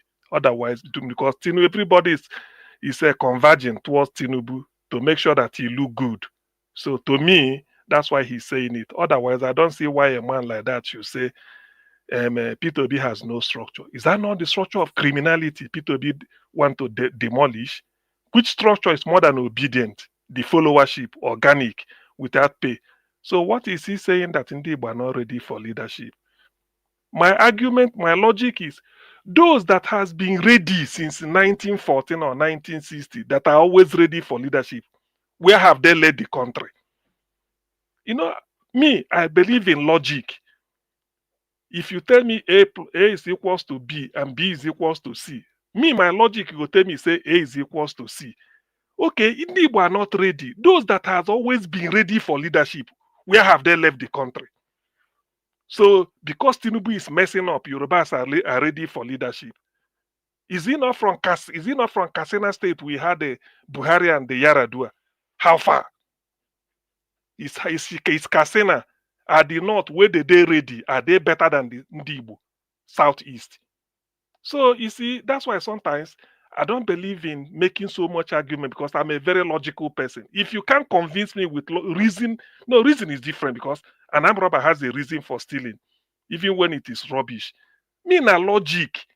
If you can't let Ned Nwoko come and prove to me those where they ready since where from Yoruba to Fulani back to Yoruba, where is Nigeria? And he's talking about. Anyway, I know why I've said giving the reason why he's saying it because he doesn't want anything to affect his 10 seconds. And thank you, Anioma State. That's why he's saying it. Apart from that, to me, it makes no meaning. Thank you. Niger Watch, can I just take 1 minute to say something? And I will finish by saying that even most of the No, calm down now. You can't just be talking like that. You seek permission, please. Don't do that. Thank you. you. See other people doing the same thing, just talking. Please, don't do that. Yeah, I wanted to share. Quickly, 30 seconds, not 1 minute. Okay, I wanted to share this information. You know about when people say the Southeast is marginalized or not. So where I checked for 1965 the most developed towns or capitals in Nigeria, it shows that Lagos was number 1, Ibadan second, and Enugu was third, and Kaduna, Kano, and Port Harcourt. But today the list has shifted to Lagos, Abuja, Port Harcourt, Kano, Ibadan, and all the rest. So you can see that the southeastern states, in terms of the emphasis, has come down. Ibadan has come down. So what is happening in Nigeria is that the areas that have wealth seems to be manifesting it more, which you can argue that it's more representative of fair distribution of wealth. Thank you. Thank you. Yeah. If not mention my state. No, not even make Niger Watch in that submission. What I'm saying is that the Southeast came down in terms of development, and the areas that have the wealth gain more. And the war never existed. Discuss the marginalization of this thing. We'll do it another day. That's a special discussion. Hold on. Now, CBD fair call me Black Panther. Or guys, CBD 30 seconds. I'm saying that, okay, let me not respond. Okay, go ahead. You can't hear me? Well, what I'm saying is that even now Peter we can hear Obi, you. I mean, some of it, yeah, I'm saying that, to be honest, even some of the so-called, the way you say there are some people disguising, there are also a lot of people disguising, and they are not actually ardent followers of, I mean, obedient, or people that are looking for change. You have people saying they are obedient, and you still see them praising the ruling, I don't want to even call their name. So some of them don't even deserve the Peter Obi, and that's why you see some people when they blame.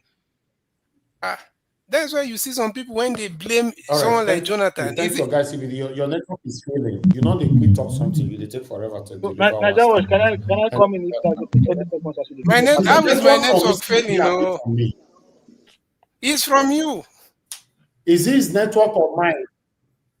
It's from you. I don't know, but one way or the other is breaking from both of your sides. No, talk through, please. Mr. It's from you. It's Niger not Watch. Mr. Niger is from you. I think it's Niger Watch. This thing. I think it should. It's Niger Watch. Look, the issue of marginalization. Can I speak? Hold on. Give us a mandate. Your 2 minutes. Thank you very much. Well, thank you. Well, all well said today. One thing we must truly, Madam Major, thank you for calling in. I appreciate you. I mean, appreciate your submission. See, let's not pretend. We all know. In fact, my brother that spoke about the Southeast, and you can't deceive Nigerians. Nigerians know who is being marginalized and who is suffering from this thing. I would just want to give my remaining minute to my brother. Maybe he can probably clear his air and then let Niger Watch have a cool mind as he goes to bed tonight. If you want to clear it, because you cannot be here when you are giving the enough time to just clear the air and you are dancing a macabre dance. Okay? We were here together last year contesting these things. You cannot be dancing macabre dance. So I give my remaining 30 seconds. Clear the air and let's thank you. Enjoy. Thank you. Thank you. The last thing I will say on that is that I've said it several times. Let me say it again finally. I do not support Simon Ekpa's way of going about IPOB or Biafra agitation and all that. And in fact, Mr. CM has said it clearly here that he's not even a member of IPOB. Simple. Okay. I don't know what you want to hear from me. And No. Why are you bringing Oga CM into this matter now? We already know Oga CM. No. Forget Oga CM. Yeah. That's what I'm saying. That's what that's exactly what I'm saying. So I have nothing to do with that. Right. And even for the IPOB itself, I'm not a member of IPOB myself. You'll be talking. I am not a member of IPOB. Okay, thank you. So you remember you accused me of being biased, you disrespected me, and you're supposed to apologize for that. Oh yeah, apologize. Please, okay, because of this is your platform. Yes, I'm. Just imagine. If I said something, imagine that statement. No. In CBD, hold on. Just go. No, let it go. Kick out. Get out. You don't. Yes, talk to my. Can I have 1 minute, I beg? You see, the issue of marginalization, people are trying to politicize it. And I cannot stand where people come here and adults, they'll try to politicize marginalization. Let's go back to when Chagari came in. No time to go back to anywhere, please. No, okay, let me just rough sketch it now. And the elder from the north said, if it will take me, if there's nobody to lead a section in the north, I would rather go for a white man. I will never choose an Igbo man. What does that mean? Okay, thank you. That is a tribal because it's a tribalistic. Oh God, I will give you many. Don't come and talk to me. Look, I'm not enlightened to marginalization. When somebody speak like that, that person is a tribal bigot. Mr. Niger Watch, can you give me a second, please? Go ahead. The time you use it for to call Mr. Niger Watch, you already used that second. Thank you very much, Mr. Niger Watch. This Mr. H, I don't really see a name clearly. What is the name? You see, please, there is something we have to clarify. We have to know very well. Igbo has been marginalized. But let me tell you an example. According to how we know, they say we have 3 major tribes, right? Which they are in Google. Only those tribes that are in Google. If you go to Google today, you have Igbo, Yoruba, Hausa. You cannot find other language there. Why is it that only Igbo, they are not be president or 5 presidents? They rotate Hausa, Yoruba. Why? So they've not had Hausa. You just think they've never had Hausa president in Nigeria. So are you supporting them or you are for Nigeria? Let me I'm answer just him. correcting it because he thinks they've had Hausa president. Let me answer him. Let me answer him. So do you know how many tribes we have in Nigeria? Do you know how many tribes? We have already cleared that one now for Google. So hold on. Mr. Evans, please, I need 1 minute. I want to say something quickly, right? So for me, I want you to understand now, this is me now speaking for myself. I don't believe that because an Igbo man has not been a president, that is marginalization. No, I don't subscribe to that belief system. What I will call marginalization is deprivation of certain aspect of infrastructure or education or healthcare system in certain area. So if I don't have electricity in Edo and they don't have it in Igbo and they don't have it in the North, we are all suffering the same thing. Look, I will debate this with anybody. That is not a defense, okay? That's not a defense. Let me in academic world, that's not a defense. I know, that's factual, easy statement to understand. Listen, let me give you infrastructure. That's not a defense. Please, Niger Watch. How is that confusing? Niger Watch, please, because when I brought Niger Watch, when I cited the example of 10-year or 11-year-old Igbo people, Igbo kids being made to score 139, while some other people may not score, he said that is not part of marginalization. Let's leave that apart. What of the gas capital in the world after Russia, Qatar? You come to Nigeria. In the whole world, when you get to Nigeria, where is the gas deposit in Nigeria? Or it's in the east. It's in Imo. When was it found? When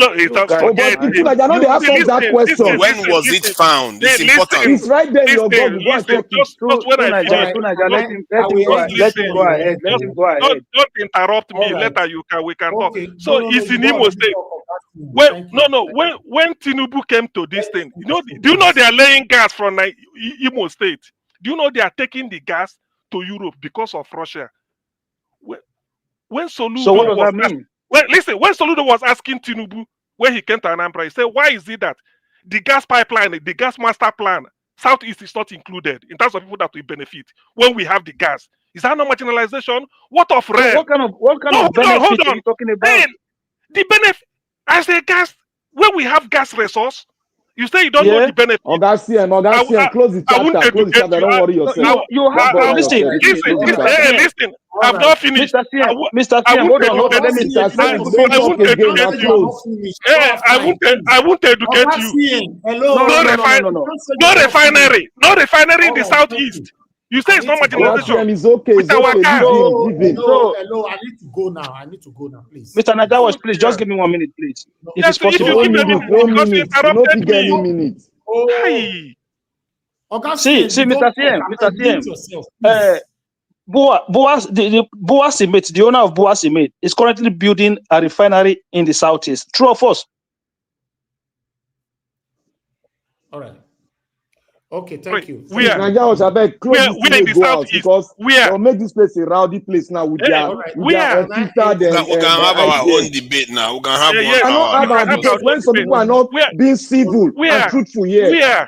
Where is the Boa Cement building refinery in the southeast? Where? Tell the whole world. We are progressive. I'm asking you, where? Tell the whole world. Mr. Rabu is currently building a refinery in, I think it's in Imo State. Where is this place in Imo State now? You can't just say Imo. No, in my village in Imo State.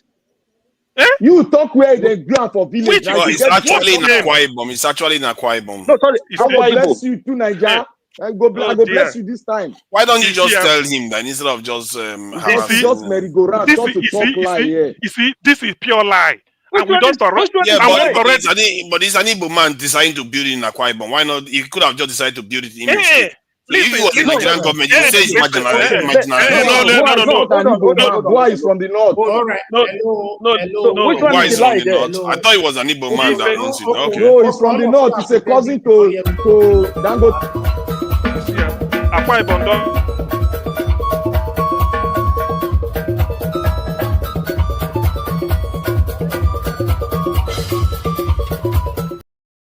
Somebody can't be talking, all of you just talking. It's not nice now. All right, this matter will carry come, so I'm going to give you guys only 20 minutes to iron it out within yourselves. Only 20 minutes, and after 20 minutes... But Niger, we can't iron it out now. Can I speak? Don't understand. 20 minutes. After that 20 minutes, if I say stop, you don't stop, I'll put it on the backstage. Okay. Simple as Okay, let me continue. Let me continue. Please, progressive. If you can't name the particular place in Imo State where Dua is building refinery, please mute your mic. You have to apologize to Ndibo worldwide. Okay, so no, I'm not going to apologize to Ndibo. I'm going to apologize to the platform that I got that one wrong. But what about the water split? What about the water split refinery? Keep it to yourself. Let him talk now. Let him talk, please. Let him talk. What about the water split refinery? Where is that one built? Who is building it? In Imo State. Who is building it? What do you mean? I just told you the name is Walter Smith Refinery. Is there? They are building. Whether it's a private, do we have a government refinery in Edo State? Continue to use your AI or your Google. Continue to use it. See, listen. Don't apology. Is there a refinery? Are they building a refinery there? Yes or no? Yes. So what are you talking about? Can I come in here? Let me come in here. Place. Name the place now. I just told you in Imo State. You guys do not come here. When it comes to tribal matter, you come here and jump on the platform like as if you've been here forever. Where do you like? Let me speak here. Let me speak. Was that Black Panther that was speaking? That's not me. That's not me. Please let me moderate. Who was that? Because Black Panther and it's give us a mandate. Give us both of you sound the same. I don't know why both of you sound the same. I'm not about. Give us a mandate. Let me moderate the 20 minutes. We have about 15 minutes left. Yes, I'll give you 2 minutes to everybody. Wait, I'll give you 2 minutes to everybody. Okay. I'll start from to Niger. All right. So let me just share some information because clearly in Nigeria, the most developed states have interchanged hands from 1965 to the current date. 1965, Enugu was prominent because Enugu was the capital of the eastern region. It was developed more than the areas where the oil resources were being found. And today, it shifted to Lagos remains the top, and Abuja remains the second. Then Port Harcourt showed up. Port Harcourt wasn't there before, and this was part of the grievances the South had when Tundakar Borough decided to rebel. Then you have Kano, Ibadan, then Enugu. So Enugu hasn't really moved. It's just that Port Harcourt and Kano rose. That is the only difference. Obviously, Abuja has to be funded more than any other part of Nigeria. If in terms of resources going to different regions, every area that was present in the 1967 one is still there today. And it's mostly in the south. Let's face it, it's only Kanu and this is maybe Kaduna that shows up in the north. They don't have a lot of stuff going on up there. It's mostly in the south. And I really feel that Nigeria, by and large, in terms of trying to share the resources of the country, the people that came before us made a serious effort to try to do that. We truly have to admit that, because if you look at the way the map is looking, where they even have to make sure, even in the military, you have to recruit people from every region. In the in terms of how they elect ministers, they have to choose ministers from each state. They did try to nail it. In the UK, they don't do that. The UK, I think recently they found out that most of the investment that they keep investing is only in the south. Nobody invests in the north in the UK anymore. Only in the south. The government, the presidents are all from the south. I think maybe the last 10 leaders of the UK are all from the south. How if that was Nigeria, we lose our mind. So we should not. I'm saying that the point I'm making is that Nigerian leaders have tried to try to make things more equitable. Maybe that is even why Nigeria still survives today. What is missing is your time is up. Your time is up. To enrich us. That is what is missing. I will leave it there. Your time is up. The progressive, sir. Yeah, thank you very much. So, Walter Smith Modular Refinery, Ohaji, Egbema, Imo State, Nigeria. Mr. CM, that is where he is. So I find out where that one is. So that is for that. So this idea of marginalization, this is how I see it, right? So I look at it this way, okay? If you like, you agree. If you like, you disagree. This is my own perspective of it. The Southeast, I look at it landmass-wise, is 29,000 plus square kilometers. In that same land space, that is divided into 5 states. Anambra State is just over 4,000 square kilometers. It's almost the same size as the former Oredo local government in Edo State. The whole of Anambra State is almost the same size of the, I just want you to quantify this, the same size of the old Oredo local government area in Edo State, right? So you go to, I don't want to use Edo State, so I don't want to show some level of bias. So you go to Oyo State. Oyo State is 28,000+ square kilometers, almost the same size as the whole of Southeast. The Southeast have 5 governors, 5 state capitals. They have every governor get allocation into each state to develop that same land space.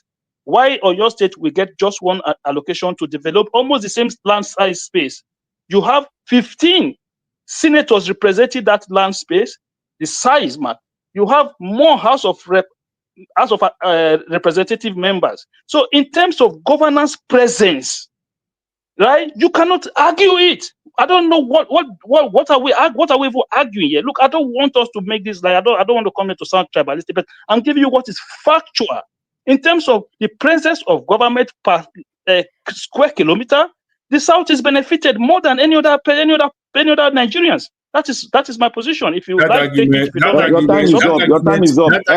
Hold on. Oga Let Jonathan, me say this. Hold on, Black Panther. Oga Jonathan, hold on. You are next. You are next.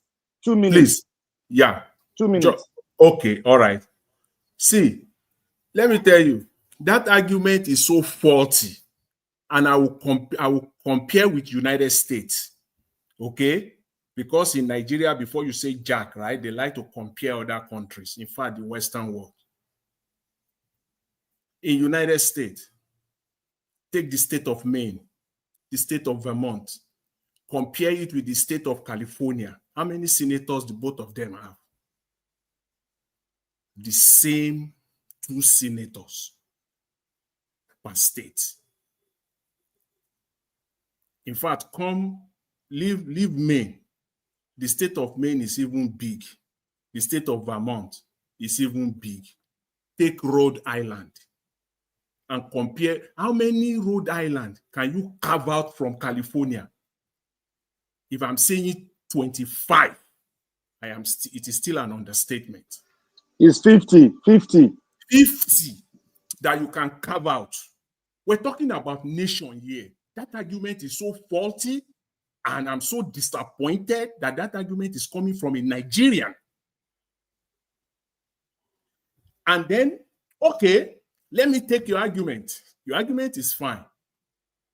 What is the state of Jigawa that you are now arguing? I even want to buttress your position further. Let me leave Edo State for you. Let's go to the state of Borno State. You can carve out how many Anambra State from Borno State. What is Borno State contributing to the federal purse compared to what 30 seconds left, sir. Compared to what Anambra State is comparing? It's contributing to the federal purse. That argument does not hold water in a sovereign. When you talk of federalism, it doesn't hold water. And I'm so disappointed that such an argument is coming. Marginalization is marginalization. I think the language that you use, I will have to respond to you because you are using certain language. No, hold on. No response yet. We'll call you back for response. So what I'm saying is that I'm disappointed. Jonathan, time up. Okay, all right, leave it there. Thank you very much. I will go to give us, Oga Prince. All right, thank you for remembering me. You see, as a matter of fact, we have to look at when we talk about marginalization, we have to look at which context are we discussing it in a society like Nigeria.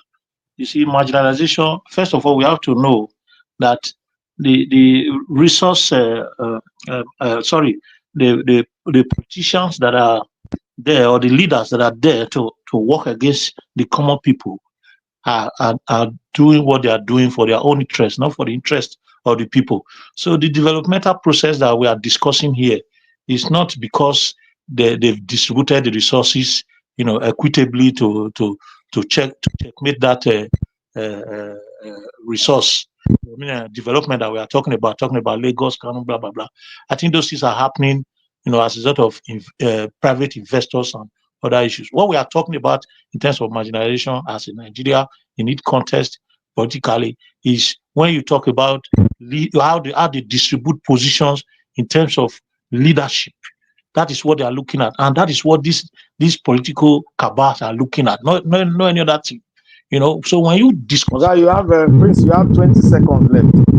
When you discuss it from that context, since 1960, since we've had independence, how many times have you seen an Igbo man becoming president, or somebody from the East, not an Igbo man? Let me not use that word. The Eastern and the Eastern. Time up, sir.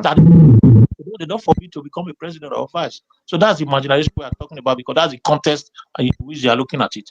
Thank you, sir. I will go to Oga Malik, then give us a mandate, 2 minutes. Then I'll touch on Mr. Dr. CM last. Yeah, good evening once again, Mr. Blampata. This or air we are saying something. Anything you say here, you will not repeat, you cannot take it back. We should know what we are saying in this place. What is marginalization? How are you going to explain to me? You cannot convince me for that. I know you asked me the previous time, right? How many language, how many ethnicity we have in Nigeria? 371. But I'm telling you, the major one we know that they are is in Gogo. We have many, but only 3 we have in Gogo, right? Which is the war recognized. That's what I'm telling you. And the other one, marginalization, is very clear. What are you? Look at the roadblock in the southeast. Have you found those roadblocks in northern or western or southwest? Yes. No, it can't.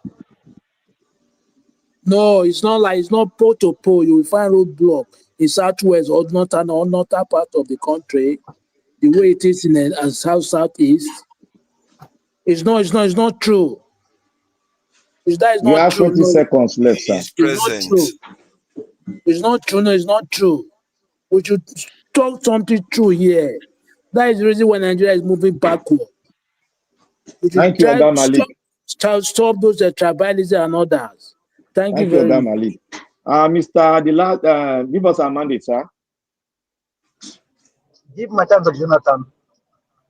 Okay, hold on. I'll take Mr. Dr. CM. Okay, I think I have 2 minutes. Please, I will use one hour, 1 minute and 30 seconds to address issue. Progressives, you said the former Oredo local government is bigger than Anambra State. What is the size? Was the former Oredo local government bigger than Lagos State? Of course. It's a lie.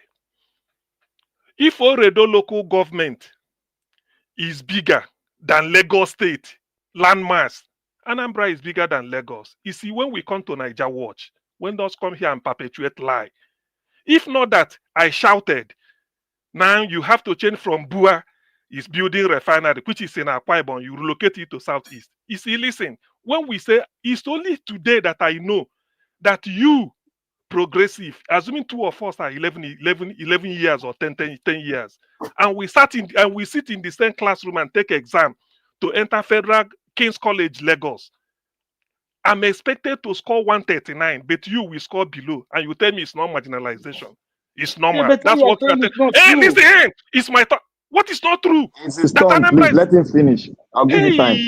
He's still doubting that Anambra is not. Anambra and him are not giving 139 marks out of 200 in Nigeria. Today, I met a person who said it's not true. Please, if you find out it is true, come back here tomorrow and apologize. because the world is listening to you. Anambra has the highest cutoff mark for people that are 11, 10, or 12 entering federal government colleges in Nigeria.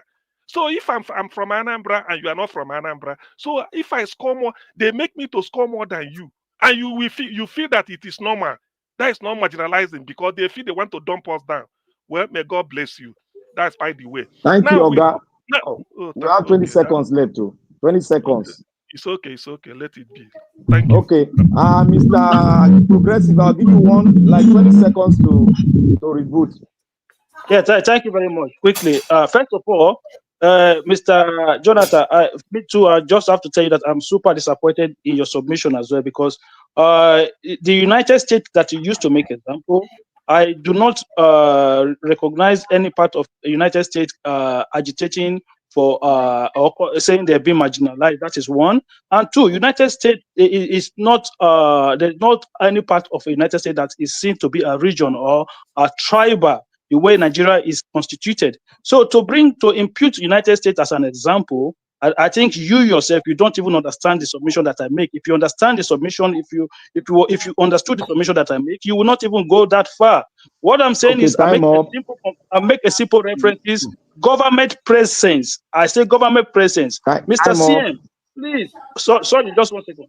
Mr. CM, please look. If if somebody from Anambra is writing an exam in Anambra to go into an institution in Anambra, and they set off a cutoff mark in that state, that is the cutoff mark they set in that state. No, it doesn't mean that an Igbo person in Lagos. No, time up. You made your point. It doesn't mean that an Igbo person in time up. Hold on. We just have about 1 minute 45 seconds left. I don't think it really makes sense to go on this. Okay, Jonathan. Yes. I'm going to give you 20 seconds and I will round up in 1 minute. Thank you. I don't know.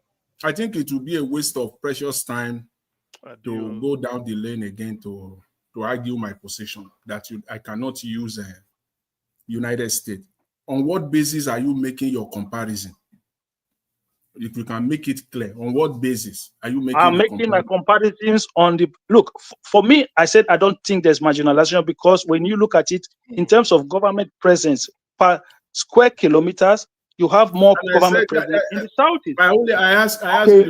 Time up. 20 seconds. Okay, let me clarify that issue. Let me clarify that issue. Wait. Don't clarify, please. Somebody has to. We have 1 minute. Let me just say something. What do you mean 1 minute? Niger Watch has gone to sleep. Forget about him. Niger Watch has not gone to sleep. He's looking at us here. Niger Watch, I would like to thank you for giving us this opportunity to speak, and I would like to state here, categorically clear. One, if we are talking about marginalization, it is not when you say this or that. You have to state your fact and coming from historical perspective, from the Biafran war down to the present day. That is where you're going to prove your point and tell us that the East are not marginalized. Irrespective of that, Progressive, I will not say we are not respecting your part, but we are disputing it and we are canceling it in the present of the world. That you are coming from the point of you are coming from the point political point. You have your point, but your point is more or less the Nigerian political point of view. For me, when I come here to make a submission, I'm not here to please anybody. I come here to speak my own want to talk about marginalization, you talk about then you land your point. You told a lie. And that's what I want to correct. You tell me what is the lie.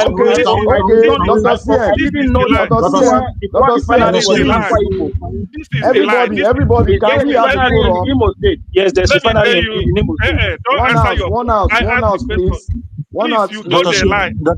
One house, please. Can I just correct this now? Please mute your mic. Please mute your mic. It's very noisy. Please mute your mic. It's very noisy. Prince, mute your mic. 20 seconds. Round up so that we can. Okay, let me CM. Let me just clarify something. CM. See, the vast majority of the students that are subject to this highest cutoff mark. Please mute your mic, please. Come on. Vast majority of students. Come on, man. What is wrong with this guy? Vast majority of the students that are subject to this cutoff. What do you mean by that? It's making a lot of noise. Don't you understand? Use the right words. Okay, please, my dear Prince. So the highest cutoff mark that where it affects most of the people is in the states where they belong. Let's say the Anambra State has the highest cutoff mark. That is true. It's a lie. And no, hold on. Let me finish now. Let me finish. Okay, finish. Let me finish my point. Then, when an Anambra student goes to the north, instead of them to be subject to the northern this thing cutoff mark, they are still assessed as somebody from Anambra. So I don't think that's the point CM is making. That's all, my brother. That's all. Am I wrong, CM? Yeah, you are okay. You are on That's the point CM is making. But CM, the reason why I'm saying that is because it doesn't affect vast majority of Anambra people. These are relatively small populations. Tunaja, your point is in. On this, Dr. CM, hold on now. Hold on. Let me just I will give Dr. CM just 10 seconds, please. And nobody's going to attack again. I'll call on Niger to come in after Dr. CM. Please, I beg everybody. Why would you call him to come in? He's asleep. He's not asleep. He gave us this preview opportunity to act for 20 minutes. Please. Okay, carry on. Please, the progressives. Any Anambra student, whether he is Sokoto, there is a form they fill. They say in the form, they say state of origin. It does not matter whether I write them in Anambra or I write them in Sokoto. It is 139. So don't peddle lies.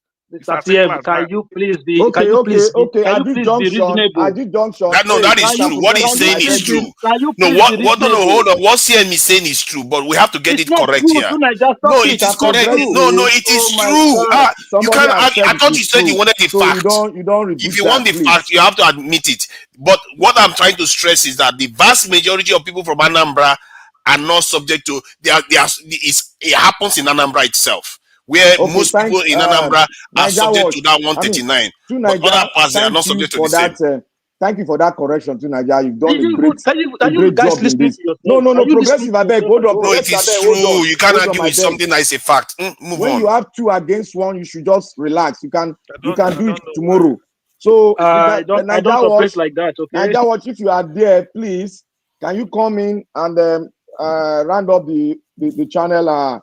I beg to leave. Look at that, he's begging already. You have not even been here 20 minutes. You're already begging for them to come. Niger Watch, are you hearing me? Come on, Jare. You see, they are talking about fencing Nigeria now. Who supports let them put a fence around Nigeria so that all these jihadists are not going to be coming into Nigeria? Can't do it. They can do it. It's very good, but I'm sure they can't do it. They can't sponsor the project. They are criminals. Yeah, I don't think so too. Are you there? Or you want us to continue? Please, when we come on Niger Watch, come for truth. Thank you, Niger. May God bless you. Thank you, my people. God bless you all. No matter how we give the time here, is not enough. I appreciate every one of you that came into the panel today. Oga CM, thank you very much. Appreciate you all. Oga Prince, Madam Rita called in, Madam Patricia to Niger. The progressive energy, it's really nice to have you on the show today. Black Panther, Abdul Malik, Mr. Jonathan, give us a mandate. Thank you. Oga CBD as well. Who again? Madam Deborah called in. Thank you very much. I appreciate you all. And those of you that supported the channel today, guys, Seven Gilmer there, Oscar, Blackburn, thank you very much. God bless you all. And my people right down in the comment section, Mother of Mommy Diaspora, thank you very much, Mommy. I appreciate you. Abu Azi, I appreciate you, sir. Thank you very much. Bex Mark, thank you very much. Carrie Bay, thank you. Blessed Lady, thank you very much, man. I appreciate you. Thank you very much, everyone right there. Peggy Modi, ECBD once again, Mr. Johnson Emmanuel, EJ Dima, who's right there. Quickly, Keshuko, thank you very much. It's good to hear from you today, Keshuko. Where have you been, sir? Then we have Michael Ganemaro, thank you very much. And many others. And God, I will bless you, my people. We've come to the end of this particular broadcast right now.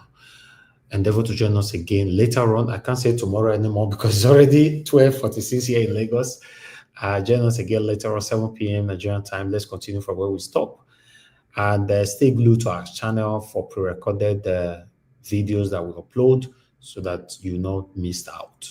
Always share our videos, always at least like our videos, especially this one now before you leave, like. And for those of you that will watch our video later again, please always press on the like button. It's very, very, very important.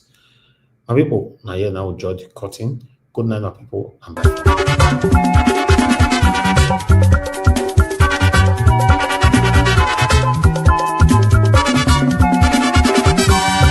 This is what we are living in this world, all of us today in motion. Everybody there in motion. Moving to our various stations. As we there in motion, make we do good to ourselves, yo. Make we do good to our neighbor. Before we reach our station, every walk gets paid. Every walk gets paid. Whether not good work, nobody walk. Every walk gets paid. Whether not good work, nobody walk. I make a dey fear my God. Whether not good work, nobody walk. I make a dey fear my maker. Whether not good work, nobody walk. Whoever will come and go on song, organize.